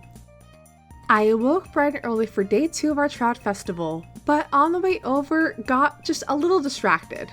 Because today I hooked our first modded legendary fish, the beautiful iridium fish. And just, isn't this thing so beautiful? But anyways, after that, it was time for day 2 of our derby. And for today's strategy, I got a little bit smart about this, and I crafted a bait maker to get rainbow trout bait. And you guys know what's so funny? I kept catching trout. Oh yes, I caught lots of them. And I got 0 tags. I shit you not, I didn't get my first tag until 1 o'clock in the afternoon.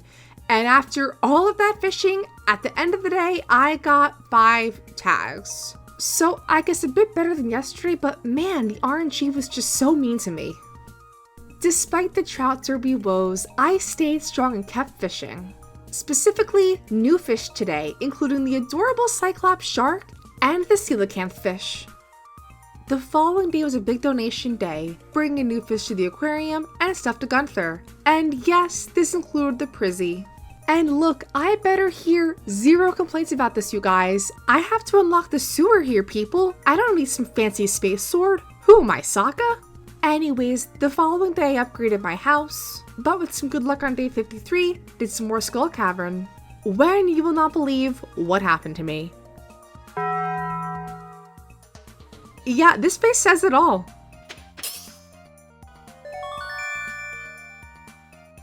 Alrighty, so I guess I am Sokka after all. Meanwhile, on day 54, I did some Omni geode hunting, and the following day, woke up to a beautiful new expanded house, so I cooked up a maki roll for the chef bundle. For the rest of the day, meanwhile, doing some more fishing and smoking fish to earn more money. And if anyone's wondering why I hadn't purchased the fish smoker recipe yet, that thing alone is $10,000! No, I'm good. My single fish smoker and I will do just fine, thank you very much. In all seriousness, this is like my one toxic Stardew Valley trait. I just refuse to buy any kind of upgrades at all. Whether it's tool upgrades, backpack upgrades, recipes, no, I'm good. I can do just fine, I don't need it. And the fish smoker being 10,000 gold is just the nail in the coffin for me. I'm good, thank you very much, Wildy. But anyways, here we are, day 56, the final day of summer is finally upon us. So today I chopped some wood, built a barn for milk for the chef bundle, hunted for Omni geodes, and traded for artifact troves. Before I knew it though, it was time for our next festival, of course, the Dance of the Moonlight Jellies. And being this is a fishing sort of challenge run, I of course had to attend. With that, we are off to fall, and oh boy, are things getting busy for us now. Also, a side note, this mod makes fall look so gorgeous. These colors just tickle my brain. But anyways, first things first, I have to buy some seeds today. In order to finish our fish artisan bundle, I have to get some artisan machines, which of course means farming XP. Unfortunately, using fish ponds gives you fishing XP, which kind of doesn't make sense to me because you'd think that this would give you like farming XP since you're like farming the fish, but whatever, I have to grow some crops. But speaking of our bundles, I got a cave mushroom and 2 salmon today to fully finish the canned fish bundle, the cave diving, and wild medicine bundles, also fully finishing the entire crafts room. Lastly, I caught some new fish today, including a tiger trout, this sorta scary blue dragon slug, an albacore, and a ghost eel. The following day, I opened artifact troves and brought in all of our new items, but after that, doing some more fishing of course. It was here that I caught a haddock, a small swordfish, a sea cucumber, and a red-tailed shark.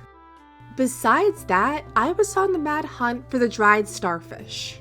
I unfortunately need one for a bundle, and I brought my only one to the museum before I even knew it was for a bundle item.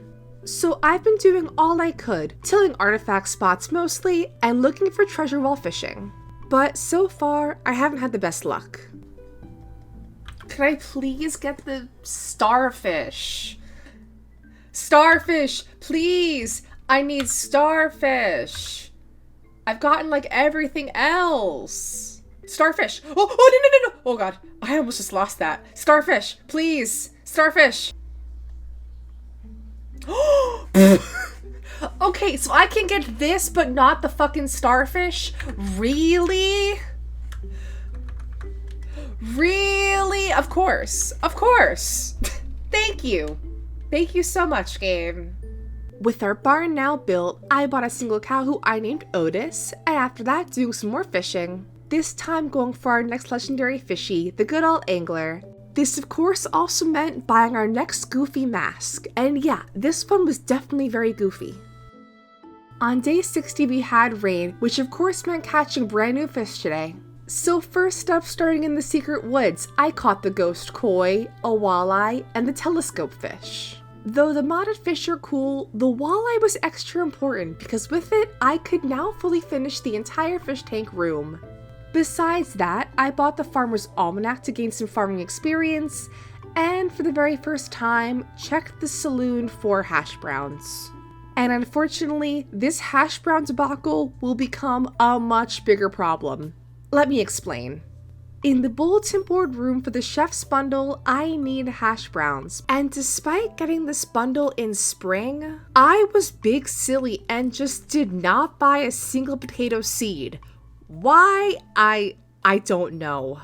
Because of this seemingly small, but actually quite monumental error, I'd have to rely on Traveling Cart Lady or Gus or mystery boxes to get hash browns. And so being at the mercy of RNG is not quite what I want. Come on, Gus. You selling hash browns today? Please. I need hash browns, Gus. You don't understand. This is make or break right now. And before anybody says that I can't buy seeds from the night market, that is true, but I am trying to get to Ginger Island a little bit before that. So I do have an out, obviously, with the night market, but ideally, I would love to hit Ginger Island well before that. Hash brown woes aside, catching new fish was going well for us, especially our crab pots, where I found 2 new things today, the jellyfish and a sand dollar. But besides that, I caught a blue ring octopus, the tancho koi, the midnight carp, and the clown knifefish. Days 62 through 64 were pretty busy, mostly spent in Skull Cavern trying to get more Omni Geodes. Besides the hash browns, I do still need a dried starfish, and so this is like my bounty board right now. Hash browns, enemy number 1, crimes, arson, grand theft auto, tax evasion. Dried starfish, enemy number 2, crimes, assault and battery, bribery, and pyramid schemes.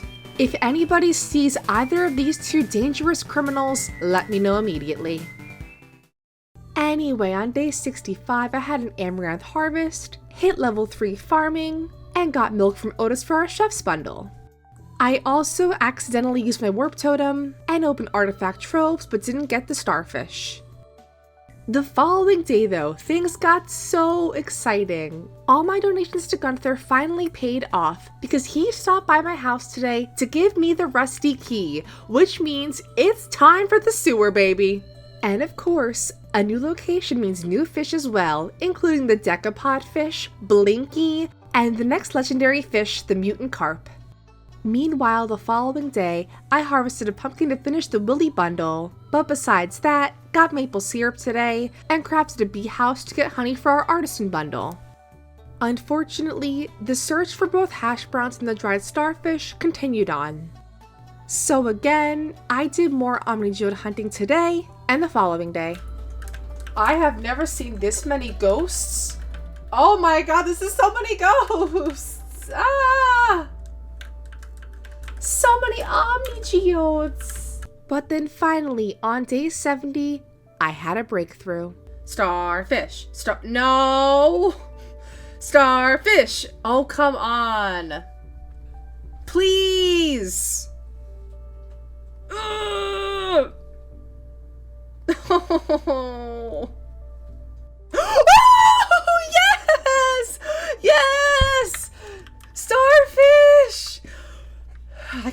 finally stop going to Skull Cavern now. The dried starfish has been poached. That bounty is now secured. I can rest a bit easier, but not entirely. Our bounty for the hash brown still remained. On day 71, meanwhile, I got some honey for a bundle and hit level 4 farming, so some great progress there. And now, free from the clutches of omni-geode hunting, I resumed our fishing journey, catching an ice pip and the lava eel today. And just in time too, for the Stardew Valley Fair the following day, and I had a great idea for a super cute fishing themed spread with some cooked dishes, forage, an artifact, and of course, some fishies. I guess Mayor Lewis just didn't see my vision, because I got second place, which is just so disrespectful and rude, but whatever. On day 73, I built a fish pond. On day 74, I caught some fish to smoke. And on day 75, our jelly was finally ready, so I grabbed that and my syrup to fully finish the entire pantry room. After that, working more on our first fish pond area by adding in a lava eel, and I thought this would be so cool, honestly, because the lava eel turns the water red, and I thought it would look so cool, honestly. I was very excited to get decorating. Cute. Actually, I hate that. Never mind. Not cute. Ugly. On day 76, meanwhile, I built our second fish pond and bought decor from Krobus for our lava eel area. And so far, the overall farm cleanup / decorating was going very well so far. But in the background, the hash brown surge continued on with no end in sight. The following day, I upgraded my axe, did more decorating, and added our next fish to our pond, the comet fish. I then brought more fish to the aquarium today, and on day 80, our lava eel requested 3 fire quartz, so that was the main goal today. And as always, every day searching for the hash browns. The remaining days of fall were pretty chill for the most part, just trying to catch more fish to earn more money, and of course doing some more decorating. But on day 83, I made a brand new discovery, a new modded legendary fishy, the Shinadamachu. And this fish looked so cool. But what was even cooler was I could catch multiples of this fish. So I added one to my fish tank and smoked the rest of them. And oh boy, smoking all those fish really paid off because on the final day of fall, I woke up to a lot of money in my pockets. So with the money, I bought a new fish pond, opened some more mystery boxes, but unfortunately again, no hash browns in sight. And with that, moving into our final season, winter of course, and with the new season, new fishies as well. So I of course started fishing immediately, catching a perch, the stubby squid, the king crab, the hagfish, and the lingcod. So the following day, I brought all of our new catches to the aquarium, but on day 87, caught some new fish again.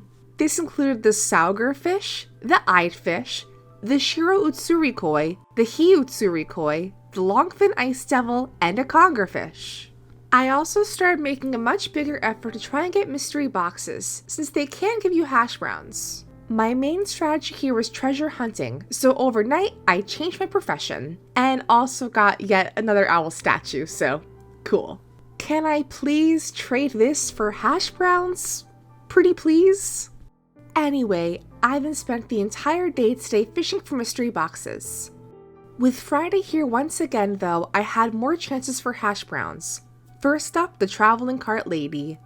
But unfortunately, no luck. Day 209 of looking for the hash brown. The elusive hash brown. The elusive McDonald's hash brown that is never going to appear. Gus, please. I want to go to Ginger Island. I have things to do. I have fish to catch. Please. Yeah, things were not looking good. Apparently, only on Saturdays, Krobus sometimes sells hash browns, so the following day, I checked early for that first. Oh! Why? Not the tortilla!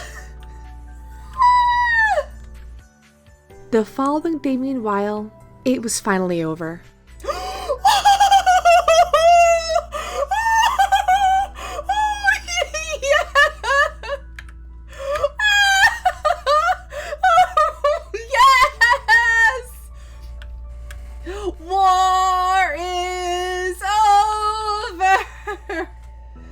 We're going to Ginger Island, baby. That's right. Oh my god, it's over. Oh my god, it's over.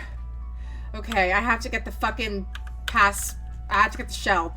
Not all the shell. I'll be right back. I'll be right back.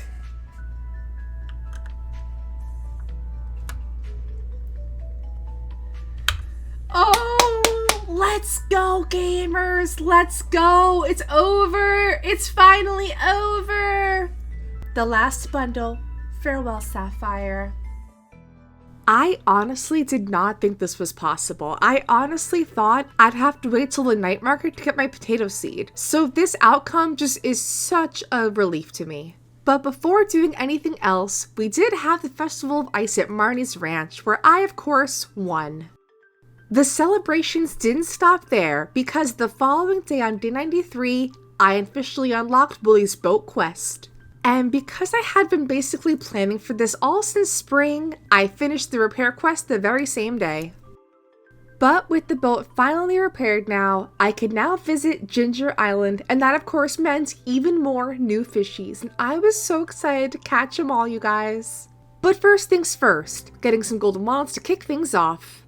But after finding the usual walnuts, I went fishing. Catching an orange clownfish, a wideband clownfish, a clown triggerfish, a pink skunk clownfish, a lionfish, a Moorish idol, a blue tang, a royal angelfish, a false kelpfish, and a mandarin fish. After bringing in quite literally a metric ton of fish to the aquarium, I again did more Ginger Island adventuring, unlocking Island West and finding even more golden walnuts. We then had Squid Fest the following day. And personally, between you and me, this festival is way better than the Trout Derby, so I of course had to participate. And with some squid bait, I got all 8 squid pretty fast, getting all of my rewards. In the evening, meanwhile, I caught some new modded fish, including the most adorable Dumbo octopus. I mean, look how cute this is. And also caught the small goblin shark, which also is a real fish, but this one's kind of scary. With day 2 of Squid Fest, I again got all 10 squids pretty fast, and getting even more fun rewards, including the epic squid hat. But after all of that was over, I again headed to Ginger Island, where I repaired the dig site, freed Professor Snail, and got some more fossils and walnuts. The following day was again more Ginger Island, but this time going to the Caldera Mines, and in no time at all, reached the very top. With walnuts acquired the previous day, today I unlocked the farmhouse, but then headed back to the valley after that. The next few days were about to get very busy for us, but mainly the night market was in town. That didn't start till much later, however, so in the meantime, I caught 1 new fish today and 1 very hard fish to catch, the glacier fish. Oh, that was... okay. Yay! That was a little easy. I did not expect that to be so easy. A gold star glacier fish? Aw, heck yeah. So yeah, to my surprise, this fish was very easy to catch actually. But besides our big glacier fish catch, I also caught the Arctic char before heading to the night market. The big draw, of course, being the submarine ride, with its operator being quite the familiar face. Oh, hey! Funny seeing you here! We had a lot of fish to catch down in the submarine today, including yet again another modded legendary fish. So it was here I caught the blobfish, the midnight squid, the spookfish, and finally, the vampire squid. Yippee! Yes! Vampire squid, let's go! Yay! Alright, I'll be seeing you tomorrow with lots of new fishies. And the following day, I kept that promise, returning to the aquarium to bring in all of my new fish. And with tons of new fish coming into the aquarium, it was just looking so beautiful and so full of life. I was very, very proud. But after buying the glacierfish mask, I headed back to the valley to do a new quest, this time the Dark Talisman quest. And this one was super important because this quest unlocks 2 brand new areas with, you guessed it, more fish to catch. Starting first with the mutant bug lair where I caught a lamprey, the slime jack, and a piranha. The following day, meanwhile, I caught a blue discus fish, the black ghost knifefish, found some more golden walnuts, and bid a farewell to the night market by watching the mermaid show. With Dark Talisman in hand now, I worked on the second part of the wizard quest, this time venturing to the witch's swamp to catch a bunch of new fish today, including a void algae, a void salmon, the void carp, a water snake, a mud skipper, the void evilpuss, and a trapped soul. Oh. Day 102 was again back to Ginger Island with some new fish to catch, including the fire clownfish, the 3-spot angelfish, the banded angelfish, and a flame angelfish.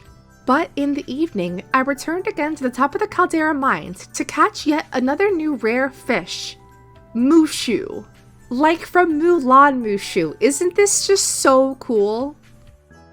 On day 104, meanwhile, it was time again to catch some new rare fish, and similar to Mushu from Mulan, these two fish are also from a beloved cartoon, Tui and La from Avatar, the ocean and moon spirits themselves.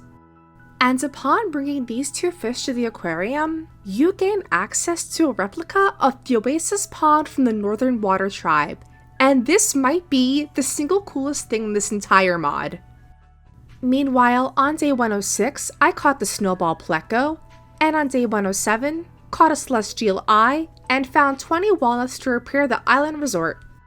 But before doing anything else, the Winter Star Festival was today, so I decided to go in the spirit of things.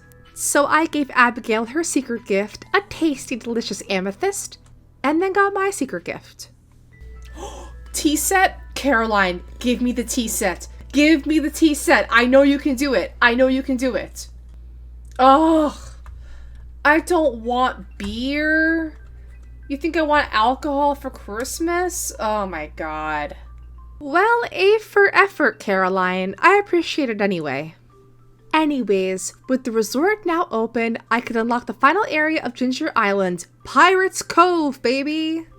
So I fished up the epic Gormon Frog statue, a dwarf stingray, a normal stingray, and a squirrelfish. We do still have one more fish to catch in this area, but unfortunately I couldn't hook it today, so I'll try again tomorrow. With just 2 days left in the entire year of Stardew Valley, I again tried catching any new fish I could find today. So this included the ornate angelfish, the skunk clownfish, the sea bay clownfish, the yellowtail clownfish, the soldier fish, the threadsail filefish, and finally, the bonnet head shark.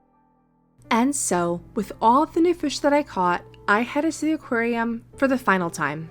It was quite the bittersweet feeling for me because this journey has been just so much fun. I honestly haven't had this much fun playing with a mod in so long, and just seeing all of the new fish to catch, all of the new areas, and of course the aquarium itself was a joy to play. And even though I obviously didn't catch every single fish in this year of Stardew Valley, I think I got pretty close, so I am quite proud of that achievement alone. But before signing off for this year in Stardew Valley, I still had one final thing to do: play some darts with the pirates. With that, my friends, that is my entire year in Stardew Valley as a fisher, and again, just oh my goodness, these mods were so much fun to play with. The aquarium and all of its exhibits were just so beautiful, and I loved seeing it all come together throughout the entire year. Of course, the More New Fish mod was incredible as well, but if I'm being honest, the MVP of this entire challenge was the remixed fishing theme bundles. Despite the hash browns giving me a little bit of grievances, I just thought all the bundles were so well thought out and entirely elevated the gameplay to a whole new level. I also want to shout out this user here who recommended to me the aquarium mod in the first place. And if you too have any cool mods that I should try out, leave a comment down below. With that, I want to just thank all of my subscribers, my channel members, and everyone who supported me. I appreciate you to the moon and back, and I'll see you all in the next video. Bye everyone! When Stardew Valley 1.6 released, we got one major update that was game-changing. Instead of 4 players to a farm, we could now have 8. So Abs Kelly here grabbed 7 other Stardew Valley players from across the globe to participate in the game of our lives. This is 100 Days of 8-player Stardew Valley. In our efforts to have a unique experience though, we took this challenge one step further. Each player has been assigned one color to represent, meaning we can only sell things within that color scheme. So while the red player can sell strawberries, the other players cannot. And of course, I chose the hardest color of them all, pink. But what can I say? I stick to my brand. With our overlying goals for the entire year being to finish the community center and marrying a spouse to our coordinated colors, I had 3 personal goals I wanted to accomplish as well. Number 1, marrying Haley. Number 2, collect and display every pink item in Stardew Valley. And 3, once and for all, finally beat Junimo Kart.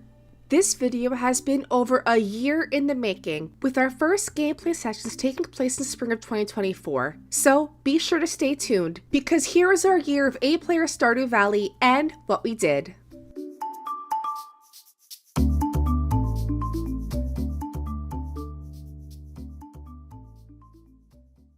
Well, and here we are, day 1 of this brand new journey.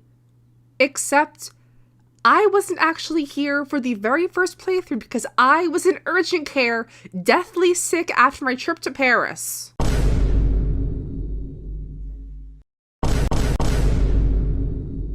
Yeah, I literally missed the first 6 days of our playthrough, our inaugural playthrough session, because I was sick. But it's okay, because by day 7, our second official week of playing, I was back and better than ever. And of course, like all of our other playthroughs, I of course started out on the character customization screen where I picked the most adorable pink themed character. But after Ethan dropped down my pink hat, it was time to join my fellow teammates on the farm before descending into immediate chaos. What, mate? What the Wait, how did you guys do that? Wait, what is it? What the Emo music. I forgot you weren't here for this whole saga last I'll put time. a space so that you can see it. How do you open Oh up the my whole god, there's email so menu? many parsnips! But with the whole gang finally assembled, it was time to get started, and where I tell you guys my spring goals. The main goal of which is to hit level 2 farming to craft sprinklers for our beloved melon season in summer, and besides that, earning a ton of money through selling pink tulips. And my teammates, being as kind as they are, already had some pink tulips waiting for me, so I was able to sell some day 1. Or I guess day 7, but my day 1. After that though, I then headed to the mines to start slaying bugs for bug meat for a solid 8 gold. Aw yeah. I also met future wife Haley and unlocked the mines, even though my farm mates already reached level 60. Damn. Besides that though, it was a relatively chill day 7, although Ava did find one very, very rare item. Only one more floor and then One seed. I got an ancient seed. Oh, let's go. Shit. Let's go. Wow. On day 8, meanwhile, I watered all of my tulips, visited Willy, said hi to the wizard, and checked out all of our brand new bundles. One of which was the florist bundle, which meant I got to be extra useful for this one. After that though, I did some mining with Toya here and discovered floor 80. Fish, and I keep getting the wrong fish. You know what? You can have all these. I'll be right back with Don't give her gifts! Stop giving her gifts! Hey! That's my wife! Get away from her! Get away from her! Uh-oh. We're just friends. Uh-huh. Yeah. Alright, I'm gonna just... To kick off day 9 though, I gave a diamond to Trian and a topaz to Ava since they were useless to me, and then again did some more mining. And for what it's worth, mining in multiplayer is so much fun because we breezed by 20 floors just like that, and for our efforts got some star drops. Lastly, I hit level 1 combat to unlock bug steaks, which sell for a hearty 50 gold, so not too bad. Meanwhile, day 10 marked a very special occasion, my very first Wet Wednesday. Wet Wednesday is a special event for our color farm here, where we simply spend the entire day just fishing and having a good time together. Bubbles! Bubbles behind! I don't even know what happened just then. We all just let go. So-called free thinkers when bubbles. This is also our one free day of the week where we can actually sell whatever we catch today, so also pretty nice. We had a wonderful day of fishing shenanigans before heading to the saloon for a drink.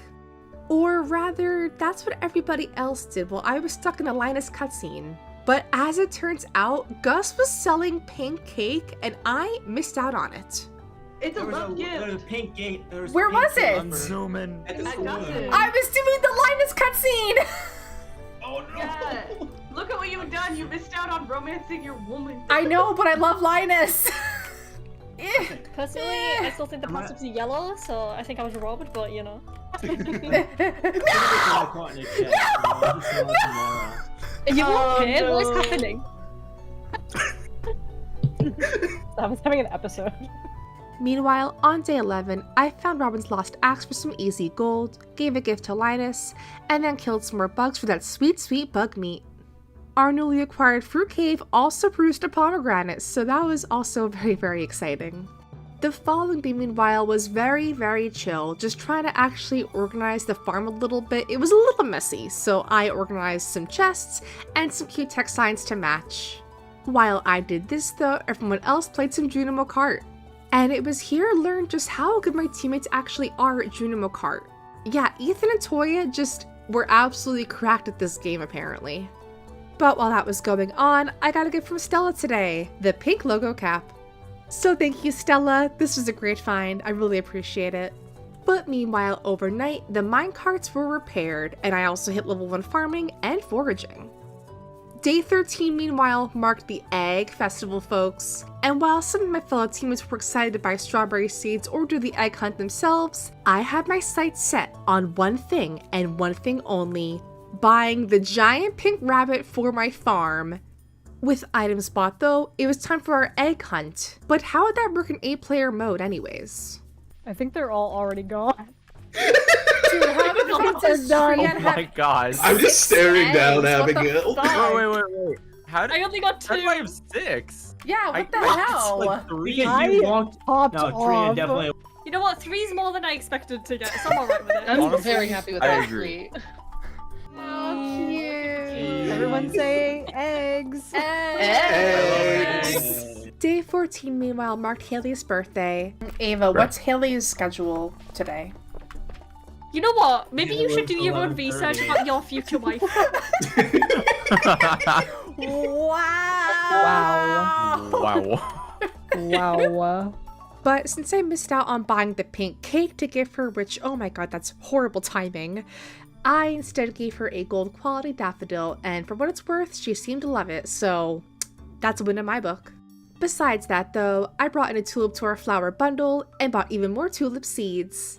With the rest of my daylight then, I slayed some more bugs for bug meat, while Ava here predicted her own future successfully. Right, I'm gonna try and get rice again. I might get another ancient seed instead. 12 seconds later. I don't either.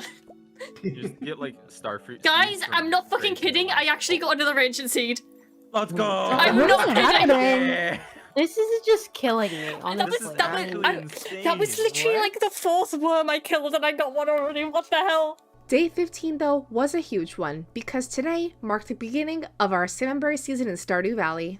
And again, the berries don't really sell for a lot of gold, but every bit counts in my book, so I picked every single berry in the entire valley before resuming the bug meat grind once again. I also picked some daffodils as gifts for Haley, while Trianthea got another 2 ancient seeds. Truly, I could not believe what I was hearing right now. I may have gotten an ancient seed. Bro. What? I got another ancient seed! Day 16 was then some more salmonberry hunting, and on day 17, yet another Wet Wednesday, folks. To kick off the day, I gave a gift to Haley, but then met everyone up at the beach for some good old-fashioned fishing. Oh, I'm fishing Bubble, 5. Let's bubble, go. Bubbles. I guess Ethan was special. Oh no!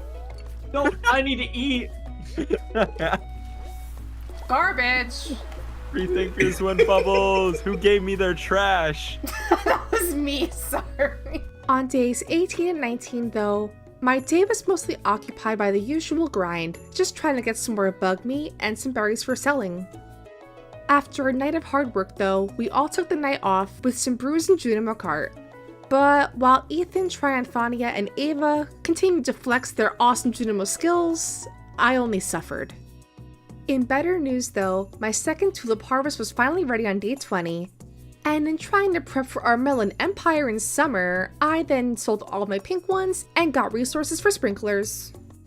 I also brought in 1 Necovite to Gunther, did a quest for Pam, bought some more tulip seeds, and with the power of friendship, got a peach tree sapling. Overnight, meanwhile, I hit level 2 farming to officially unlock sprinklers, so for the entire day I did just that, making sprinklers for our melon season. On Spring 22 though, I got super lucky and received pink cakes from my teammates, so shout out to all of you guys, I get to make Haley extra happy today. Very excitingly though, overnight we then got the mystery boxes cutscene from Mr. Key. Oh! The loot Mystery boxes! boxes! Mystery boxes! Yay! But after that though, doing some more melon prep for summer. But while I opened geodes today, bringing in a dolomite, granite, and a dwarfish gadget, Tree and Thania meanwhile got this. Things that aren't flowers. Yo, I got sneakers. I just got a prismatic shard! Oh! No! Yo! No The Prizzy way! farm is real. Prizzy Holy Prizzy! With an astounding 4 ancient seeds found, and on top of all of that, a prismatic shard. The 8 colors farm so far was booming, truly in our peak.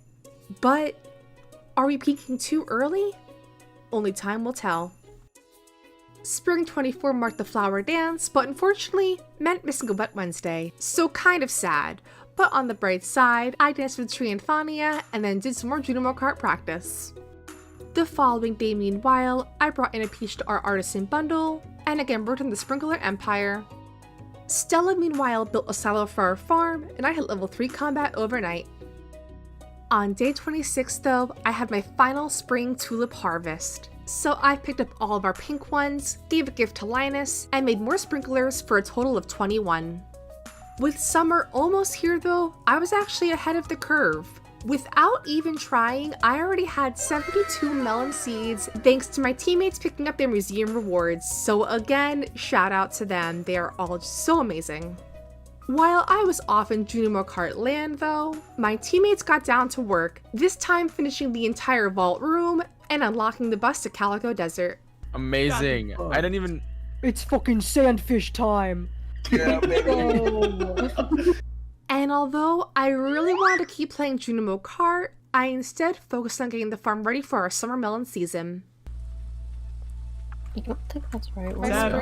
The pattern is all wrong. I'm sorry! No, you wanna know why? It's because of the tree! This tree is causing all of my problems! I can't have a do a herring proper here for layout you. because of the tree. Hey, if you wanna You redo should it, see, you can you should redo see it. the basic sprinkle I would patterns love that Steph to. has done in her videos before. It Do hurts. you mind if I do that tomorrow? If you want to, I don't care. I'm By just all means. gonna help out with. You know, this is this is still a big improvement to what she used to do. Shut so the up! I don't want to hear Yeah. from you. So while Ethan redid my entire sprinkler layout, on our last day of spring, I gave a gift to Haley and Linus, bought a single pumpkin soup, and watched Ethan do all the work for me. It sounds so bad. Besides my gift today, I did a quest for Haley, officially earning 4 hearts with her, and to end off spring, doing some more Junimo Kart practice before passing out. I have to make it in your house. Why Sorry. is it over here? Why? No! Oh my god! He wants 3 people. My god. On the bright side, summer is here now, baby, and it's time for the Melon Empire to boom. We bring the boom. That's what we do. We bring the boom. I'm sorry. Anyway, so I spent the entire morning planting all of our melon seeds, bought a ton more, and then gave gifts to Linus and Haley, also earning the new friend achievement. With melons planted though, it was back to some more Junimo Kart practice, and this time, for the very first time, finally beating Ghostly Galleon. So overall, making some pretty solid progress. Meanwhile, the following day marked our very first summer edition of Wet Wednesday.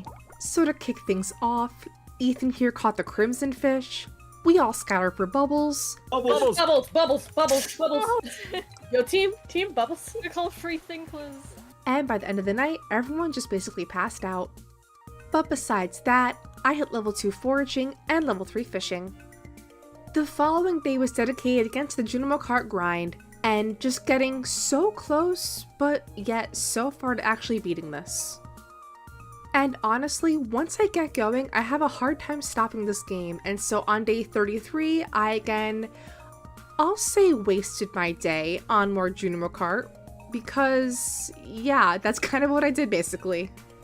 I just wanted to prove to myself that I actually could beat this game because I've never beaten it before in any playthrough ever, and I was improving. I could see myself improving in this game and getting better, so I really wanted to do it, you know? But by our third straight day of playing Junimo Kart, I finally walked away. After defeat, it became clear I needed a break. So I gave Haley a pink cake today and finished the Summer Forging bundle with Toya. Meanwhile, on day 36, I expanded the Melon Empire and admired Ava's house today. With good luck on day 37 though, we did a big Skull Cavern group run today. But as you can imagine, with 8 people, things got chaotic very, very fast. No! I didn't even see the bomb. I didn't realize what was going on. I thought you were gonna eat and then run. There's another one. Prismatic shard! Got it. We got another one! Nice. We should make it so if anyone like dies in the mines or something that they have to like go back to the farm. Why? It's kind of like they need to rest. I don't know. They're being put in timeout. Narratively, you're like, I want them to care Narratively? for themselves. Exactly. Narratively, that's exactly what I did. Yeah. Yeah, I lost 1,500 gold to do nothing. No. Oh no. After crafting a glowstone ring on day 38 though, it was back for some more Wet Wednesday, folks. After our usual fishing shenanigans, going for bubbles, doing fishing, you know, all the good stuff, I hung out with the new farm chicken, Tangerine, and gave her some food today. The following day, meanwhile, marked the annual Luau Festival. Unfortunately though, Toya here couldn't join us for this session. So because of this, we couldn't get the best possible soup response. Still though, we tried our best for a good response nonetheless. With one spare peach I added to our community soup, all of our offerings seemed to please the governor. Of course. I've been looking forward to this all year. It sounds so posh. Where am I? How did you just earn that achievement? Because she got 5 hearts to somebody. Because it's the Luau soup. There you go. Say Oh my gosh. Let's go. Oh, that's very pleasant soup. No. Oh my god. Very pleasant soup. The produce from this valley never disappoints. And with some friendship points earned, I'm now only 1 heart away from romancing Haley. Meanwhile, with good luck once again, it was time for some more Skull Cavern today. And for what it was worth, things were going very, very well. Until the entire server died. We need floors. Oh no. Oh, what just happened? Did server crash? Oh my No, gosh. I'm 3 still people just going. quit. I'm still in. I'm Yeah. here still. I'm here. I got kicked. What I the got hell? kicked too. Oh no. I'm now by myself in Skull Caverns. So that was a little devastating. So, day 40, part 2, for another super fun run. Okay, never mind. I decided to do some Junimo Kart today. But of course, I was once again bested by Glowshroom Grotto, so I decided that today was just not my day. Meanwhile, on day 41, I woke up to the most beautiful sight. My melons were ready to harvest today, and I happily picked every single one.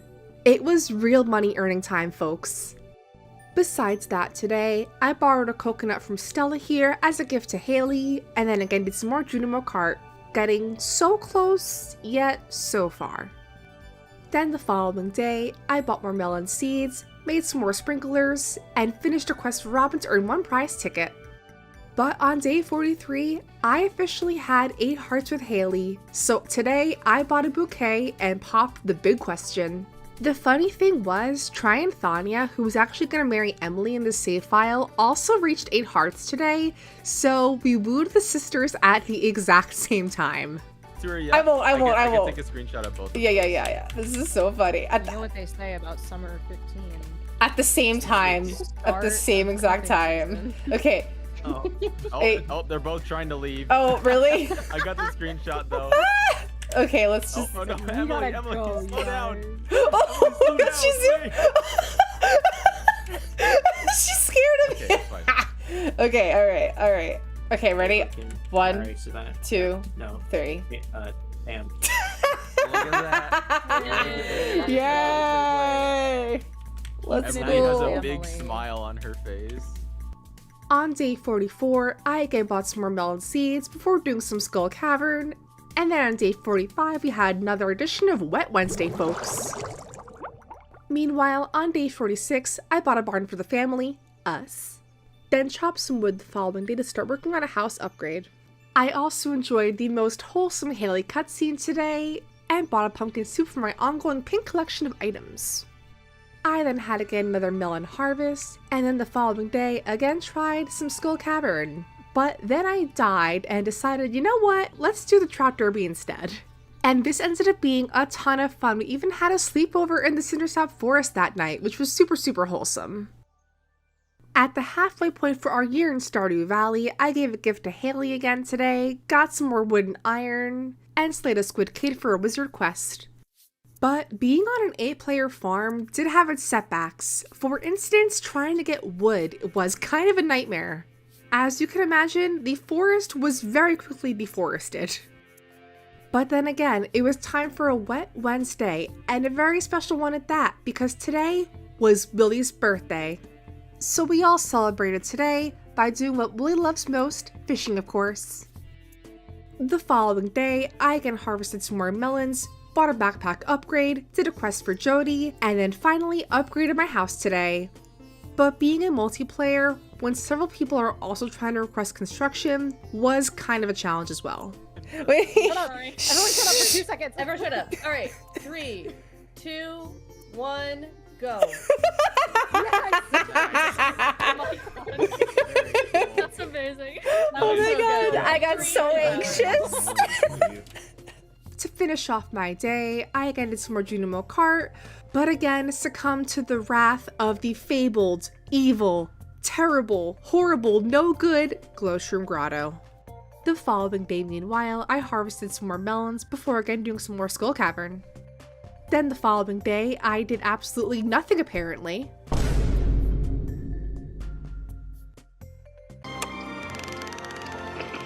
Nothing. But by our last day of summer, my house was finally upgraded, and to celebrate, I gave Haley a coconut today.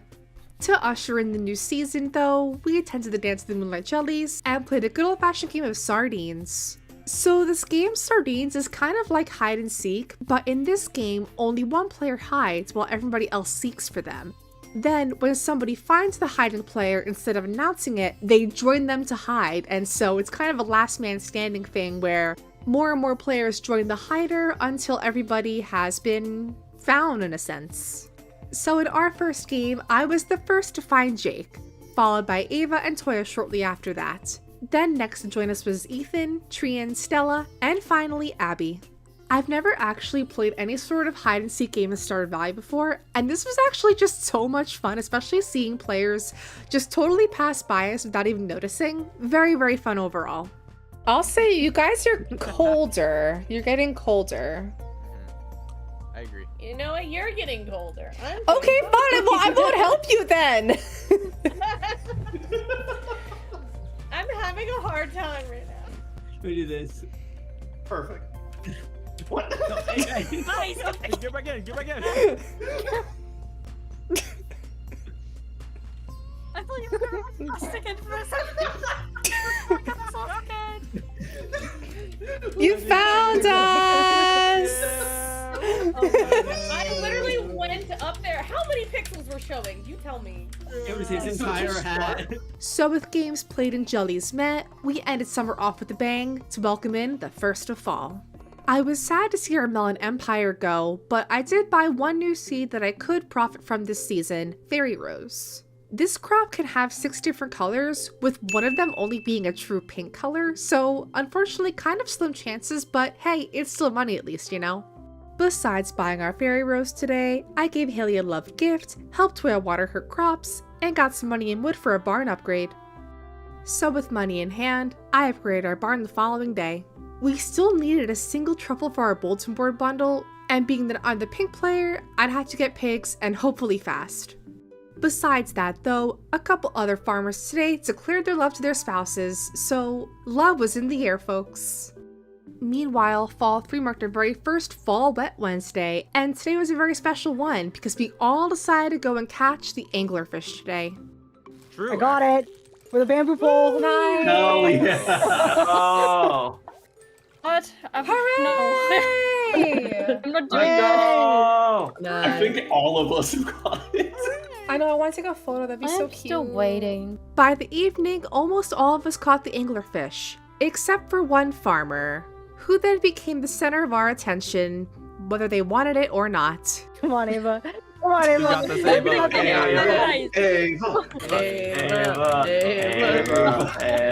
Ava. I got it. Let's go. Alright, rainbow water. Roy G. Biv. Noah. And with anglerfish caught and photo taken that night, we all headed home happy that evening. Meanwhile, on day 60, I ordered a deluxe barn, and on day 61, traded Omni Geodes for artifact troves. By day 62 though, our deluxe barn was finally built, so with some extra money from my fellow players, I bought 2 pigs that I named Truffles and Chowder. Besides that though, Ava then so generously bought the entire furniture catalog, which meant I had access to all pink furniture now, so today I got to decorating. The following day though, we all woke up to a surprise. The 8 Colors farm had earned 1 million gold total, which was so exciting. After a bit of celebrating though, it was back to business as usual. I bought a little blue gift for Tree in here, sold some pink things, did some more Junimo card practice, and decorated of course. On day 64 though, I finally got a prismatic shard. From Ethan as a gift, but still a pretty nonetheless. Thank you, Ethan. So after obtaining our Galaxy Sword, I chose the next bulletin board quest to slay some bugs, so Ethan, Jake, and I tackled that quest together. In my quest for more pink furniture though, on day 65, I fished up this super cute Vista painting from the bathhouse. Also, concerned if you're watching this, please add more pink furniture to the catalog. If you're gonna do any more updates, I am begging you. A rug, some new paintings, just anything. Any pink furniture is so appreciated. Thank you. Anyways, day 66, and finally, rain was on the horizon. So, the following day, it was a mad dash to get married. Besides that though, today, for the very first time, instead of doing Wet Wednesday, we did Thirsty Thursday. And it was here Ava caught 1 single walleye to fully finish the fish tank room. And the day after that, doing some more Skull Cavern. And all was well, all was calm in the world. Until of course, it wasn't. With more rain today though, a couple other farm members bought their pendants as well. So basically, today was one big communal engagement party. How romantic. 3. Ready? On. Yeah, you do it. On go. 3, 2, 1, go. Yay! Look at that! Except You said I'll set everything yes! up. We'll have the ceremony in 3 days. With my new fiance, we then enjoyed a very spicy darkroom cutscene. The following day, meanwhile, I did a quest for Robin before doing Junimo Cart again for the entire day. Stella here, meanwhile, brought in a single pumpkin to fully finish the entire pantry, and overnight, the greenhouse was repaired. On day 71, we just did some more Skull Cavern shenanigans, but day 72 marked the Stardew Valley Fair. And of course, in keeping with the rainbow theming of our save file, we of course each brought in an item for our color, making for one very colorful Grange box display. But it wasn't just pretty, it was functional too, launching us to first place at the Stardew Valley Fair this year.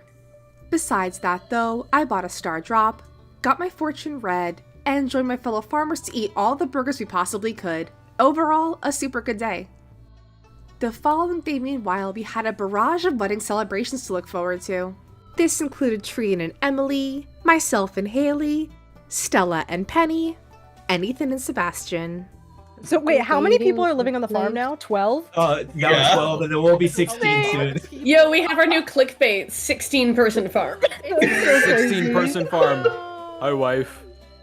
After our weddings, though, Stella harvested a truffle off our piggy to fully finish off the entire chef's bundle. But then, the following day, again was even more weddings. First up, Jake and Leah, followed up by Abby and Elliot. And it was here I got so close Literally so close, but yet so far to beating the goddamn Junimo Kart game. I can feel it though. Victory will soon be ours. The following day, meanwhile, was doing some more house decorating. Now, on days 76 through 78, I actually was not here for any of our gameplay, because I was actually away in Oregon on a trip. For some context, this was back in October of 2024, and I have been waiting literally this long to, like, I guess, formally, publicly announce it, but I was away in Oregon getting engaged. So I think this was a worthy excuse of not playing Stardew Valley, but anyway, back to Stardew Valley now. And day 80 was a huge one because today I got a duck mayonnaise to get the Pinky Lemon statue, the perfect decor piece for our pink themed home. Meanwhile, on day 81, Toya got married, which also marked every single person on the farm getting married, which meant not 8 people living on the farm, but now 16, which is kind of a lot of people, oh my god. And on days 82 and 83, I again did more Junimo Kart, and again, of course, didn't beat it. But besides that though, of course we had the Spirits Eve Festival. And on our last day of fall, I took a break from Junimo Kart to instead play more Sardines. It took me a bit longer to find everybody, but when I did, I joined them all behind the Star Drop Saloon. But eventually, everyone convened to the same location. Please. Yay! I thought you were gonna walk. Coca-Cola. Oh, I'm stuck. No! Uh-oh. Okay, we need to go save, Okay. right? Yeah, let's go save. Yeah. Go. Everyone go to bed at 9 a.m. With that though, we are off into winter now, and it's the point of the video where I have to talk about the fact that I lost all of the footage of winter. Yeah, I cannot make this up, and I cannot believe that I have to record this because it's just so on brand for me. But also I hate it. I hate it here. So for a bit of Sapphire context / lore, I actually got a new PC earlier in the year. And when I did this, I thought I had transferred over all of the clips from this playthrough, but evidently I did not. And I quite literally lost half of winter because of this. So I got nothing. And now look, it wouldn't be all that bad considering the fact that I only played Junimo Kart for the first half of winter anyway. Except I lost the footage of when I beat Junimo Kart. Jake, how did you go down? The ladder is gone. What the hell? Hey guys. The ladder is gone. Hey guys. Why Did are you we do it? doing Hey. this? I hate this. What's Did you happening? do it? What's Are you on the happening? last level? Let's Jake, go. stop! I don't like this. Yeah, hee hee ha ha, I guess, spoiler, I beat Junimo Kart in winter, and I don't have the footage to show for it. And even though I beat Junimo Kart in this 8-player save file, I thought that wasn't good enough. I needed proof. I needed to show you guys that I could once and for all beat this game. So on April 26th of 2025, a full year since actually starting this playthrough, I spent an hour of my life playing Junimo Kart and beating it again. Hey guys, so it's currently April 26th or something of 2025, everyone's favorite year. And I have discovered that I have lost not only half of winter, but the moment I actually beat fucking Junimo Kart. So, here I am attempting to once again beat it because I don't know. I don't know. Oh god. Just to keep in mind, I haven't played this game in months. So I'm gonna be rusty. I am basically starting over from scratch, which is really fun. That's my favorite thing, is just, yes, like, comment, subscribe if you want. You don't have to. No one's making you, but if you appreciate bullshit, then feel free to stick around. Also, shameless self-plug here, but I did upload the entire hour-long video of me doing this for members of my YouTube channel, so if you do want to see me rage quit a time or two in this hour-long video, then you can go over and join for as low as $1. I thought beating Junimar Kart once was the real challenge. No, beating it twice was the real challenge. See, it's like, what am I doing? Do I just lose all brain activity when I play this fucking level? Apparently.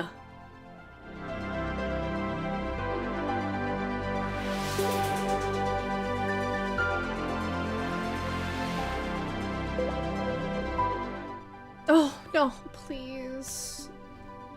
With 0 lives remaining and less than 1/3 of this course to go, I knew I had to lock in.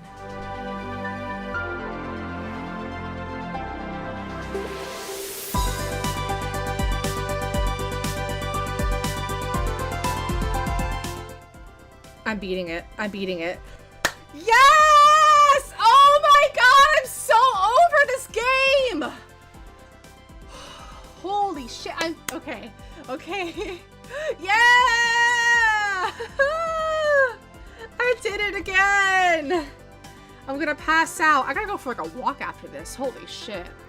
I gotta go for like a walk after this bullshit.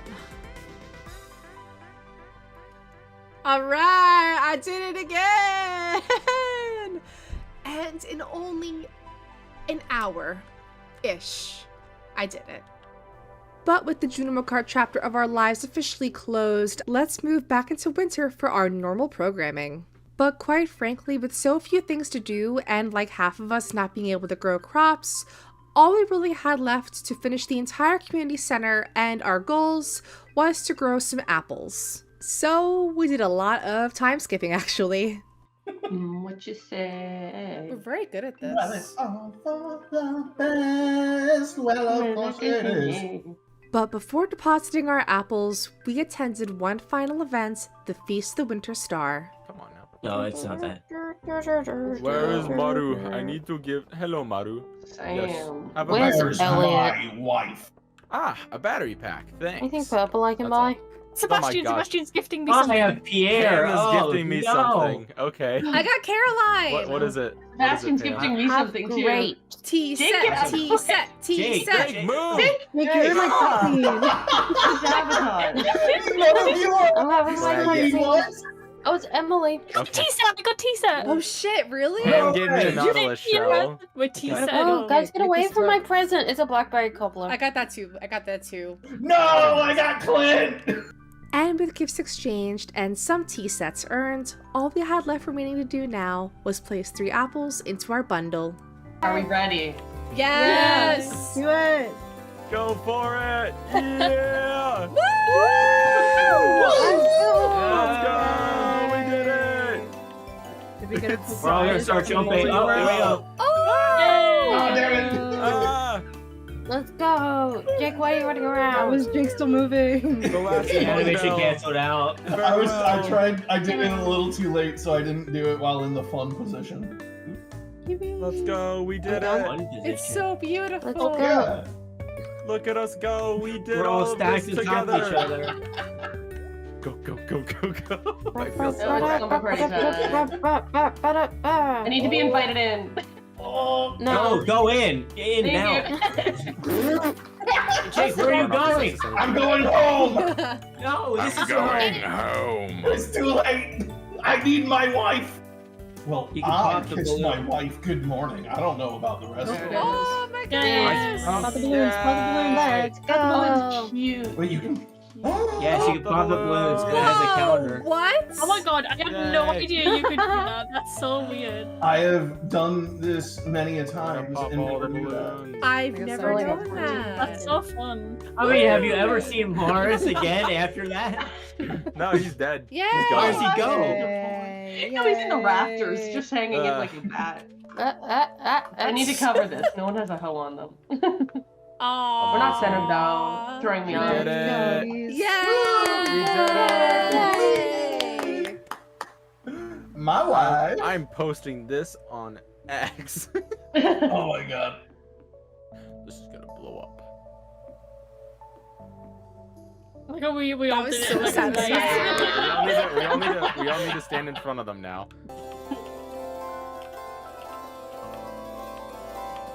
And with that, that is the end of our 8-player color farm in Stardew Valley. This honestly might have been the most fun that I've ever had recording a video for the channel, just purely based on this fantastic experience in multiplayer Stardew Valley. Like I said, this has been over a year in the works, and I will never forget all of our weekly Discord calls planning this and playing this. It was just a blast, and I'm so honored that I could have been a part of this experience.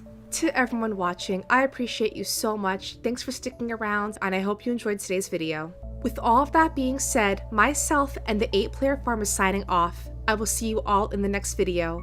Bye everyone. I played 100 Days of Stardew Valley, but only mining. Hello my friends, welcome back to a brand new video. My name is Sapphire, and this is the movie compendium of my 4-part series. I do have a brand new 100 Days playthrough coming out hopefully very soon, so I thought in the meantime I will give you guys a compiled version of my series challenge. But first, let's go over the rules and goals super quickly. Reaching the bottom of the mines, unlocking Skull Cavern, maxing out the mining skill, finishing the museum, completing every pickaxe upgrade, and finishing the Monster Slayer goal. And like always, our challenge has a few rules. I cannot earn money through other tasks like farming or fishing. I can only profit through mining. I am able to farm or fish for food, bundles, etc. So, can I accomplish my goals before 100 days? Stay tuned to find out. Here is my 100 Days of Stardew Valley, but only mining.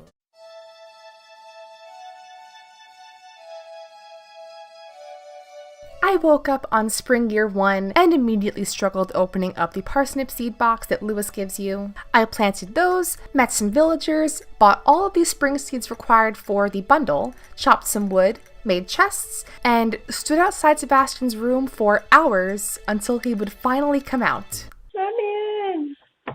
Let me in, please! After day 1, I managed to meet every single villager in Stardew Valley except for Willy, of course, planted my other crops, and called it a night. On day 2, I started my morning with the Clint cutscene, which is never something you want to wake up to. I watered my crops and checked my mail for Willy's letter.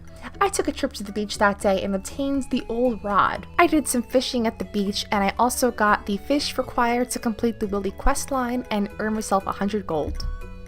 Day 3 was a rainy day, and since the mines weren't open yet, I used the opportunity to clean up my farm some more and explore. I made my way over to the farm's quarry and actually found a lot of copper. With that, I was able to craft my very first furnace, so honestly, a really great start to the run already. I got exhausted at noon though, so I tucked in early. But hey, look at that! Level 1 mining, yes! Alright guys, we're on our way. Day 4 was more cleanup today. Admittedly, I really like the hilltop farm, although it can be very challenging to actually navigate. Today I spent my day doing more cleanup, exploring, and foraging. I also found my very first artifact. Woohoo!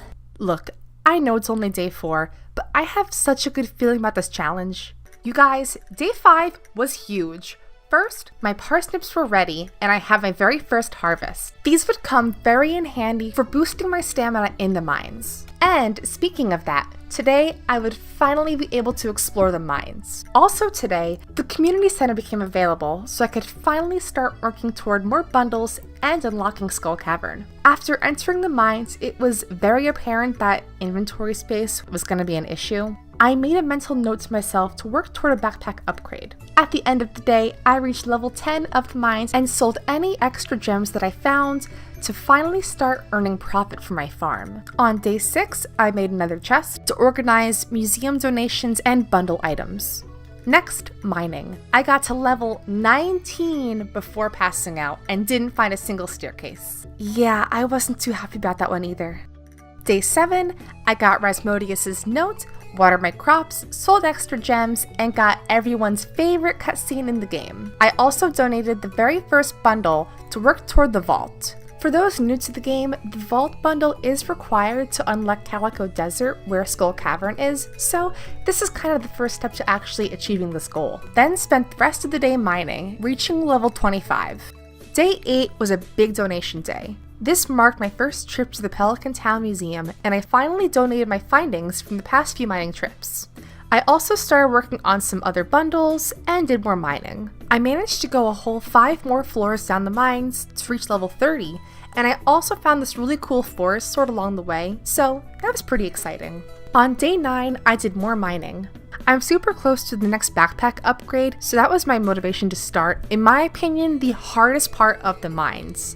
Floor 30. You guys, I hate floor 30 so much. It's dark, it's damp, I can't see where I'm going. There's those stone golem monsters that pop out of the ground that take 5,000 hits to actually kill. It's horrible. I honestly hate this part of the mines so much. And so I was just trying to power through it and power through. At one point I panicked because I couldn't find a staircase, but we eventually made it to floor 40 with some energy to spare. On day 10, some pretty exciting stuff happened.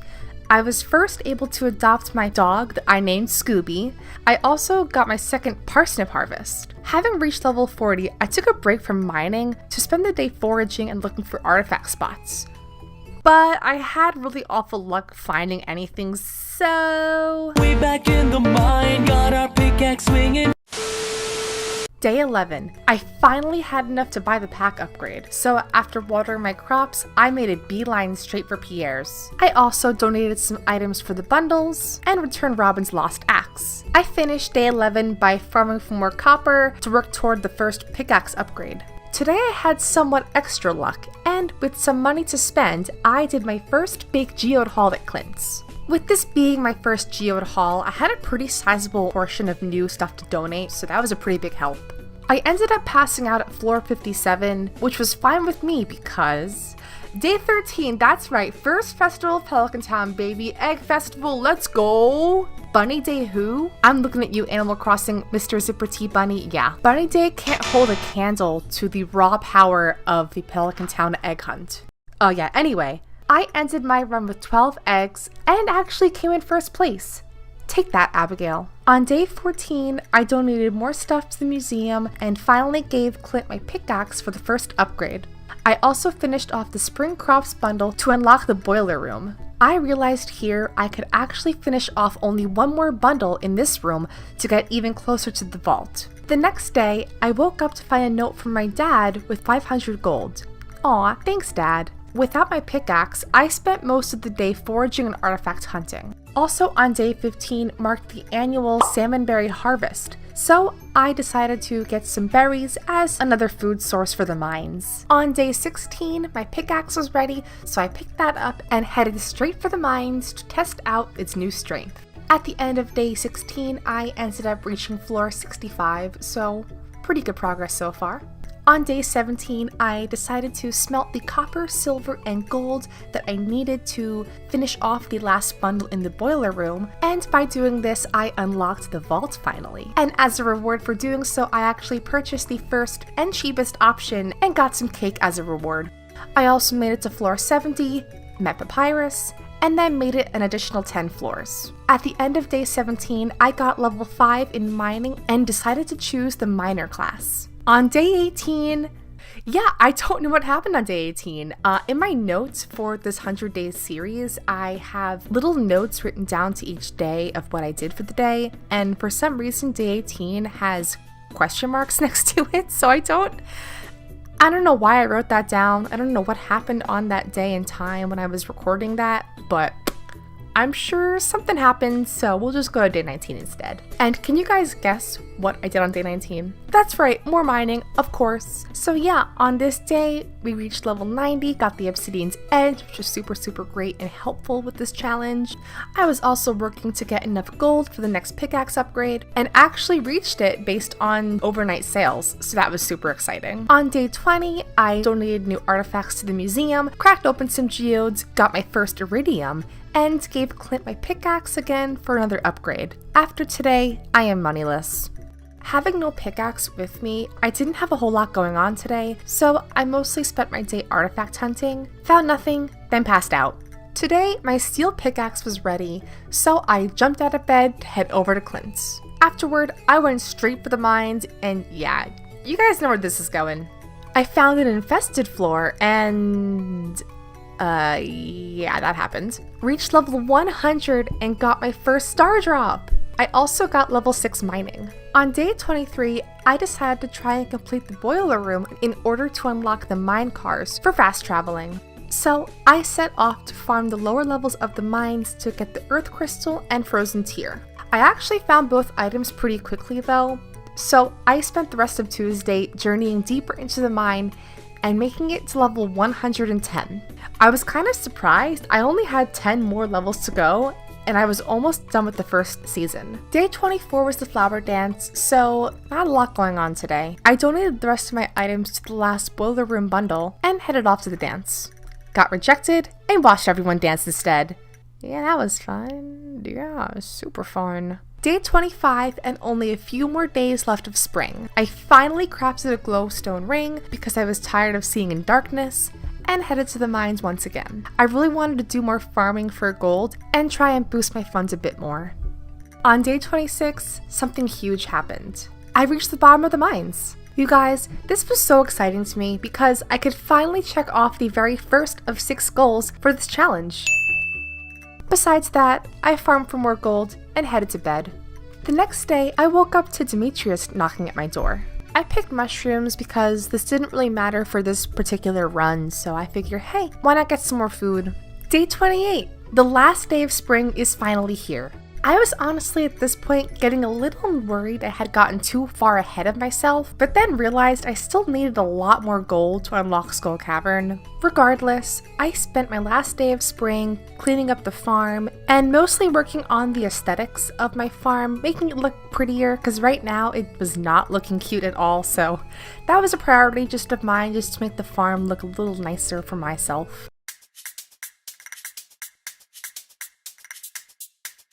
On day 1 of summer, I decided to continue last season's work and do more farm cleanup, mostly trying to get my furnace situation under control since there were a lot of furnaces on my farm, so I set off to Robin's to build a shed for all the furnaces. However, when I got to Robin's, there was a big blunder in my plan, the tree stump incident of 2022. I don't know why I thought building something would remove the tree stump, but it apparently does not. So, like any sane person, I decided to not build my shed today, upgrade the axe to remove said tree stump, and build my shed where I initially wanted it to go. You know, instead of just putting the shed somewhere else. That would obviously make too much sense. So, on the very next day, I took my axe straight to Clint's for an upgrade. I also looked for artifacts and actually found a super cucumber in the trash. Why would someone throw this away? On day 31, I did more artifact hunting. Although I found some repeat artifacts, I actually also found a new one, the strange doll. I also completed the monster slayer goal for the cave insects. On day 32, my axe was ready, so I could finally get rid of that pesky tree stump. On day 33, I went back to the mines to farm more gold. I also had my first death, which was very unfortunate and also pretty embarrassing, so awkward. But hey, I got level 8 mining. That's pretty cool. On day 34, the embarrassment just didn't stop. I had such a noob moment. I don't even know why I did this, but I had to restart the day, so let's start over with this. On day 34, I put all of my furnaces into my newly built shed and headed to the mines for more gold farming. On day 35, I had a little extra luck, and so with this, I decided to crack open more geodes for Gunther. I also got the Treasure Trove achievement, which meant I donated 40 different items to the museum, which was a super cool way to actually track my progress in this challenge so far, so that was really exciting for me. I also purchased yet another bundle for the vault room. Day 36, and back to the mines. Along the way, I also found a few new artifacts to donate. I also decided to check my Monster Slayer progress and realized I had a long way to go. Oh boy. I also tried to buy a new backpack upgrade and was 3,000 short, which was very rude of Pierre's. I'll be back for you. The next day, the spirits were very happy, so back to the mines we go. But first, a quick artifact check, which ended up being not so worth it. I also made it a personal goal of mine to try and unalive every slime that I see after realizing yesterday that I still needed to slay 900 more slimes before the end of 100 days. Oh boy, no pressure, right? Day 38, meanwhile, was pretty chill. I donated more artifacts to Gunther and sold my gold to Clint to earn the Cowpoker achievement. I finished day 38 off by killing more monsters and earning more gold. Today was the luau, so I last minute prepared a gold star cauliflower to hopefully satisfy the governor. And to my surprise, it actually did. Coming off the success from yesterday's luau, I went into day 40 very happy. I promptly gave my pickaxe to Clint for another upgrade, and went back to the mines for more monster slaying. Day 41 was a rainy day, and I actually was able to capture this really cool moment of lightning that gave me such a jump scare when I was actually filming this initially. I could have been dead! I could have died! Keep it together, man! But besides that, I decided to test fate a little bit more and head back to the mines to do more monster slaying. In the process, I also got the final dwarf scroll I needed to donate to the museum. Day 42, let's get this bread.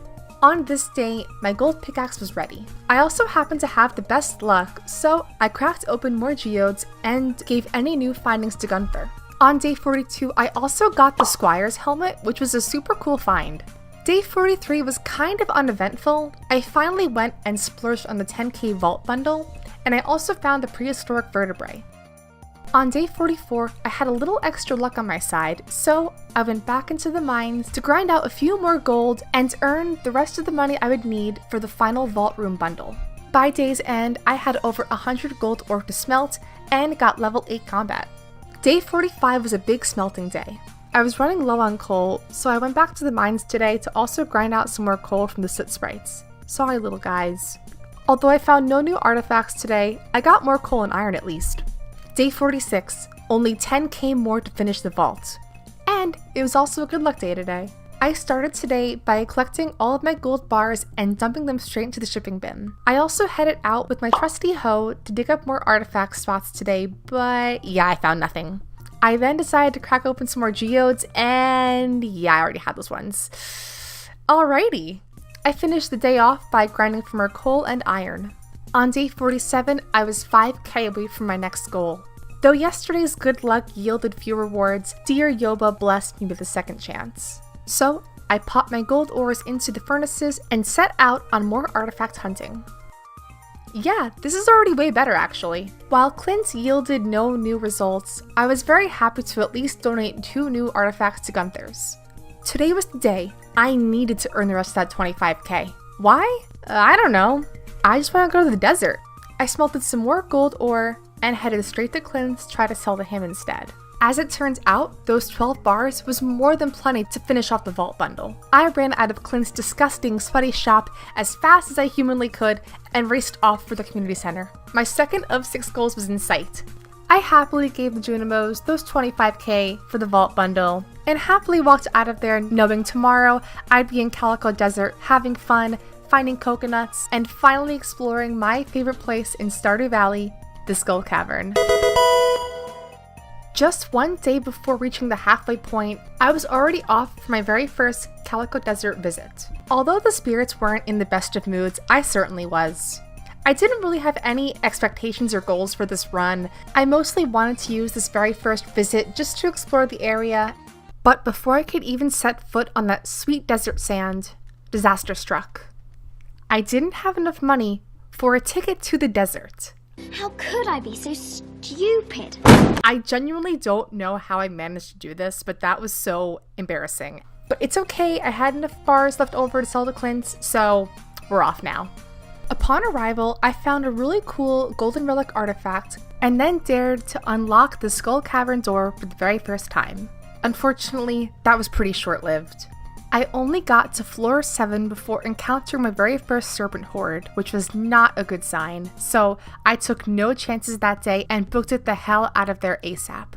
Although I didn't get too far today, I was very happy with my gem and Omni Geode collection. I had an overall good first experience, but I'd have to do a lot more prep work before my very first big run. Day 50 and officially the halfway point of this challenge.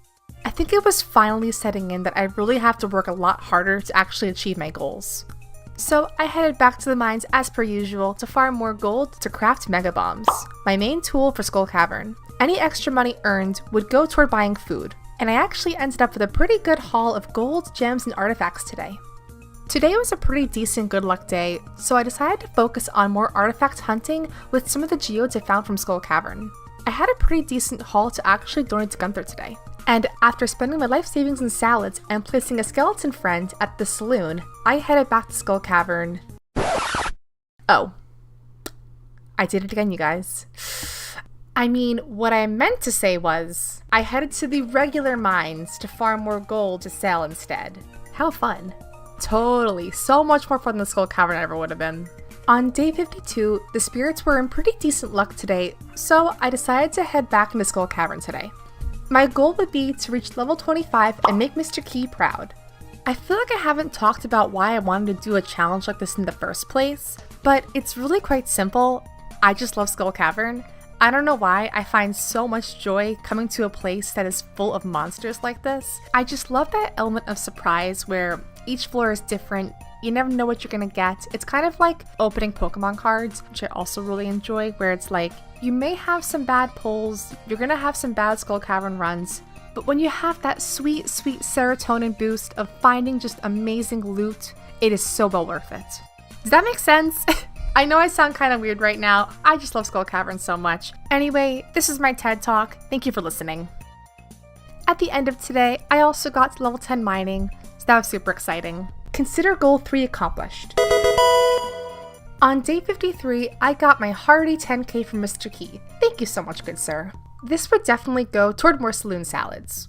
Besides that, I spent a lot of today actually just going through inventory since I had a lot of stuff to sort through. It was very overwhelming. I did some more smelting, sold extra items, and then I headed to the mines to work toward my Monster Slayer goal. After today, I actually finished the Dougie Slayer goal. Sorry, little hot dog man. The next day, I decided to keep the ball rolling and work on more of my goals. I thought I had enough money for the last upgrade, but I apparently do not, which comes to no one's surprise. I am horrible with money management. So instead, I spent the rest of my day just grinding out more gold, smelting more ore, to hopefully upgrade the pickaxe soon.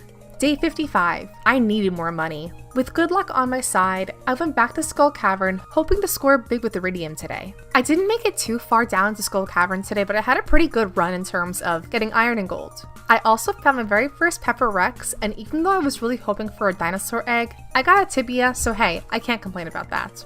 Other stuff worth noting, I also found a really cool treasure floor, which are pretty rare, and got a blue cowboy hat, so hey, that's pretty cool. Day 56, the last day of summer. Oh my gosh, this season flew by way too quickly, and so eventful too.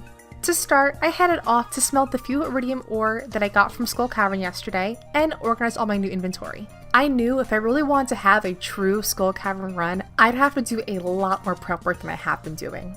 So to end the season, I went back to the normal mines to do a little more coal and iron farming. I also focused time to kill more dust sprites. I am so sorry in advance, I love these guys so much, they are so freaking cute, but I have to do it for the Monster Slayer goal unfortunately, so it had to have been done. Sorry little guys. I ended my last day of summer watching the Dance of the Moonlight Jellies, one of my absolute favorite events in Stardew Valley. Day 57, officially the start of fall, and the best season of Stardew Valley. I started out by heading to Pierre's to finally get my backpack upgrade and unlock the third row of slots. Since I was doing a lot more Skull Cavern mining, this was very important to me. And speaking of Skull Cavern, yes, we are already back in the mines. As always, I mean, this is a mining challenge, so yeah, you can expect a lot of Skull Cavern this season. I was very focused on finding two important items in Skull Cavern, the highly elusive prismatic shard and the dinosaur egg. In this challenge, those would probably be the two hardest items to actually get, both with very low drop rates, so I took no mercy on the Pepper Rexes and slayed every single one that I saw to hopefully get the dinosaur egg. Because I just knew it was impossible, and with Pepper Rexes, I think it's like a 10% drop rate versus the mountain artifact spot drop rate, so with better odds, I was very hopeful. And despite seeing 4 Pepper Rexes during that Skull Cavern run, I left Calico Desert empty-handed. On day 58, I took note of my progress during this challenge so far, and I honestly thought I was making pretty good progress with the artifacts and minerals. However, when I got to the Adventurers Guild, I found a big mistake in my plan. So, as previously stated, one of my main goals is to finish the Monster Slayer goal. However, apparently that also includes the Magma Sprites, a monster found on Ginger Island, and if you are familiar at all with Stardew Valley, you would know to unlock Ginger Island, you need to finish every single bundle in the community center. So yeah, small caveat to this obviously, I would technically not be finishing the entire list of monsters, however, my new goal is to finish off everything except for the Magma Sprite. Anyway, overnight, I got the owl statue, so that was pretty cool. And today, the spirits were very happy, so I trekked back to Skull Cavern for you know what, more mining. Oh, also, I left my mic on for this run, so enjoy all of my unhinged comments because boy are they hilarious. Let's go. Better run. Better run. Better run, better run, better run. I need a better Skull Cavern run. Yes, I know I should probably be doing more fishing and artifact hunting, but I just can't help myself, you guys. It is so fun to do Skull Cavern. I just need one! One! Give me one! Oh! Yes! Yes, my friends, I finally got my first dinosaur egg.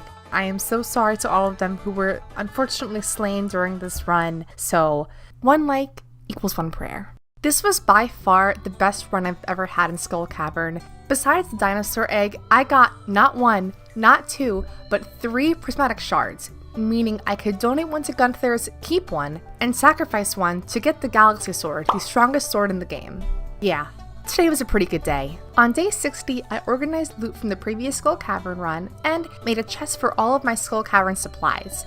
This would include bombs, food, all that good stuff. I also smelted bars and sold extra gems, and took a trip to the desert to get the Galaxy Sword. With my newfound power, I did some monster hunting, primarily focusing on slimes and soot sprites. After today, I ended up earning over 30k plus gold, making that my single biggest money earning day in the run so far. So that felt pretty good. With extra money in my pockets, I headed straight to Clint's for a few tasks. First, with my good luck, I decided to start trading Omni Geodes for artifact troves and crack those open ASAP. And second, to do the last and final pickaxe upgrade. With this goal being crossed off, all that was left was to finish the museum and monster hunting. This shouldn't be too hard, right? The following day, I got this Gunther cutscene, so that was cool. With no pickaxe today, I did some more monster hunting, focusing on void spirits and rock crabs. On day 63, my pickaxe was ready, meaning I could finally do more mining. I was getting pretty nervous about needing so many artifacts still, so the main goal today was to farm more Omni Geodes. A big part of my plan for this was the Carbon Ghost, which has a nearly 100% drop rate for Omni Geodes. So, you guys know what this means. Skull Cavern baby, let's go! I ended my run with a decent haul of 11 new geodes, but the grind will not stop. On day 64, I started today with daily chores and artifact hunting. I also found Linus's basket because I'm not a monster. Here you go, buddy. I love you, Linus. My goal today was doing more monster slaying, and after checking the Monster Slayer progress board, I only had a few more void spirits to go, so that was the focus today. Woohoo! On day 9 of fall, or day 65 of this challenge, I decided to head back to Skull Cavern despite the bad luck. And oh my gosh, what even happened during this run? Because I had so much luck during this Skull Cavern run despite the bad luck. Yeah, I'm also confused too. Today, I spent my morning organizing a chest of items to put on my Grange Fair display, since that was next week. Besides that, I spent the rest of today just grinding out slimes and crabs, and actually finding an infested floor, so that was pretty easy grinding. Sorry, little guys. By the end of today, I got level 10 combat and picked the brute profession. The next day, the spirits were once again annoyed, so I went back to Skull Cavern to focus on more monster slaying for those monsters. It was overall a pretty boring day, except for this really embarrassing moment when I blew up an artifact spot. I really can't sometimes, honestly, you guys. Day 68 for luck was even worse than the day before. Man, I just really hate this challenge sometimes. Like yesterday, day 68 was also pretty boring, honestly. Nothing really of note happened today, just the usual monster slaying, artifact hunting, finding nothing. You know how it goes. Alright, today will be the day. Oh, well, never mind. Today shall be for the skeletons and the soot sprites. Saturday is for the boys? I'm sorry, Saturday is for Farmer Sapphire unaliving every skeleton in the cave today. Alright, day 70. Finally, a good luck day. Let's get cracking. Although, I think it's worth noting at this point, a bit of an elephant in the room. I got a comment from a very nice user who told me this. FYI, luck does not affect geodes. It's based on your game seed. I'm sorry, what? Excuse me? Guys, I had no idea. This whole time, 3 months in, and I had no idea. Yeah. Unfortunately, as I'm editing this, I'm currently playing through winter right now, so I did eventually change my geode opening habits at that time, but for the rest of this month and partially into winter, I had no idea, so yeah. Anyway, day 71 was yet another good luck day, so I headed back to Skull Cavern for more Omni Geode hunting. I actually had pretty decent luck today finding floors that had mummies and carbon ghosts, and I also found a treasure floor with an auto petter, so I left that behind. And just before 2 a.m. struck, I finished the Monster Slayer goal for the crabs. Perfect timing. Day 72, the Stardew Valley Fair was today, and I displayed my Grange box in a beautiful rainbow color, and got 3rd place? Excuse me, Lewis? Excuse me? Yeah, you see that shiny rainbow shard in the middle there? Yeah, that's a prismatic shard. They're pretty rare, so, ever heard of her? I mean the nerve. After yesterday's embarrassing defeat at the Stardew Valley Fair, I went into day 73 with more Omni Geode farming. I also worked on my Monster Slayer goals for serpents, mummies, and pepperexes. I also finished the goal for mummies and got 28 more Omni Geodes. By day's end, I got 3 new shards, 143 Iridium ore, and made it to floor 103 in the mines, which I believe is my all-time record for this run so far. My good fortune with yesterday's run was rewarded with extra luck the next day. I also had an anchor and gold mask that I found from previous artifact spots before heading to Clint's. And I am so sorry, you guys, I forgot to record this part, but it's okay. I only got 2 new artifacts, the rusty sword and prehistoric tool. Day 75, and officially 3/4 of the way through my 100 days challenge, I decided to play a bit more casually today and do some passive artifact hunting and slime hunting. With only 2 goals left, I kind of realized how monotonous days were becoming. But pushing that aside, I headed back to Skull Cavern for more Omni Geode farming. With extra luck, I even ended up finding a few artifacts near the bus stop, but I already had those donated. Besides that, it was a pretty normal day. I guess the only thing worth noting was finding a really cool treasure chest floor. The next day, I intended to return to Skull Cavern, except getting a much later start. I first wanted to stop by Clint's and also get more food from the saloon. I also wanted to check my monster hunting progress by the guild, before realizing I couldn't even afford a ticket to the desert, so. Before heading out to Skull Cavern, I made a few more furnaces, then mining time. I had a really solid run today with lots of Omni Geodes and a Pepperex floor. The next day, meanwhile, was a very chill, rainy day. I spent the morning organizing inventory, smelting more iridium, and repairing broken fences. I bought more pizza, then tucked in early. On day 80, I earned the Homesteader achievement, which meant I had made 250k on the farm. Even though this challenge wasn't about making money, it was still really cool to see how much I had made from just mining. Also today, I cracked open more geodes. I decided to focus on only cracking Omni Geodes versus artifact troves to try and buff out the mineral catalog. And you guys, I honestly thought I found a ton of new stuff to donate, and I was so pumped. I was stoked. But then I got to the museum and I only had 2 new things to donate. Oh boy. I spent the rest of day 80 doing more artifact hunting and fishing for the hopes of getting rare chests with artifacts in them. But that method ended up not being very useful to me. On day 81, the spirits were at maximum happiness, so I started off by checking out the usual artifact spots. I actually found a new artifact in Calico Desert, and I couldn't be more happy about that. I ended my day back in Skull Cavern doing more geode farming. Day 82, meanwhile, was a pretty bad luck day, so I stowed away all of my artifacts and geodes in favor of dust sprite farming today. Day 83 marked the Spirits Eat Festival. With more bad luck, I decided to have another go in the Pelican Town mines to do more monster hunting. I ended up finding an infested floor, so I pretty much spent the day farming that until the festival started. I finished the maze and got the golden pumpkin. Day 84, the last day of fall was upon us, and a rainy one at that. With luck at maximum, I opened the rest of my geodes and checked all artifact spots for anything new. Despite not having much artifact spot luck, cracking geodes went great. I donated a bunch of new stuff to the museum and ended my last day of fall definitely on a really good note.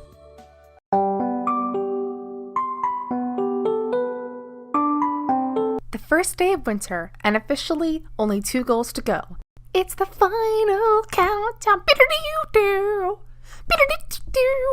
Even though I only had 2 goals to go, these were probably the hardest goals in the entire challenge so far. Although monster hunting would require a lot of grinding, trying to get every single artifact and mineral relied more on RNG and just sheer plain luck. I also want to tell you guys here that even though this is a 100 days series, I am playing to the end of winter. Trust me, I am going to need all the time that I can get to find all these artifacts and minerals in this entire season. To kick off winter, I smelted some ore as profit to buy bombs from the dwarf directly, and headed to the mines to focus on slime and dust sprite slaying. On day 86, I had a little extra luck, so I bought a bunch of bombs from the dwarf and headed to Skull Cavern. Today, I would focus a little less on floor hopping and more on slaying monsters and collecting Omni Geodes to trade for artifact troves. I ended my run with 36 new Omni Geodes. The next day, I decided to crack open a few of the Omni Geodes that I found from the previous day. And you guys, I found 4 new minerals. Yeah, I sure hope it does. After I returned to Skull Cavern, found 2 treasure floors, and got a few more Omni Geodes. 2 artifacts that I still needed, the Nautilus and Amphibian fossils, have a 3% chance from treasure chests. So today, I decided to stop by Willie's shop. Along the way, I also found a chipped M4 and I was so excited about that. After selling some stuff to Clint, I spent today fishing for treasure chests, and I kinda messed up here, and I should have done more fishing in this challenge. See, there's an item called the Treasure Hunter Bobber, and it increases your chance of finding chests from 15 to 20%. The thing is, you can't actually buy the bobber from Willie's shop until level 7 fishing. I debated whether or not to grind out my fishing skill to level 7, but at this point in my challenge, I decided to focus on other things. The next 2 days were focused on a lot of monster slaying. On day 89, I finished up the monster slaying goal for serpents. And on day 90, I found an infested floor and pretty much spent the day focusing on slime and soot sprite slaying. Alright y'all, best luck day. Let's get this! No, get out of here Pierre, you're killing the vibe. Anyways, today, more artifact hunting, cracking open geodes, and fishing for chests on the agenda today. I ended up donating 4 new things, so I was really stoked about that. I decided to buy the fiberglass rod and a bunch of bait from Willie's shop, thinking that if I could hook more fish, the chance for chests would also increase. I ended up getting a few repeat artifacts, which I guess was a good sign, but nothing new unfortunately. Although today was the Festival of Ice, I thought it would be a better idea to continue working on my goals with the time that I had left. So, with bad luck today, I journeyed back to Skull Cavern to work on more monster slaying and geode farming. The remaining artifacts I needed for the museum unfortunately could only come from artifact spots or treasure chests, so the rest of my geodes would be trying to get 2 minerals, the Ghost Crystal and Dolomite. Although I had so few things to actually get, a lot of the run now would come down to pure luck. The next day, the spirits were once again not in the best of spirits, which was really not great. I pondered my next move. I could focus on more geodes today, or try fishing again. Ultimately, I decided to do a quick check for artifact spots before heading to the mines once again. And I actually found something, you guys! Hey everybody, I found one! The government actually found someone we're looking for! Yeah, baby, yeah! I also managed to finish up my Monster Slayer goal for Pepper Rex. Only slimes and dust sprites to go now. With neutral luck and growing impatience, I scarfed down a spicy eel and tried cracking open more geodes. I ended up getting the ghost crystal I needed, which meant only dolomite was left. I spent the rest of the day fishing to try and boost my level to 7 to buy the treasure bobber. I ended up doing a lot of fishing today, and y'all, oh my gosh! How did I get so lucky? Oh, I am so stoked right now, oh my goodness. The next day, I was hoping to keep this momentum going with the good luck. I did my usual artifact spot rounds before heading to the Cindersap Forest and the beach for fishing once again. I didn't really have too much good luck except... of course this would happen to me. On day 96, I decided to take a break from fishing and go back to my roots, the mines. I still had some unfinished business with the slimes, so I spent the day doing monster hunting. I was blessed with an infested floor, so you guys know I spent the entire day repeating the same level for slimes. And after many, many slimes later, I am proud to report that I finally finished the slime hunter slaying goal. Now we only have soot sprites to go. The next day I had neutral luck, so I returned to Skull Cavern to do more geode farming.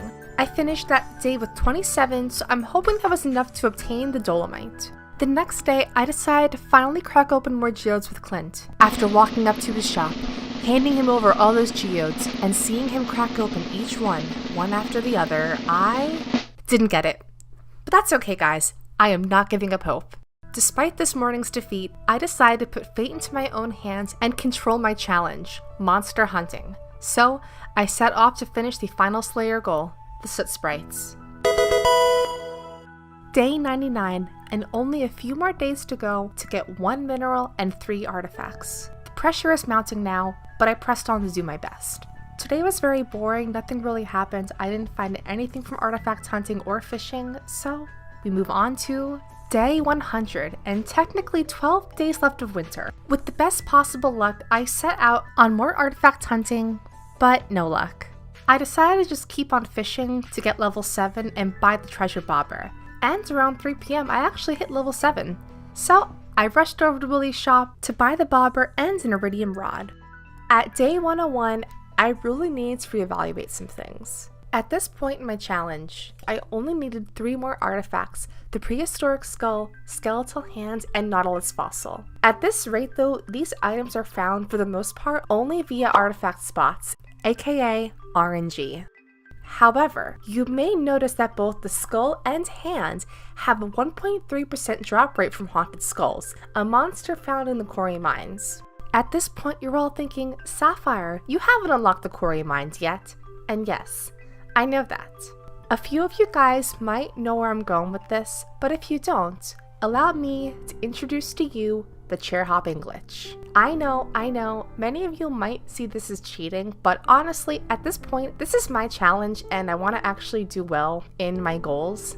And I think a glitch like this is totally fair game. Alright, let me show you how it works. You know how some people access the secret woods a little bit earlier with the help of a chair? I'm going to do this, but with the mines instead.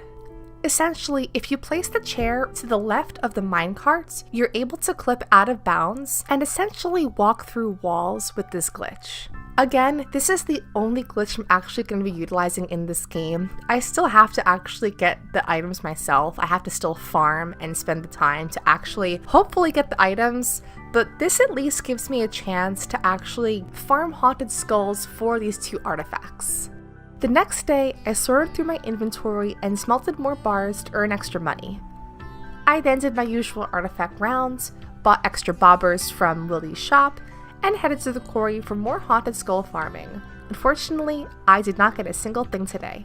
On day 103, I did more artifact hunting and haunted skull farming. I also needed the 1 mineral, the dolomite, so I decided to focus on magma geode farming instead of omni geodes, since dolomite had a 1 in 36 chance of appearing. I ended up getting 16 new magma geodes, so not too shabby. The end of my series was very quickly becoming a daily routine. I checked for artifacts, slayed the haunted skulls, and got the hand? Oh my gosh! After happily handing over Gunther my latest artifact find, I also cracked open my new geodes for the hopes of dolomite showing up, but sadly it did not shine. I ended my day with more fishing in hopes of getting the nautilus shell artifact from a chest, but no luck there as well. Day 105, and officially 1 week until the end of my challenge. I started out by slaying the haunted skulls and getting not just 1, but 2 ruby rings? Are you freaking kidding me?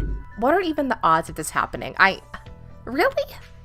After no luck artifact hunting, I went back to the mines to farm more magma geodes. On day 106, I did my usual artifact hunting and haunted skull slaying before heading to Clint's. Today was an extra good luck day, so I was really hoping for the best here. And then, after all my days, grinding finally paid off. I got the skeleton shirt. Wait, what? A 0.22% drop rate? Really? Anyways, after that disappointment, I headed to Clint's, and again, no luck here. My last ditch resort was the beach for the Nautilus fossil, and I saw those worms. This was it. It had to be the fossil. Nope. Never mind. Another day, another daily routine.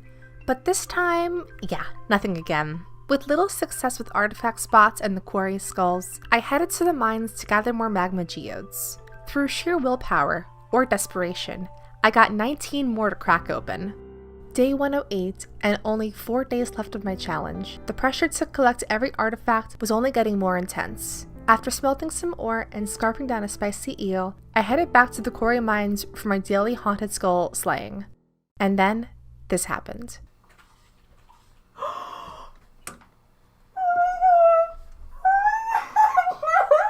What? I got it. I got the skull. Good job, baby.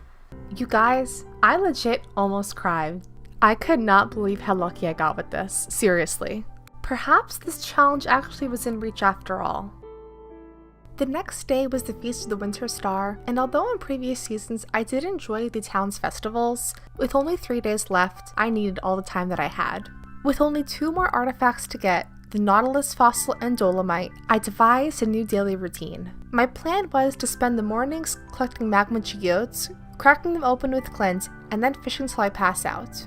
With today's festival, however, I couldn't do any ocean fishing or geode cracking, so I spent my day hunting geodes, ending my day with 16. On day 110, I promptly headed over to the beach to search for artifacts before Clint's opened, but then I had a brain blast. It was so obvious. You guys, the other side of the beach! This whole time, it was right in front of me. Upon realization of this, I raced back home to get the wood I would need to repair the bridge, my hopes of the Nautilus fossil increasing slightly. I bombed my farm to smithereens. Yes, my friends, we are truly in my chaos era. This is it. All that work, it would pay off. They ask you how you are, and you just have to say that you're fine when you're not really fine, but you just can't get into it. Yeah, this did not feel great. After no luck at Clint's, I decided to buy a few more spicy eels and finish the day off by fishing.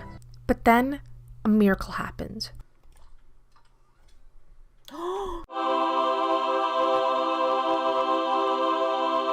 No freaking, no. Oh my god. Okay, this is happening. Yes, my friends, all that stood in the way of my challenge now was dolomite, and I was not about to let this stop me. Day 111. You guys know I sprinted to the mines today. I had no time to wait. After gathering 21 more magma geodes, I anxiously approached Clint's. I waited as each geode left me more and more disappointed. The clock ticked away. I only had a few more chances. And then... Oh god, I'm gonna pass out. Okay, oh my god. My goals were done. I finished it all. I proudly walked into Gunther's, happy to hand him the dolomite, finishing off the entire museum collection. Exhausted from my past week of Stardew Valley, I went to bed early that day. On my last day of Stardew Valley, I wanted to have a bit of fun with it. That's right, back to Skull Cavern for one final run. You guys, thank you all for watching so very much. This series has been a joy to film and honestly has been a huge passion project since early spring. I hope you all enjoyed this Stardew Valley 100 Days series, and again, my name is Sapphire. I post cozy game content on this channel weekly. I'd love to have you here. With that being said, I am signing off for now. I will see you all in the next video. Take care. Bye, friends. I played 200 Days of Stardew Valley, but only mining. Hello, my friends, and welcome back to part 2 of the long-awaited Stardew Valley mining series. I'm your host, Sapphire, and I'm super happy to have you here today. In this series, we are playing through year 2 of Stardew Valley and tailoring all of my goals for mining. Like in our 100 Days series, there are a few rules to this challenge. Firstly, I cannot earn any other money through skill-based tasks like farming, fishing, etc. I can only earn profit through mining. I am able, however, to farm or fish for things like food or bundles. And now, onto the goals. unlock Ginger Island, reach the end of the volcano mines, and enchant my galaxy sword, actually finish the Monster Slayer goal, complete all 3 Mr. Key mining challenges, and donate everything to the Island Field office. So, can I accomplish all of my goals in my second year of Stardew Valley? Stay tuned to find out. Here's my entire playthrough of Year 2. Back on the farm. It feels great to be here again. On my first day of Year 2, I decided I would first need to actually focus on unlocking Ginger Island since that would activate all of my other goals for this challenge. As such, I decided the quickest way of doing so was unfortunately doing the JoJo route, which I know is a little unpopular, but I'm sorry you guys, please forgive me. It just has to be this way. Anyway, I smelted all of my iridium, sold stuff to Clint, and then sold my soul to Morris. After, I returned to Skull Cavern to farm more ore, almost died, and then called it a night. With the power of JoJo on my side, I went to start buying development projects, starting with the greenhouse. Afterward, I headed back to Skull Cavern once again and had such an insane run, I mean chef's kiss you guys. Then on day 103, I smelted all of my ore and chopped hardwood to start preparing for Willie's boat project. On day 104, I got a little ambitious. See, I know this is a mining challenge, however, one of my personal Stardew Valley goals is to have all 3 giant crops. In my nearly 6 years of playing this game, I have never gotten a single giant crop, so I really wanted to try making it happen this year. As such, I picked up some cauliflower seeds and speed grow from Pierre. Also today, I bought the bridge development project from Joja, unlocked the sewer, and met Krobus. Hello, Krobus. Hello, good sir. I am here for your wares. Your underwears. On day 105, I bought this cute houseplant for my house. I know, riveting stuff, you guys. I chopped hardwood, bought an iridium sprinkler from Krobus, and finished off the final JoJo's development project. After doing some morning chores, I returned to Skull Cavern again to mine more resources to fix Willie's boat. I had a really solid run today and even got 2 dinosaur eggs and a treasure floor. And with even more luck on day 107, I once again returned to Skull Cavern. I also got the JoJo Warehouse cutscene and again had a really solid run. With rain on day 108, I sorted inventory, smelted ore, and ventured to the quarry for the first time without chair skipping. I also chopped more trees today to reach level 6 foraging and craft more lightning rods. The next day, I unlocked Willie's boat cutscene and started depositing all of my items. Oh, 200! I thought it was just 100. So, I once again chopped more hardwood and bought salads from Gus. On day 110, I purchased a coupe. You'll see why later.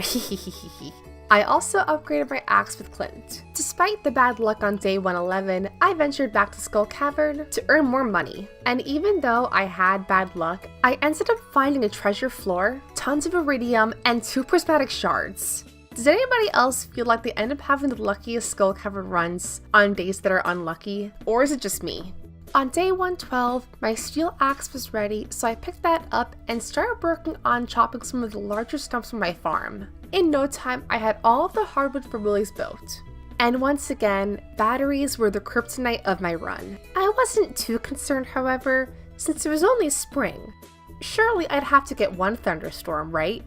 Right? Like always, 13 Spring was the Egg Festival, and honestly, the only reason I wanted to go was to buy a bunch of cute decorations for the farm.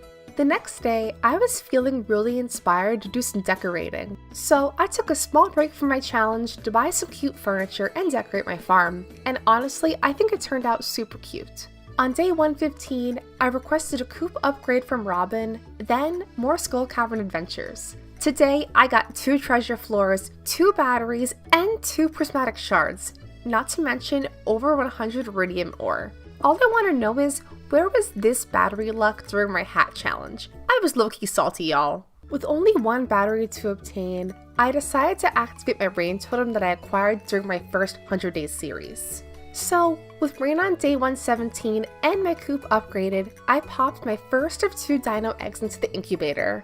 Yes, my friends, we are officially starting a little dinosaur sanctuary on my farm. I thought it was pretty fitting for this challenge, and later in the series, I'll be choosing names for all of the dinosaurs based on your suggestions. And the following day, I was once again blessed by the rains down in Africa. Yay! Yay! And the following day, I woke up to the most beautiful sight. 5 brand new beautiful batteries waiting just for me. Overnight, the boat was repaired and Ginger Island officially unlocked, marking off challenge number 1. After gathering some supplies, I headed off to Ginger Island for the very first time. I found my first walnut, met Leo, and explored the island. I ended up finding 10 walnuts very quickly, so I unlocked the West Island in no time. I did more exploring, found a bunch more walnuts, and then unlocked Birdie's quest. The next day was pretty much focusing only on Birdie's quest, since it involved tons of running around the valley. And the very next day, I received 5 golden walnuts from Birdie. With that, I was able to repair the house and start a small farm on the island. Next, I decided to explore the volcano mines for the first time. I reached level 5 and bought the ginger ale recipe from the island dwarf. The next day was once again more walnut farming. For those new to Stardew Valley, I have to get 100 walnuts to unlock Mr. Key's golden walnut broom, which in turn will allow me to do all 3 of his mining quests. Before then, it'll be a lot of grinding for those walnuts. I met the Gourmand frog today and caught 3 walnuts from his pond. And then I fished up the frog hat just to feel something. With 10 walnuts in hand, I repaired the bridge near the archaeology tent and then freed Professor Snail. On day 124, I added more furnaces to my shed and gave Krobus a loved gift, a horseradish. Earlier in January, I polled you guys on who I should marry in Stardew Valley, and overwhelmingly, you guys wanted Krobus. So Krobus we shall have. Also today, I bought the star drop he sells. On the way to give Krobus another horseradish on day 125, I got the Krobus dwarf cutscene.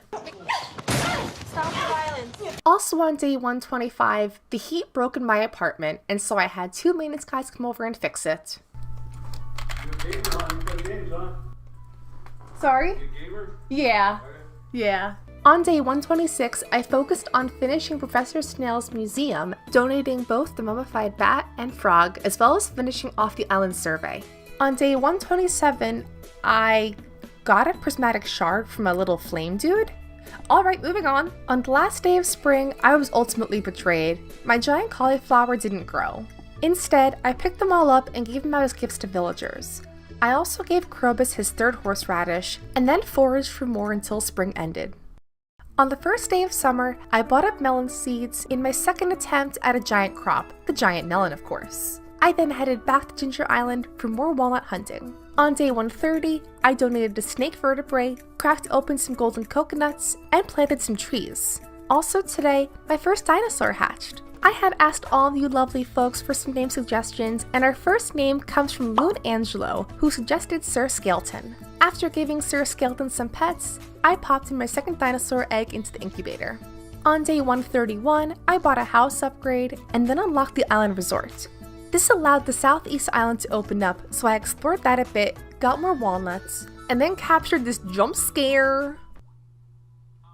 Oh my god, why is this so graphic? I'm gonna kill these 2.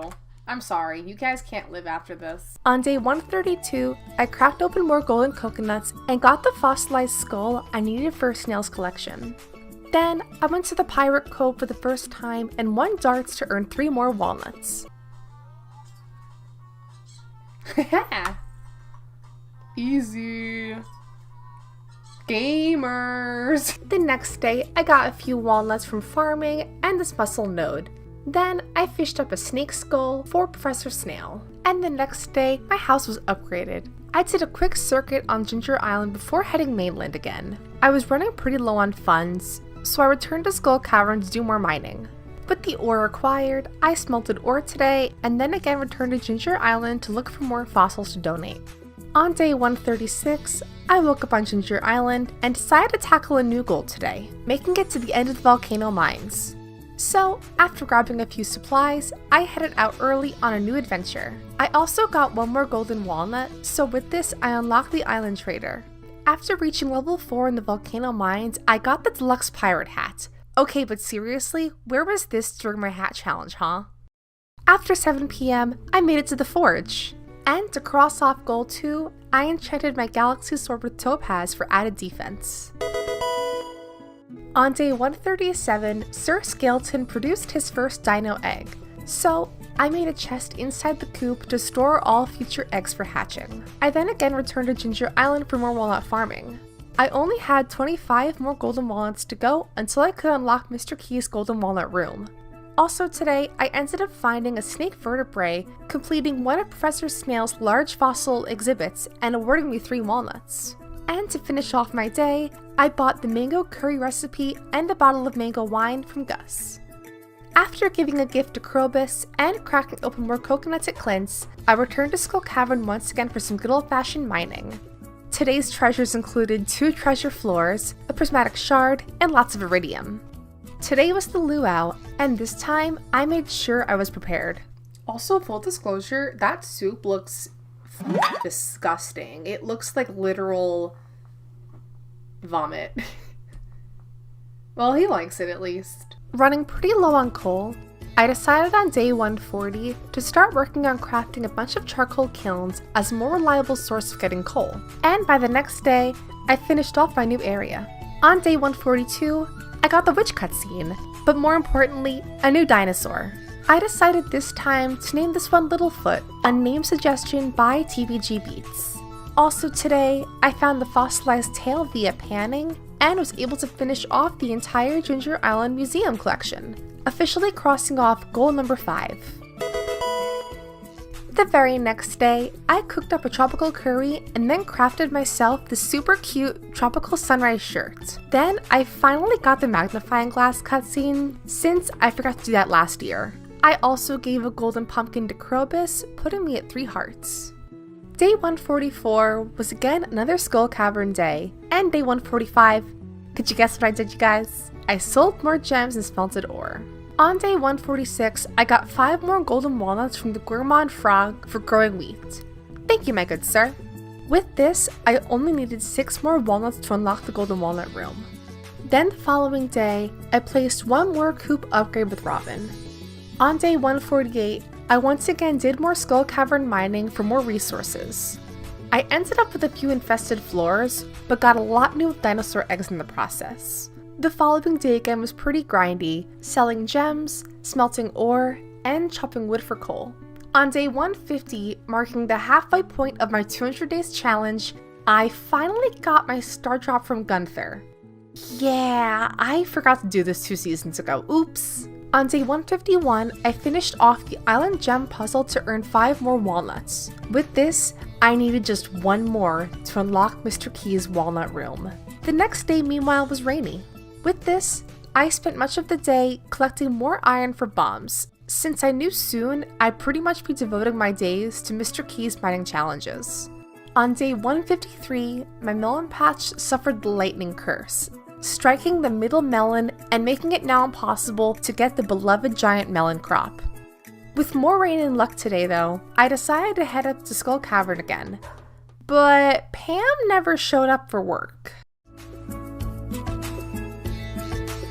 Bruh. The next day, our 3rd dinosaur baby hatched, and I named him Nugget after the suggestion of these 3 viewers.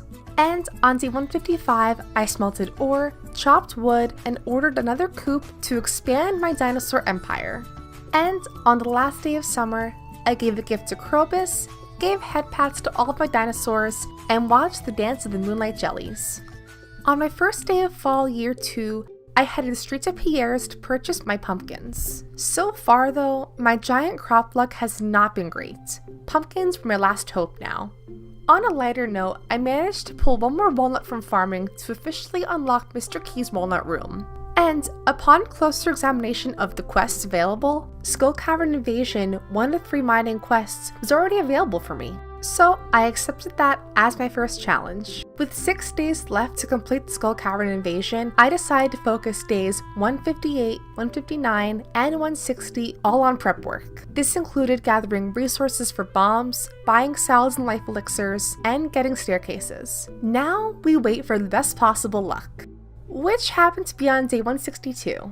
Honestly, I was quite happy that this was the first mining challenge that Mr. Key offered. Undoubtedly, this is probably the easiest one. There aren't any hard limitations imposed on you, and really the hardest part is just those tricky monsters. But again, you can eat food, you can staircase, so I was quite happy that this was the first one to start out with. I will say, it never gets easier seeing those royal serpents. These are my nightmare fuel. Just before 7 p.m, this shaft led me directly to floor 100, officially finishing off the first of his 3 challenges. After my best skull cavern run to date, I had a lot of inventory to sort through the next day. I smelted a bunch of iridium ore and gathered wood and stone to upgrade my next coop. I also returned to the desert to finally trade all of my jade for staircases. Then, I didn't do much on the next 2 days except giving Krobus 2 more loved gifts. Day 166, meanwhile, I finally started working on other goals, mainly the Monster Slayer goal for the Magma Sprites. So days 166 and 167 were largely focused on working toward that goal. Additionally, on day 167, a new dino hatched, and this time I named him Friend. The next day too, I spent the day repairing broken fences and working on expanding my dino enclosure. I only want the best for my babies. On day 169, I once again returned to Ginger Island to work on slaying some Magma Sprites. I also traded 50 Terra roots for the luau skirt, and with this, my year 2 look was officially complete. Again the next day, I continued working on the Magma Sprite hunting, gave a gift to Krobus, and stopped by the Adventurers Guild to see my progress. Only 34 more to go. On day 171, I repaired more fences, gave another gift to Krobus, and then slayed more Magma Sprites. And the next day, I finally decided to enchant my Galaxy Sword and got the Crusader ability. I skipped the Stardew Valley Fair, had a few near-death experiences. Oh god, I'm gonna die. No, oh my god, And then finally finished off the Monster Slayer goal officially. On day 173, I finally accepted my second Mr. Key challenge, Danger in the Deep. This one isn't too bad, but there are some aspects that are just totally horrible. Mainly, those forest floors. If you guys know, you know. I did a little bit of prep work, and then started working on some of the early levels. Even though I had 50 staircases in my inventory, I decided to keep things relatively fair for my challenge and only allow myself 5 each day. I had a really solid run and was very proud of the progress made so far, reaching floor 35 on the very first day. Before heading out to the mines again on day 174, I stopped by Pierre's to buy some sugar for ginger ale. Again, if you guys know, you know. Bought a bunch more bombs from the dwarf, and then ventured into dreaded floor 40. This is where it falls apart. This is where it already falls apart. I'm already nauseous. I already have nausea. I can't believe it. Oh my god. Oh my god. Oh my god, I hate it. I hate it here. I hate this so much. Nope. Oh god. Oh god. Oh god. Oh god. Okay, we're fine. Oh my god, no, we're not fine. Evacuate all the school children! Ah! Oh, mate! This isn't a fever! Sing, Gray! Can't even see where the knob is!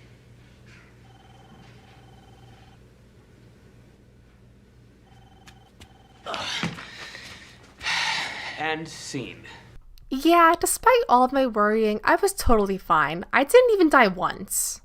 And the very next day, I finished up my second of 3 Mr. Key mining challenges. Easy peasy, lemon squeezy. With not much to do on day 176, I decided to build yet another coop to multiply my dino army. Then, the next day, I named our newest dinosaur baby Pickles, popped a new egg into the incubator, and gave Krobus another gift. On day 178, I decided I finally wanted to work toward a horse stable, so today, tomorrow, and day 180, I chopped more hardwood to order my stable. Then again, on day 181, one more dinosaur hatched, this time naming him Daryl, for no reason. And the very next day, I woke up on a rainy Friday to my new horse that I named Brumby? Okay. With Brumby at my side, I promptly headed to Robin's for yet another coop upgrade before Ginger Island. I was hoping to find the last of 3 mining challenges available, but it wasn't there unfortunately. Also today, I used some of the key gems on the horse flute.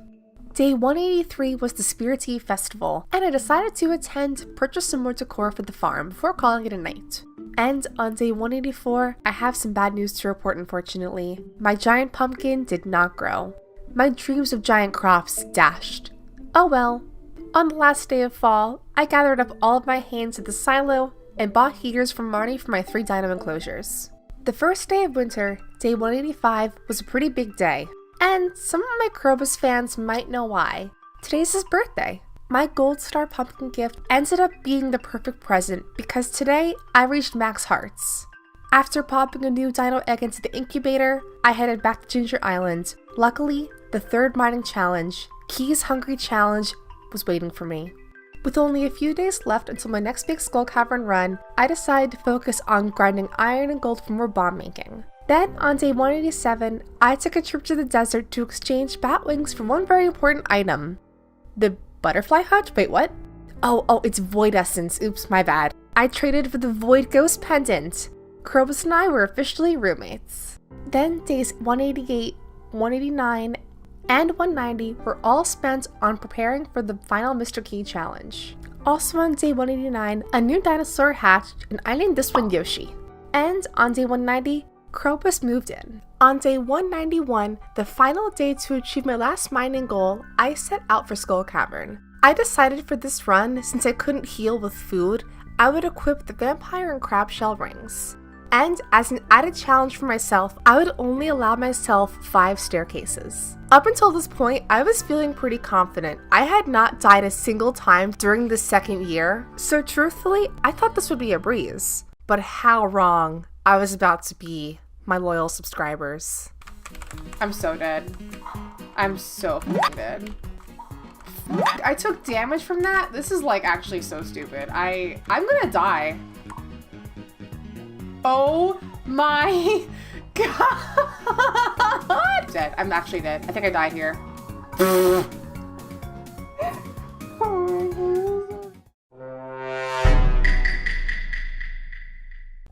Yeah, I don't want to talk about it, you guys.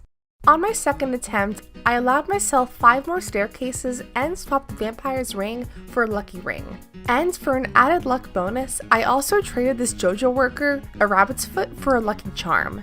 Now, I was ready. Oh my god, no. I'm dead. I'm actually dead. Oh my god, this is so hard! You know what? Screw it. I can't possibly fail now. If I fail now, I will... She said the thing. If I fail, I will delete my YouTube channel. I don't think you're gonna hold yourself to that. 12 seconds later. No! I tried so hard and got so far. But in the end, it doesn't even matter. I had to fall to lose it all. But in the end, it doesn't even matter.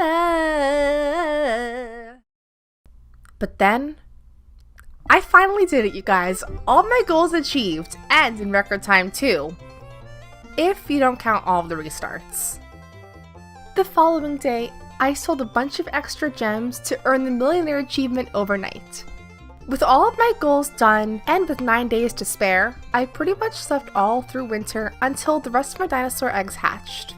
And on day 200 of Stardew Valley, I named my 3 new dinosaurs Gertrude, Sherlock Holmes, and Pistachio. Thank you all for watching today. I super hope you enjoyed part 2, the sequel to my first mining series. I had so much fun doing the filming and editing for this, and I hope you all enjoyed it as well. If you aren't already subscribed, consider doing so. I post content just like this here on my channel, and I have a couple other series in the works that I am so excited for you all to see. Anyway, I'm signing off for now. My name is Sapphire, have a great day, and I will see you all next time. Bye everyone! Welcome to the world of Pokemon. Or Stardew Valley? I'm still not sure. Yes, that's right, I played 100 Days of Stardew Valley as a Pokemon trainer. Hello my friends, and welcome back to a brand new 100 Days series, and I am so excited for this one today. I have downloaded a buttload of Pokemon mods to turn our Pelican Town into a bustling Pokemon paradise. But before getting into our rules and goals, a quick disclaimer. I have to give a huge shout out to Charlie Barley who first thought of the idea.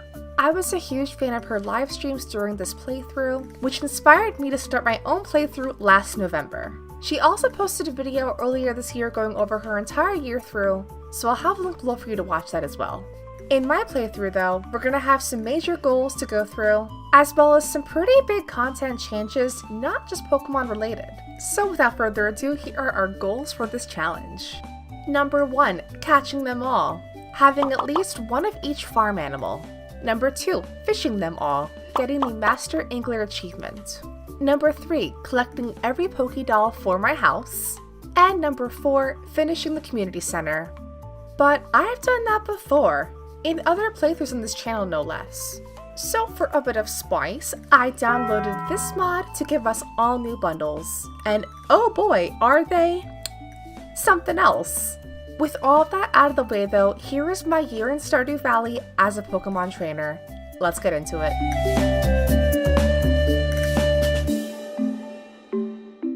Like all of our playthroughs, we started out by customizing our Pokemon trainer. I of course named my character Sapphire, which, a small piece of Hey Saph lore, I picked the name Sapphire for my internet name because of the Gen 3 games. That's right folks, we have been fans since day one. Anyways, I picked the forest farm layout, named my farm Little Root, and headed out on our brand new journey. And since this is technically an expanded playthrough, I had a lot of exploring to do. And a fun fact about me, I have never actually played expanded before. And by the looks of the NPC menu, we had a lot of characters to meet. But first, we found our first bits of Pokemon paraphernalia. Oh, our first Pokemon!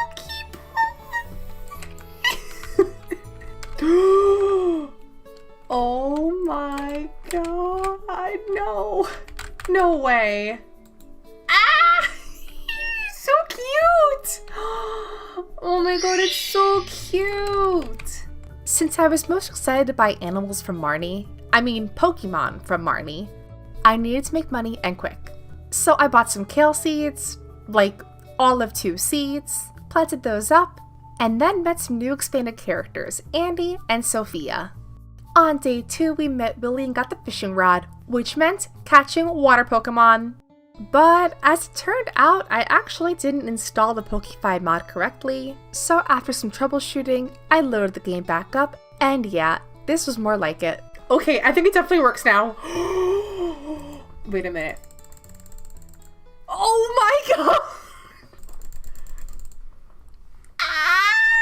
Okay, anyways, with the power of the old rod, I did fishing all day to catch a Wimpod, a Goldeen, a Seeking, Basculin, and a Barboach. I also scared off this Poliwag, and crafted a chest for all of my water-type Pokemon. Days 3 and 4 were devoted to fishing. It was here I caught a Marill, a Whiscash, an Electos, and a Shellos. We also had our first unfortunate run-in with the Murkrow, which was not so great. It's okay though, things got way better on day 5. And I can't believe I'm actually saying this, but I was excited to see Marty today. If you guys know, you know, we get our pet today. Our starter? I guess our starter? Our partner Pokemon? Whatever. Mods, roll the clip. Oh my god, that's so cool! Yes, that's right folks, meet Zuko, our Growlithe. And in case you two are wondering, each sprite in Stardew Valley does have a Pokemon version. It's a bit hard to see, but for the cats, you can get a Glameow, a Shinx, or a Slowpoke, and for the dogs, a Lillipup, a Growlithe, or a Riolu. Anyway, this is my Growlithe named Zuko, and that's that. Anyways, today we visited Mount Moon for the very first time, which also meant meeting a lot of new Pokemon. This included Solosis the Slime, an ultimate Gooby Wooby, Bug as Bug, and Parasect as a Crab Mushroom. And yes, in case you were wondering, even the Scarecrow is a Pokemon. So after crafting up our Trico, I met with the Wizard and learned the power of the Junimos. It was also here I checked out all of our new remixed mod bundles, but so far, things seem pretty unchanged. I also hit level 10 of the mines, and then got attacked by some Beedrill. On day 7, I also learned that the TV stations also include Pokemon. Our fortune teller Ditto, our weather person Castform, and Spinda, the queen of sauce herself. Amazing! I then bought more kale seeds, spotted a wild Bulbasaur, and then did more exploring in the expanded Stardew Valley universe. On day 8, I finished spring foraging and checked out the pantry and fish tank, which had some very interesting swaps. Okay, spring crops. Ah, look at this. Ooh. Oh, this is fun. Oh, interesting. Some really interesting ones here. So we need kale, garlic, strawberry, and unmilled rice. How the f do you get unmilled rice? Some a lot tougher than others, especially the fish tank. Blobfish, ice pip. Oh, fucking ice pip? Scorpion carp? Oh my goodness. But then my heart sank. I realized that garlic is a year 2 crop. Oh no, don't tell me. Is garlic a year 2 crop? Wait a minute. No, it's year 2! But don't fret, you guys. We'll come back to this later. And after some minor panicking, I returned mining and encountered our first diglet and a weedle. On day 9, I brought more stuff to the museum before more fishing. And during our adventure today, got a really cool Nautilus shell artifact. I also caught a Galarian Stunfisk, a horsey, finished off the entire crab pot bundle, and unlocked the boiler room. This time luckily with some pretty minor changes. On day 10, I caught a Galarian Corsola and a Relicanth, and the following day, visited Robin's shop to check out all of the cool secret base furniture I could buy. And it was so overwhelming, I had to resist. It also just felt like a total punch in the face for nostalgia because, oh my goodness, you guys, this is just like core memories unlocked for the Gen 3 games. But anyways, on day 12, I did some more mining and hit floor 35 before our big festival, the Egg Festival, on day 13. I usually skip the Egg Festival if it's not required for a playthrough, but I definitely wanted to go for any cool Pokemon items. Oh! It's a Diggersby. That's so cute. Also, missed opportunity for the Flamigo from the new games, but that's okay. On day 14, my first Pokemon berries grew, which was very exciting. I kept one of each before heading mining again. I also brought stuff to bundles including kale, unmilled rice, an earth crystal, regular quartz, refined quartz, a cave carrot, a red mushroom, and a moral. Oh, of course the Oddish is living off the land person. That's so cute. On day 15, I did a bunch more fishing today, since one of my big goals for the season was to catch the legend fish. To do this though, I'd have to hit level 10 fishing, which is certainly no easy task in this game. Also today, I achieved the Mother Cash achievement, which meant visiting Hatmouse to buy one final touch for my May cosplay. I mean, it's not perfect, but I thought it was cute. I then bought a coop before more fishing again. I also finished off the Ocean Fish bundle, which also revealed the bulletin board to us. Again, with some pretty interesting modded swaps, which I appreciated. Oh, we can do the bulletin board. I'm so scared. I'm actually so scared.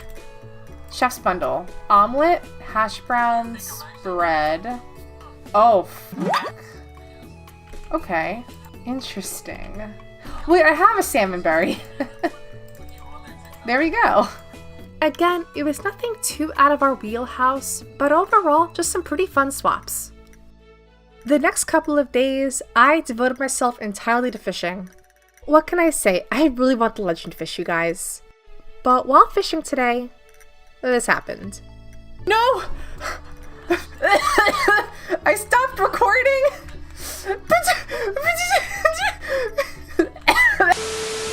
Day 18 was more fishing. Charmeleon, Wartortle, Mewtwo, Tentacruel, Aerodactyl, Ammonite, Slowpoke, Witcher, Arbok. That's all, folks. Ooh, gotta catch more Pokemon. And with the coop ready on day 19, could finally buy my first chickens.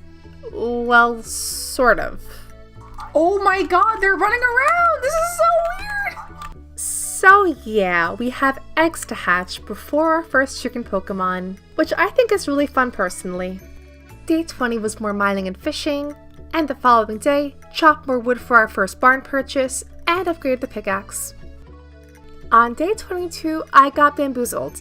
See, I thought that the chicken eggs would be Torchic, but instead we got a Starly and a Tailo. I mean, look, don't get me wrong, these are great Pokemon, I just really thought it'd be a Torchic. Anyways, I brought in some more stuff to the museum and more bundles before some more fishing again. I also got some gold ore from a fishing chest to smelt my gold bar for the boiler room. I really wanted to finish off the entire blacksmith bundle, so after buying a backpack upgrade and getting my pickaxe from Clint, I did more mining, reaching floor 50. And then to my luck, I actually found all of the remaining items to fully finish off the entire boiler room.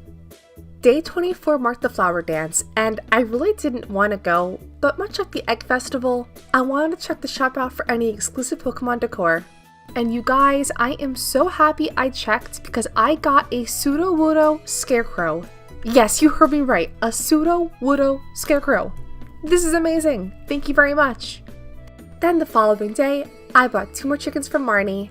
But more importantly, I made one big decision. I must befriend Shane for his blue chickens. It's not a want, but a need. I just need to know what Pokemon is the blue chicken. Torchic? Perhaps? I guess we'll find out. But on a bit of a downer note, the season was ending, which meant if I didn't get one more rain day, I couldn't catch the legend fish, which was a little sad. Day 26, I bought a silo, Pokédolls, but again, no rain. Where did my Latios go? Now, I know I bought a Latios doll. Where the hell? There's no way it just got up and walked away. Legend says that Latias doll is still roaming around Stardew Valley to this day. Anyway, day 27, our last day for rain, and unfortunately for us, we did not get rain. This of course means no legend fish, and this of course means not finishing the entire fish collection in 1 year. But despite this, I still pushed forward. We still had a ton more fish to catch and animals to collect. At this point with the season almost over, I organized sprinklers, brought stuff into bundles, and cracked open shields for the very first time, and with a literal buttload of stuff to bring to the museum, I donated a lot of stuff today, which also meant getting a lot of fun rewards. Oh my god! Oh, that's so cute! No way. But before I knew it, spring was over. So on our last day, I did some more prep for sprinklers, got the most adorable cutscene with Willy, and then purchased a barn. But then it was time for summer, and I was so excited for this, you guys. We had new fish to catch, new Pokemon to meet, I was just so hype. Anyways, I planted up some crops and then caught new fish today, including a love disc, a tuna, and a quillfish. But the following day, I left home bright and early to try and tackle some of the harder summer fish. But in my quest for the octopus, I caught other fish instead. This included the rainbow trout, the pike, and a pukamuka. I also wanted to test a theory out. Would the secret statues be Pokefied? With Super Cucumber in hand, there was just one way to find out. Will it be Pokefied? It's not. Okay.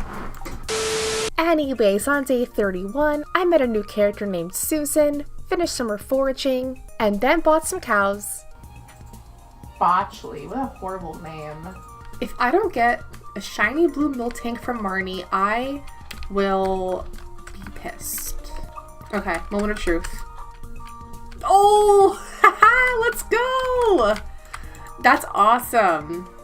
That's awesome. I love that. That's so cool. I love it. I love it. Okay, I'm gonna rename them now. I'm gonna call this one Blue Cheese. And I'm gonna call this one Pink Cheese. So original. On day 32, I made some maintenance machines before more fishing. I still needed a single Dorado for a modded remix bundle in the fish tank room, and luckily, on our second attempt we caught one. I then resumed ocean fishing a day later to catch the octopus, but alas, he bested me. Ah? Is this it? Oh my god? No! No! No! And along the way, found some really cool artifacts including this Pokeflute. On day 34, I had my first pepper harvest to work toward the quality crop bundle. I also brought more stuff to bundles including a pike, a rainbow trout, a super cucumber, a dorado, a large egg, and rainbow shell. I also brought in more artifacts and gems to the museum, and lastly for the day, gave my axe to Clint for an upgrade. The following day was more mining, before once again trying to catch the octopus a day later. And then this happened. Hello? Oh my god, another one? There's no way! There's no way! Yeah, I got a second sea monster. I honestly don't know how I got this lucky with this specific creature, but shout out to them. I also want to know what you guys think the sea monster would be in the Pokemon universe. Like, what Pokemon is it? I don't know why, but I'm getting like water ghost type vibes, so like a Delmise or Frillish for some reason, but that's me personally. Anyways, the following day I harvested more chili peppers, and then chopped more wood to start working on the next farm upgrade. Then day 38 was crazy. I bought a milk pail from Marnie. That's right guys, peak gaming right here. Anyways, I also brought in a pine tar and a radish for bundles, and then did more mining. It was here we encountered our very first Marowak, and then made it down 5 more floors. On day 39, I attempted to do an axe upgrade, except... Wait, the stupid ass luau is today. Oh my goodness. I actually hate this game. Grape? I'm putting a single grape in. I really want to buy some Pokemon decorations. They better have some stuff for me. Alright, you better have Pokemon stuff. I'm not seeing Pokemon. Oh. Is it free? No, there's no way. There's no way. Oh no, there's no way. Okay. I can't go too crazy. My Pokédolls! Dude, I can't believe that it was all for free. That's crazy. Alright, anyways, I know you're all wondering. Don't worry, you guys. Today I upgraded my axe. I know, I can feel your fear through the screen, just wondering, will Sapphire upgrade her axe? Will it get done? Don't worry, you guys. Rest assured, it did. Anyways, I also bought an iridium rod, a cork bobber, and tons of fish bait to work on our next big catch, the Ice Pip, which in the Pokemon universe is a Spheal, which is so freaking cute. And after a few tries, I finally caught one. On day 41, I had my first big melon harvest, then brought in an Ice Pip, hops, and 5 gold quality peppers to bundles. I also caught the Goribus for my fishing collection before more mining. Overnight I hit level 6 farming, and as such made some cheese presses. I also picked up my axe, upgraded the pickaxe, and then added the Visible Fish Stardew mod to show off all the pixel sprites. And this just looks so freaking cool, you guys. This is a must-have if you play Stardew mods. The following day, I brought in a starfruit, coral, cheese, and corn to bundles, then finished off the summer crops bundle before doing more fishing to try to catch the octopus. But unluckily for me, the octopus did not bite the entire day. On the bright side though, I caught this really cute slowpoke. On day 44, I upgraded my coop, caught a Feebas, and did more mining to reach floor 80. I also stopped by the Secret Woods for the very first time, and to my delight, it was also expanded. I honestly didn't know just how far-reaching this mod actually was, and so this was just so cool to explore for the very first time. I also caught a Sobble, and hit level 6 foraging. And with the power to craft lightning rods, you know I did. If you're all familiar with the other playthroughs, you will know that I have a bad record of getting batteries for Willie's boat, and so I am being as proactive as possible here. Also today, I brought in honey for the artisan bundle, and finished off the field research bundle. On day 46, the coop was ready, so I bought 2 ducks from Marnie. They were in their egg form though, and so we'd have to wait for them to hatch first. Although my guess is ducklet. I mean, that makes sense, right? Ducklet? But we'll see. I also brought in more stuff to the museum, unlocking the treasure trove achievement and getting a Torchic statue. Which also leads me to believe that there are Torchics in this game. They're a different color, I guess? We'd have to see. And speaking of blue chickens, I gave a gift to Shane today, and also bought Summer Spangle and hash browns from Traveling Cart Lady. And unfortunately, no sign of garlic or red cabbage. The following day though I did some more mining, and added a Drowsy, a Seedot, a Morlul, Wobbuffet, and Shedinja into our Pokedex before reaching floor 90. I then ordered a barn upgrade, gave a gift to Caroline, and did more ocean fishing. I vowed to catch this damn octopus before summer ended, and god damn it, I did not hook it a single time, you guys. I mean, talk about unlucky. Sea monster twice? No problem. An octopus? Impossible. But anyways, our ducks hatched the following day, which were Delibird. Okay. I also brought in more stuff to bundles, including an apple, a wild plum, the entire construction bundle, finished the exotic foraging bundle, and hash browns. I also unlocked Caroline's 2-heart event to unlock the tea solving recipe. Wait a minute, did I just get tea leaves for free?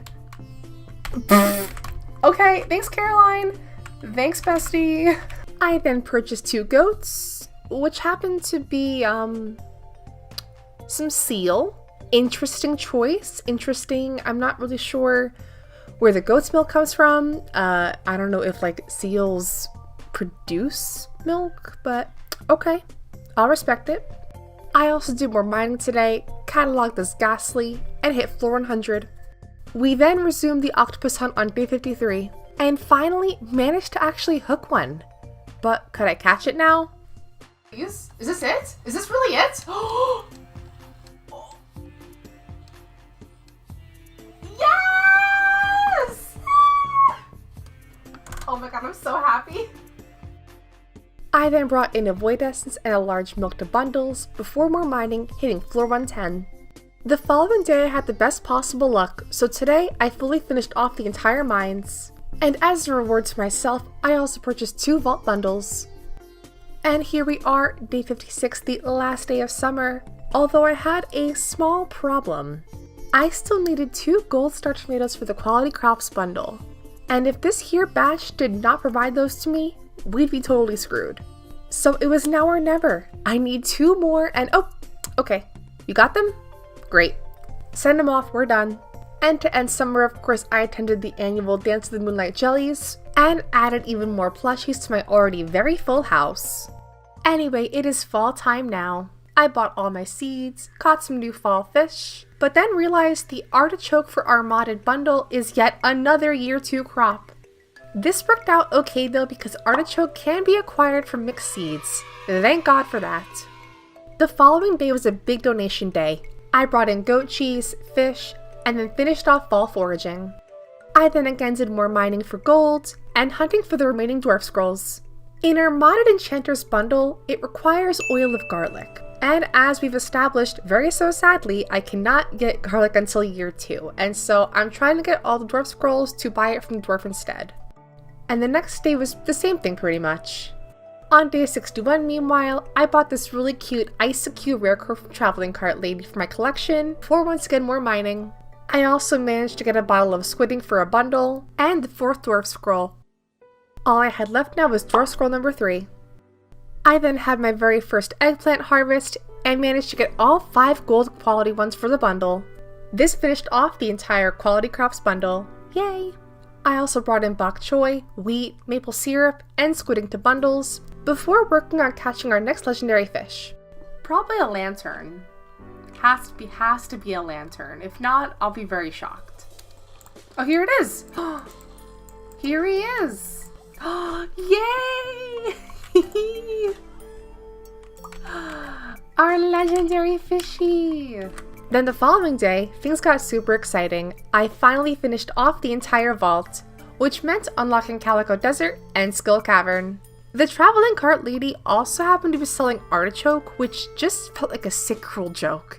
Why couldn't it have been garlic? I need the garlic! On the brighter side, the bus was fixed overnight, so it was time for our first Skull Cavern run, where we also met a lot of new Pokemon. Then the following day, I caught a sandfish and a scorpion carp, aka a Choodle and a Stunfisk. Then did more Skull Cavern, but then warped home. Twice. By accident. I then brought in more bundle and museum items, and upgraded the barn for the final time. With max luck on day 67, I did my first big Skull Cavern run, which went okay. On day 68, my big barn was upgraded, so I headed to Marnie's and bought 1 sheep, and to my amazement, sheep in this mod are giant cottony, which makes sense, but like, it could have been a Mareep, or a Wooloo, but cottony's pretty cool, I'll take it. Then the next day, I finished the fall crops bundle. On day 70, I bought a pig, which ended up being a spoink, and did more Skull Cavern fun. And along the way, found a really cool prehistoric floor with Hisui and Quilava. I also managed to get a dinosaur egg for incubation later. I then tragically got red cabbage seeds, but without a greenhouse or gardening pot, I could not grow these. And to unlock the greenhouse or gardening pot, I have to finish the pantry, which requires garlic and red cabbage seeds to do so. So this was just a whole mess, you guys. Anyways, the following day I bought a backpack upgrade, and then harvested wool for my newly evolved Whimsicott. Good grief, he's naked! And then attended the Stardew Valley Fair. This year's display was random junk I found in my chests, and for once I actually scored first. And with my star tokens I traded in this Gardevoir Rare Crow. Then the following day, I opened more geodes, and brought new artifacts to Gunther. This also awarded me the Bibarel Rare Crow. Then later on in the day, upgraded my coop for the final time. On day 74, Gunther visited the humble Little Root farm to thank me for all of my artifact donations. And now, in vanilla Stardew Valley, this is the part where he gives you the rusty key for the sewer. In this version, he doesn't give you the rusty key, meaning all of my donations were for literally nothing. For those also new to Expanded, you must befriend Marlin to unlock the sewer. Which was a shock to me too, but I guess we'll start working on that next. The elves just kept stacking up on day 74. During my search for the third Dwarf Scroll, I got Dwarf Scroll 2. Twice. Thank you very much, game.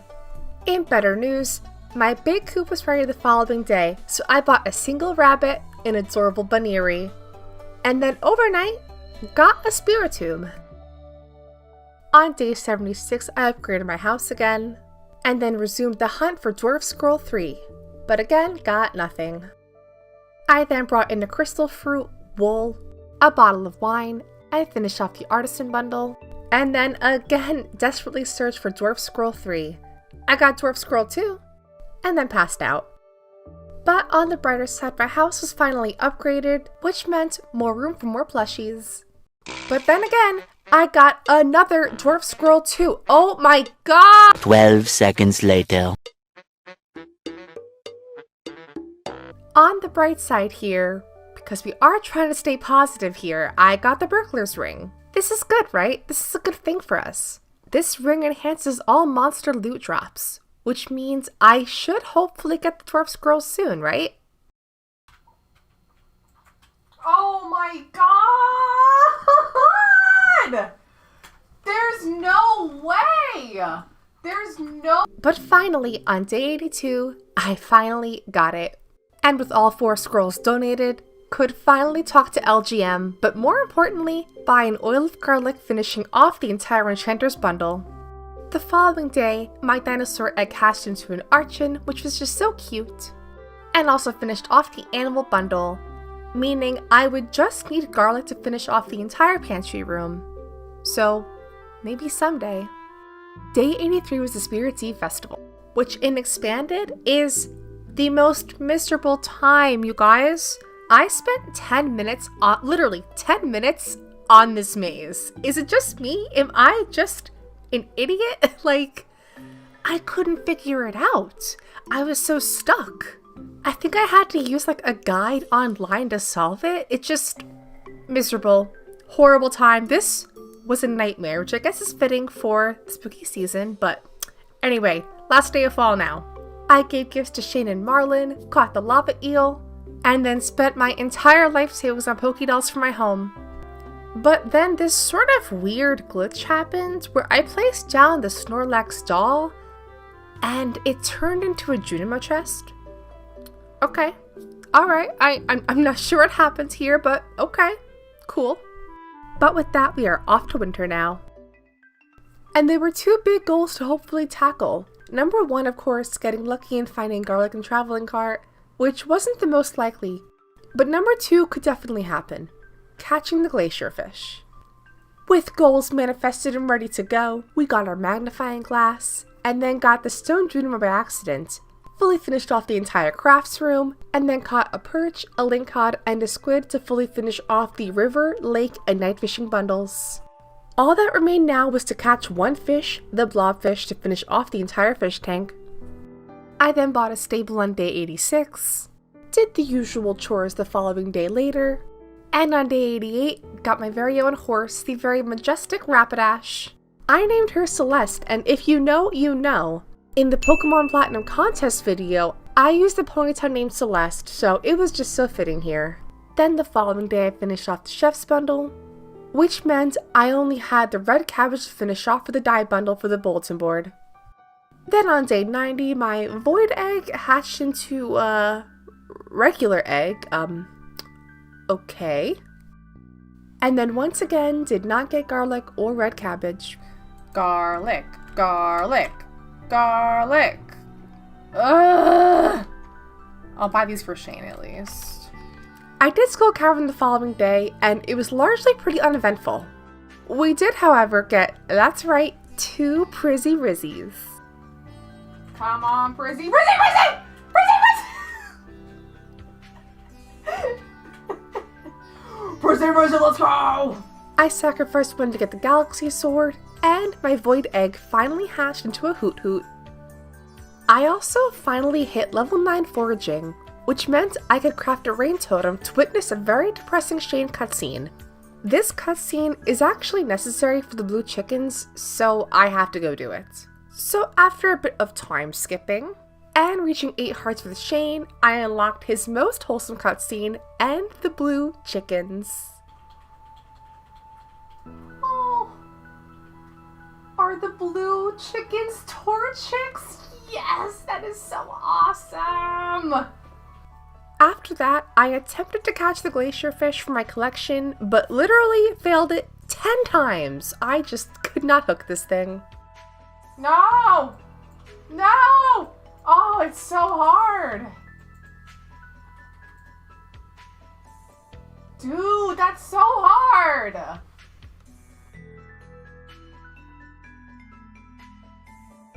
Oh my god! And so after a day of failure, I headed to the night market to do the submarine ride, catching an Inkay, a Wooper, and a Chinchou.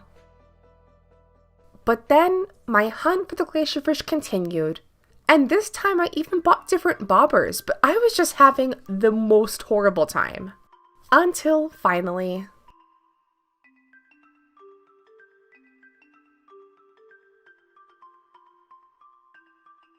Oh my god, is this... Please? Please! Oh my god. That was so hard. On day 100, I upgraded my house again, and I also bought 2 blue chickens from Marnie. At this point, I also realized that my animal names are quite awful, and so I'll be giving them all new names based on your comments. And if you're wondering, wait, Sapphire, this video is already published. Why give them nicknames now? Well, I won't exactly tell you right now, but after the end of winter, I have a little announcement to make, so stay tuned. I then did some farm decorating on days 101 and 102, then got my huge house upgrade, and also hatched my blue chickens, which are little Torchics. I also did more Skull Cavern adventures, got this pomegranate sapling, and a prismatic shard, and the following day, gave a gift to Marlin and checked the traveling cart, but again was defeated by the Garlic Empire. I then once again did some iron and coal farming, and also did a massive geode haul, bringing in a ton of stuff to the museum today. I then witnessed this moment. Where are you going? Hello? Sir? Hope you just used the front door. Day 106 was business as usual. Although I met up with Clint, who needed some materials to clear this boulder. Alright, easy enough. Here you go. Did some mining on day 107, and then gave Jody a diamond for her Winter Star present. I, on the other hand, got Marlin. Oh my god, I got Marlin! Let's go, baby! Wait, that's actually so exciting! Ooh, okay. And then, over the next couple days, did some more farm renovation and prep for the next season. Because on our last day of Stardew Valley, it wasn't actually our last day together. Because Farmer Sapphire will return in year 2. That's right, folks, a whole new year in the Pokemon Stardew Valley universe. Because I cannot let garlic get the best of me. It cannot win, and so I will see you all in year 2. Thanks for watching, and I'll see you all next time. Bye, everyone.